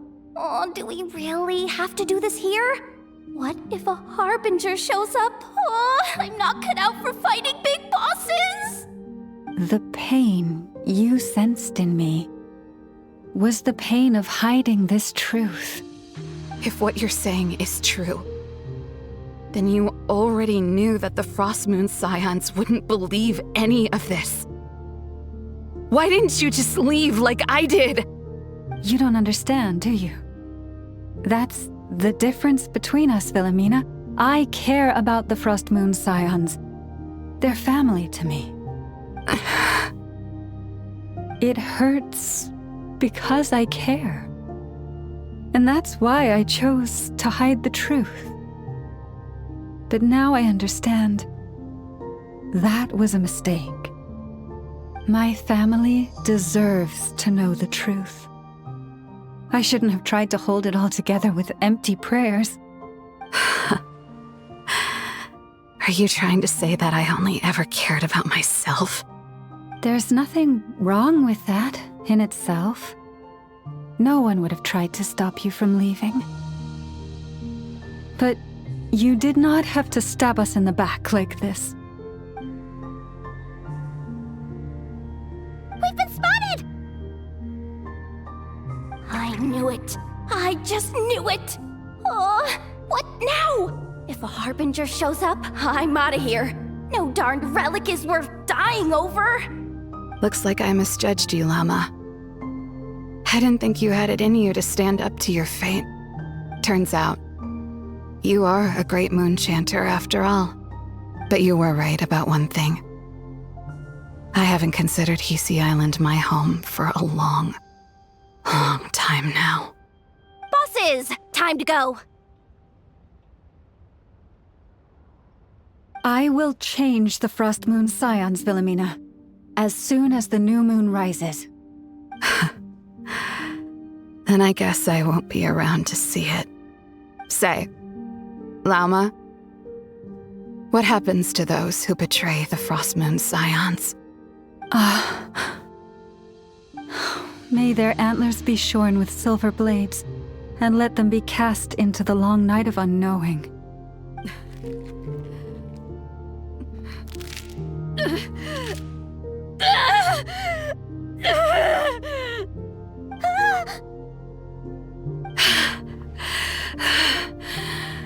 I have honored the ways of the Frost Moon Scions one last time.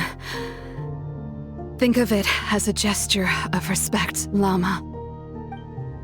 There they are! Grandma? Marionette has the moon marrow. She went to Starsand Shoal. Don't flatter yourself now. I'm not trying to atone. I just don't believe you'll actually be able to change them.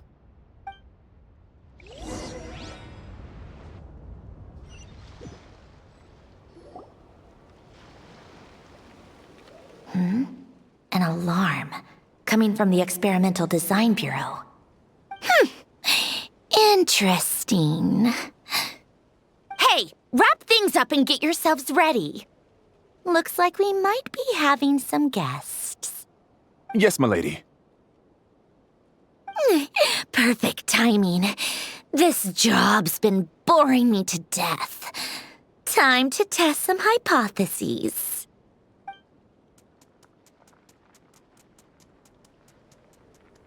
Bosses!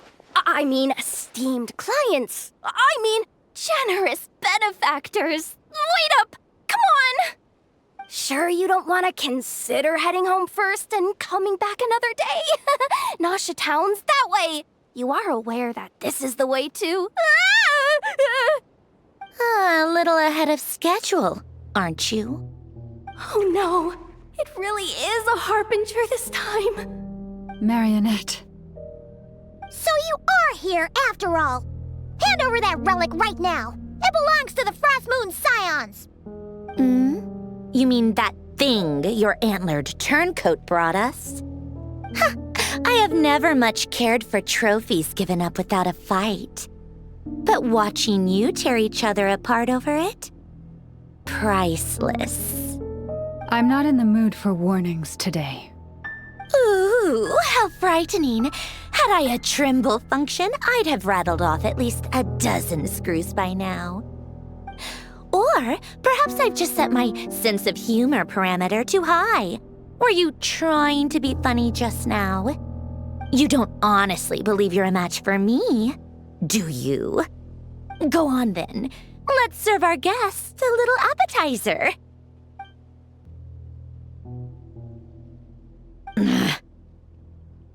Hey, didn't you hear me? I said let's serve our guests a little... What's going on? Oh no. Watch out. It's the Wild Hunt.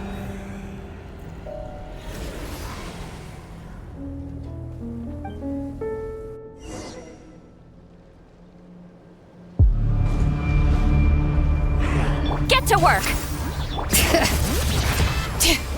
Huh? You two! Time to end them! Light of the blazing sun!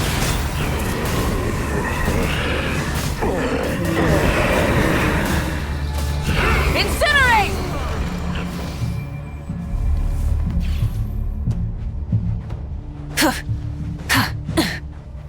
Light it up!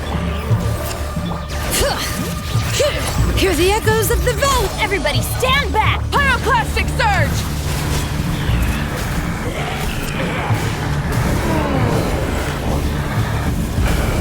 Incinerate! Incinerate! Burn it down! Show no mercy!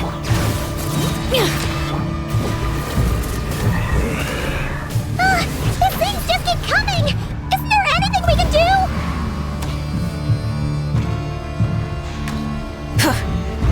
Fulfill our pact! Letting brave names act... I'm going in! See Laline, eat Papa! Wrath from the skies!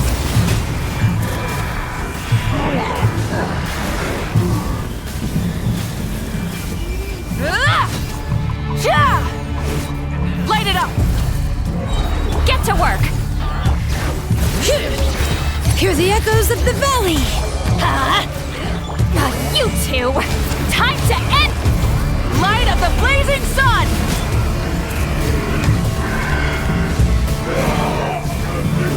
Use that device to seal them away!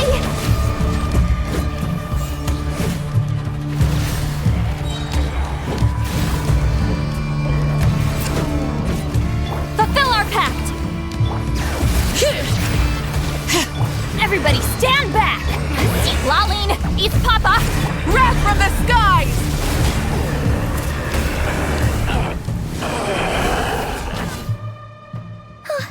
Is that it? Oh, at least that's what the Lightkeeper's handbook says. Careful. It's not over yet.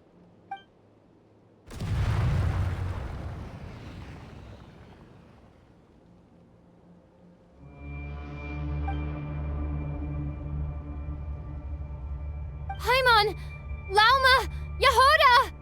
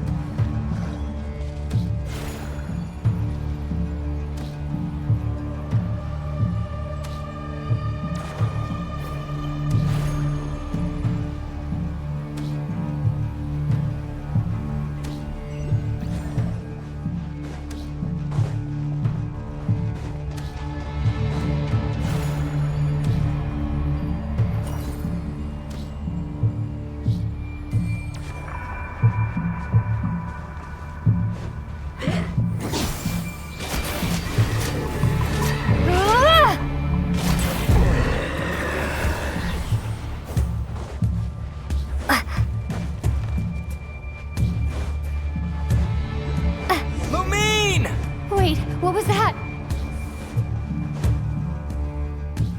Lumine, over here! Ether! Quick, grab my hand!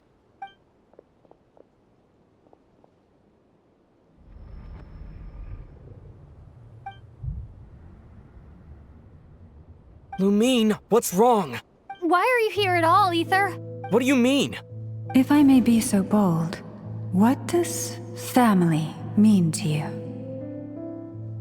Why were you after the moon marrow that night, Ether? Among those who entered the final chamber, there was either someone with impure intent, or else an abyssal presence.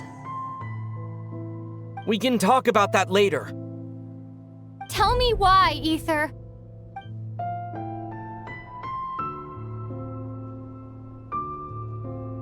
You know, this is only the second time we fought together since the day we both woke up in Tavad. No. Lumine. But when I found you, you were still in hibernation. Even the key to the chamber was still secure on your person. We didn't wake up together. What are you talking about? We don't have time for this, Lumine! Look at me, Lumine! Don't you want to explore this world with me?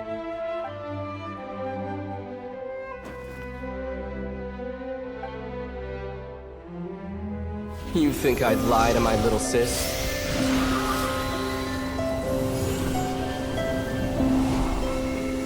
What a letdown.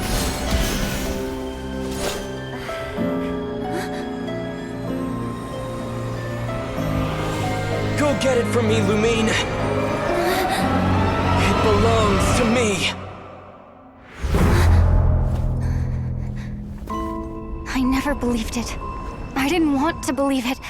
That strange feeling that something was off. I wanted it to be real so badly. Even if it only lasted a moment. But you're not my brother.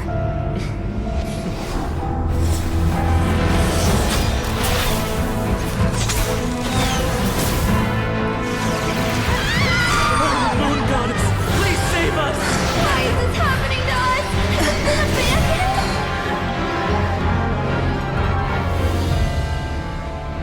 The cold night should be our blessing, yet only confusion and sorrow remain.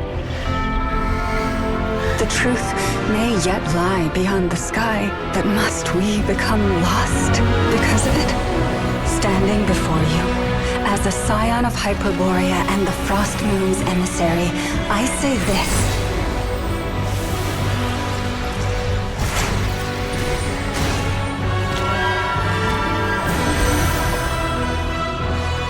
Should the false sky above dim the light of the moon, then from silver blood that flows as rivers, let us weave moonlight anew.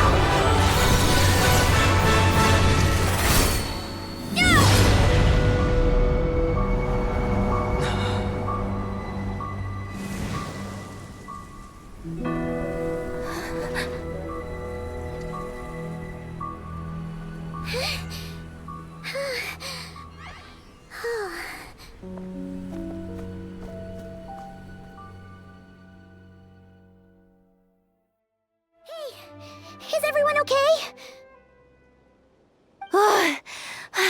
Think I saw my life flash before my eyes there. Oh, good thing Laumado was there to save the day. Are you all right, traveler?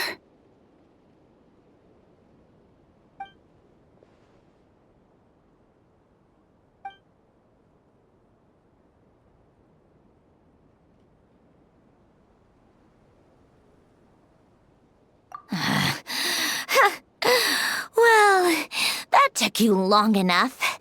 Seriously, how many of you are there? Pathetic. Oh no. Oh, I spoke too soon. Totally forgot we still have a Harbinger to deal with.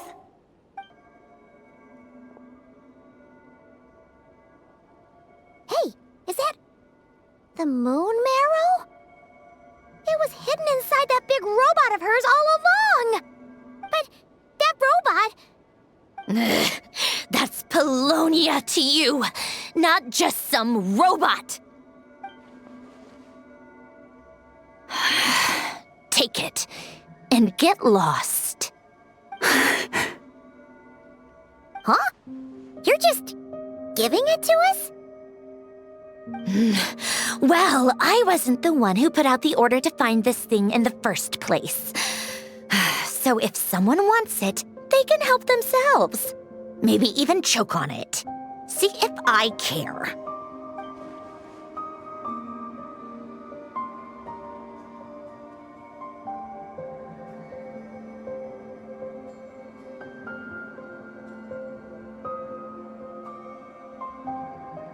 So, are you waiting for me to change my mind or what?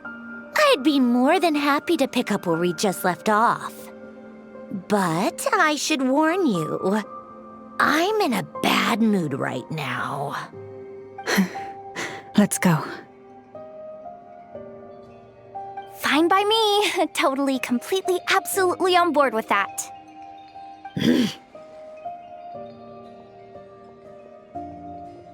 It's finally over. If that doesn't make the most thrilling commission of the year, I don't know what will. Looks like the Fatui are all gone now. Lelma?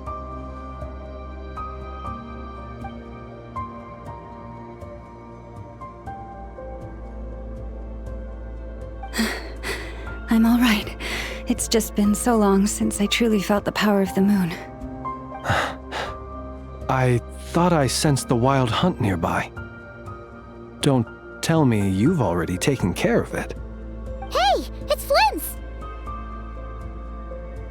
Hey, he's that Ratnik. Unless I am mistaken, you are the Moonchanter of the Frost Moon Scions, are you not? May I ask, what is that in your hand? Please, don't get me wrong. I've been tracking the wild hunt lately, and I've come to suspect that its actions aren't as aimless as they might seem. When I saw what you were holding, I could not help but start connecting the dots.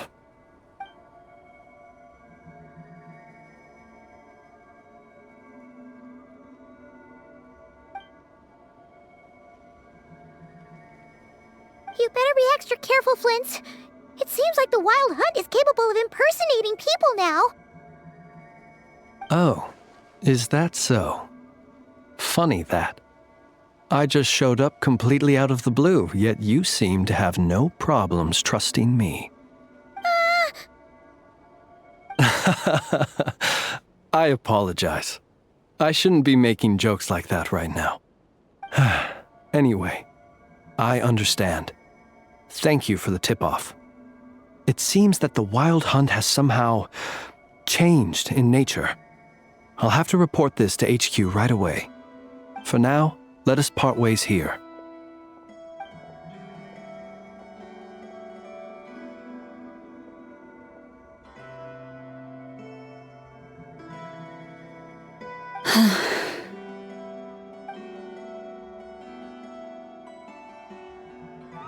That little joke of his just now sure scared the bejeebies out of Paimon. Are all the Ratniki and Notcry like that?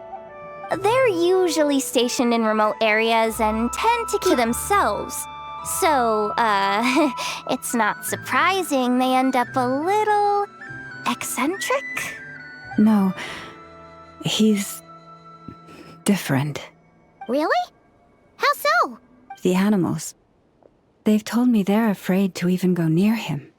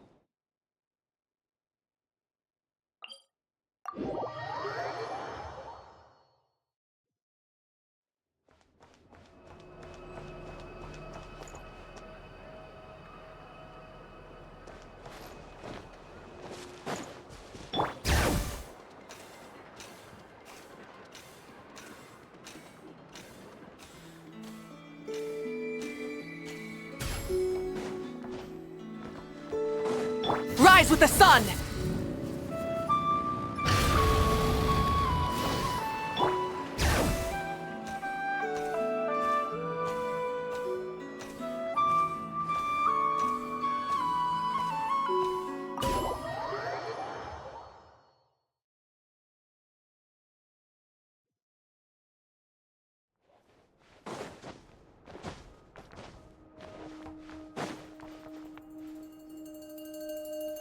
Oh, you're back. I just made you all a pot of tea. Better drink it while it's hot. Boss Neff, you wouldn't believe how scary our day has been! Seriously, I am never, ever taking random jobs like that ever again! You hear me? Oh, come on now. You even faced the wild hunt and lived to tell the tale. What's left to be afraid of? Wait a sec, how did you? Oh, right. Like you told us before, your business is dealing in information. Huh? Boss Neff? The teacups? Why is there one missing? Did you think I wasn't coming back? My. How could you think that of me? You know the rules. If a member of staff wants tea, they pour it themselves. Your cup's sitting safe and sound right there, in the cupboard. Member of staff? Does that mean you're accepting me back? Wasn't that the deal? Boss Neff! You're the best boss ever! You never change, do you? Everything turned out fine, no? You found exactly what you were looking for. Yet there you are, sulking away as usual. Nefer, that medicine we discussed before, the one for congenital Kuvaki sensitivity, I need you to get it for me. And how do you expect me to find something like that for you in the middle of the night? You'll have to wait till morning, at the very least. I need it right now. All right. I'll see what I can do. But you know urgent means extra charge, right? Thank you. You know what? You do seem a little different. In a good way? Or a bad way? Who can say? I'll take it either way, so long as you don't start making a habit of asking me for ridiculous favors.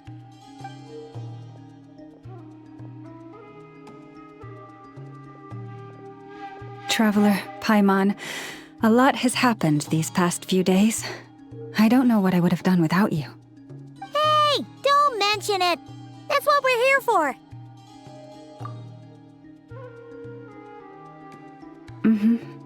You're right. And tonight, I'm planning on telling them everything. Tonight? Isn't it a bit late already? The moon shines brightly this night. What better time for the Frost Moon Scions to usher in a new dawn for truth?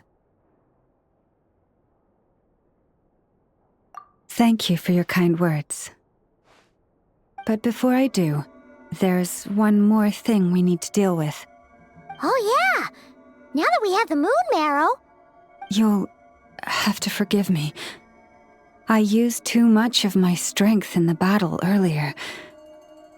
I fear I won't be able to help you uncover the truth of the past. Not right away, at least. That's fine.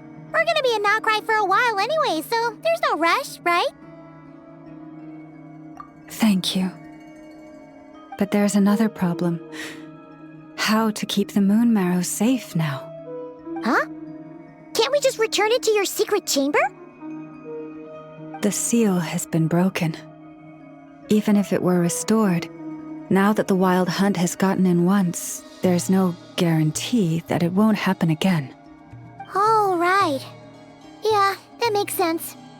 Back when the Frost Moon Scion's bloodline still ran strong, in special circumstances, a moon chanter could act as a vessel, safeguarding the relic within their own body. but it is a grueling trial of will and endurance. The moon chanter who did this only lasted 2 days. As for me, I might be able to last 5 at most. Hold on. You'd be using your body as a vessel? Yes. You can think of it like dropping a red-hot ball of iron into a bucket of water. How long the water lasts depends entirely on the bucket's size. Pardon? Hey, that's not a bad idea. You've always held up pretty well against the abyss. Surely the moon mirror can't be any more dangerous than that.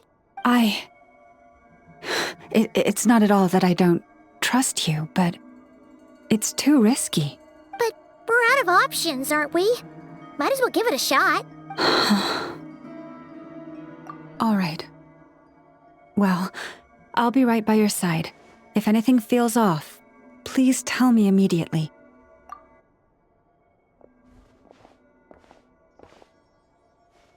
Here, hold it in your hands. Feel its power. Imagine you're a lake, a cluster of stars.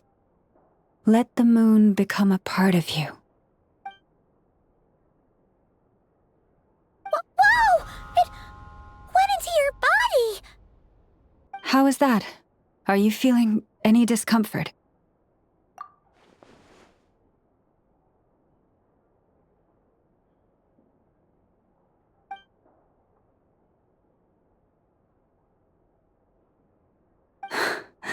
Astonishing. Not even the slightest hint of lingering fluctuations. It's as if all that power just sank to the bottom of the ocean. Well, looks like we won't have to worry about— Phew! Paimon knew you have special abilities, but still, you never fail to amaze. Did I miss something just now? Yes. And it was nothing short of a miracle. Not something I'd be interested in then. Anyway, here's the medicine you asked for. This is all I've got for today. I'll have someone send the rest over when we have it. Thank you, Nefer. I really appreciate everything you've done for me. Please stop being so nauseatingly friendly. It's creeping me out. So, what exactly did you all go through during that wild hunt attack? I'd prefer to hear it straight from you.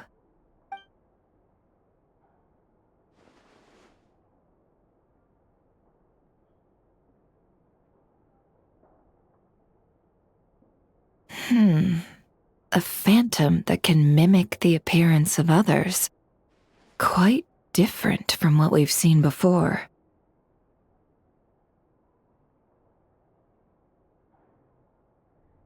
Yeah, and both times it appeared, its goal was pretty clear. It seems like it was after the moon marrow. And on both occasions, it was accompanied by the wild hunt, too. It appears there must be some close connection between the two. I must say, I don't often see you look this serious, Nefer. Too late in the day for thinking, that's all. We'll pick this up again later. You all feel free to keep chatting, though. Just don't forget to lock up when you leave. On that note, Traveler, please keep the moon marrow stored within your body for the time being. We'll take it back off your hands as soon as the wild hunt's been taken care of. Once and for all. Now that's what I'd call a joke. Anyway, if the two of you will excuse me, I'm heading back to Hisi Island now. It's time I came clean with the Frost Moon Scions. Hey, we're coming with you! Though, guess we won't be able to do much more than cheer you on from the sidelines. That alone means more to me than you could ever know.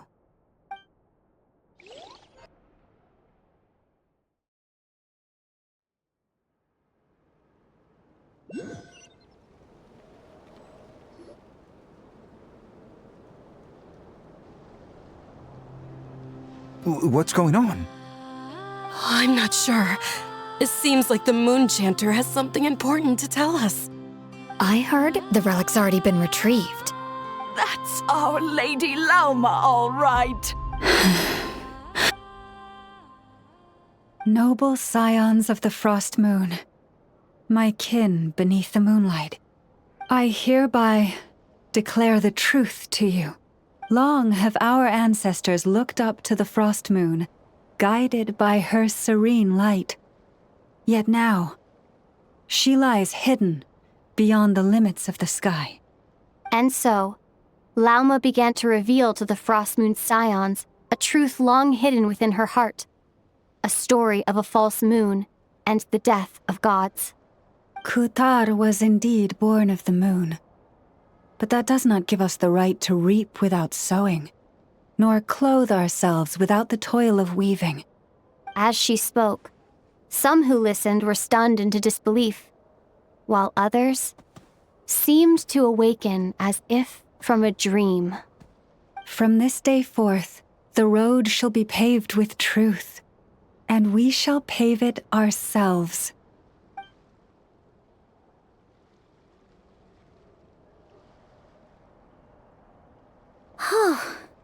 After everything Lauma said last night, Paimon wonders how everyone's adjusting. Still, judging by their reactions at the time, it didn't seem as intense as Paimon might have imagined. Says a lot about how much trust she commands, huh? Hey look! It's Lauma!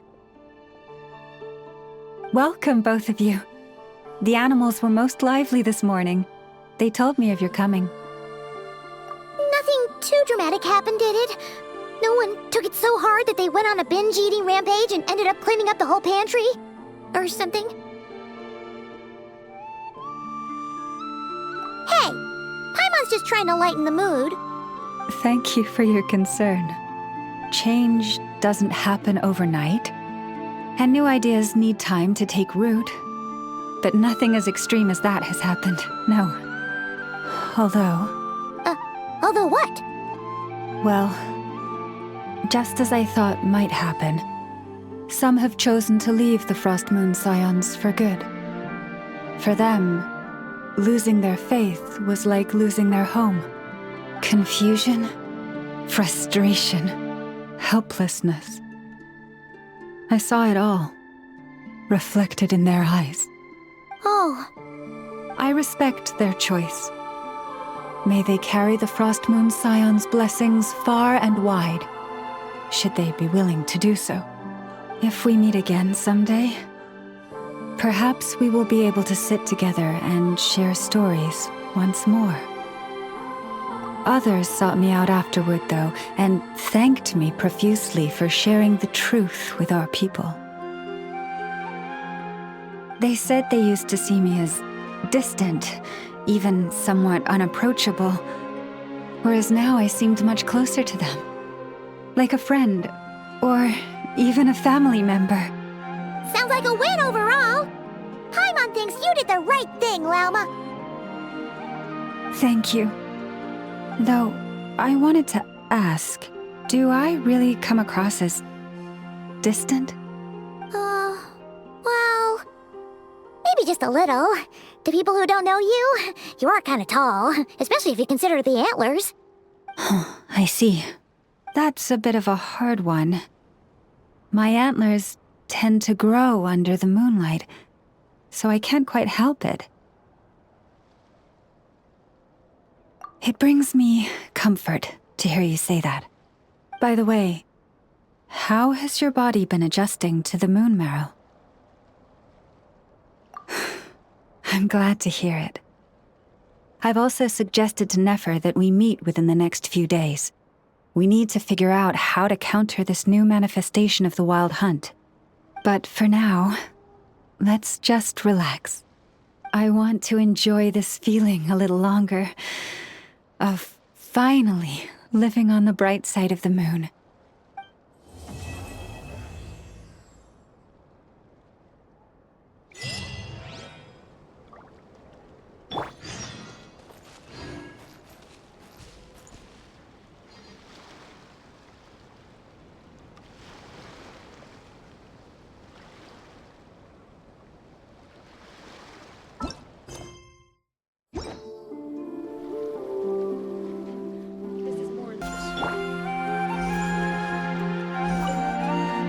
Though the truth has been revealed, our deep connection with the moon remains unchanged.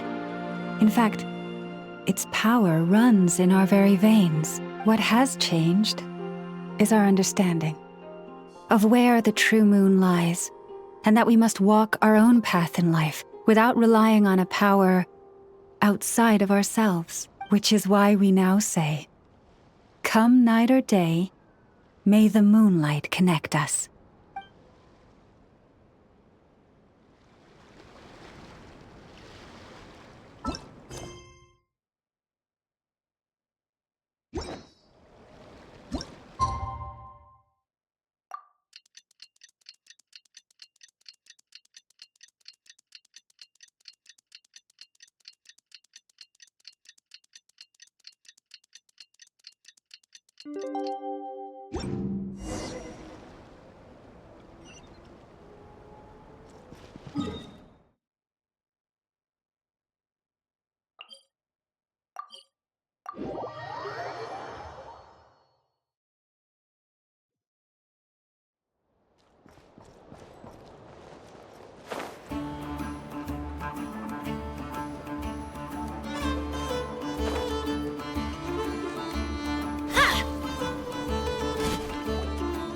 The Wild Hunt assault on Star Sand Shoal, you mean?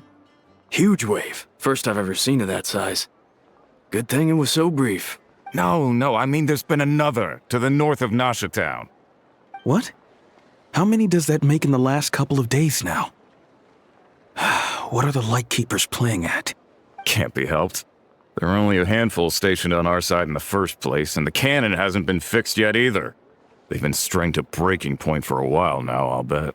I'm bugging out if this goes on much longer. And here you all told me this was a good place to do business. Fool me once, I say. Hey now, this could be our big break. My second eldest brother made his fortune off Wild Hunt attacks, you know. Come on, let's get moving. There won't be anything left for us if we're late. Left for us to scavenge? I did hear about an overturned cargo vehicle over there. Hey.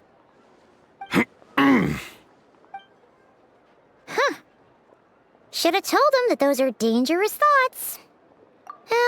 Guess you're right. Even if we solve this Wild Hunt problem, they'd probably just jump headfirst into some new danger if they thought they could earn some quick mora.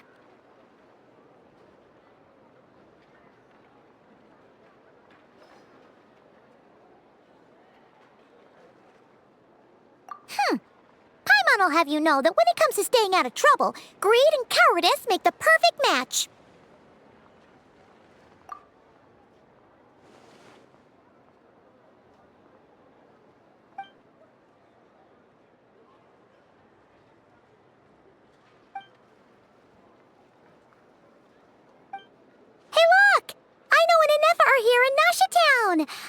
Oh, considering what those people said earlier, do you think they're here to fix that cannon up? Dying to know something, aren't you? You totally zoned out just now.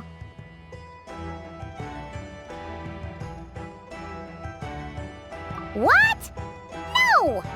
Paimon doesn't want to spend her days running from that thing. Anyway, let's just go, shall we?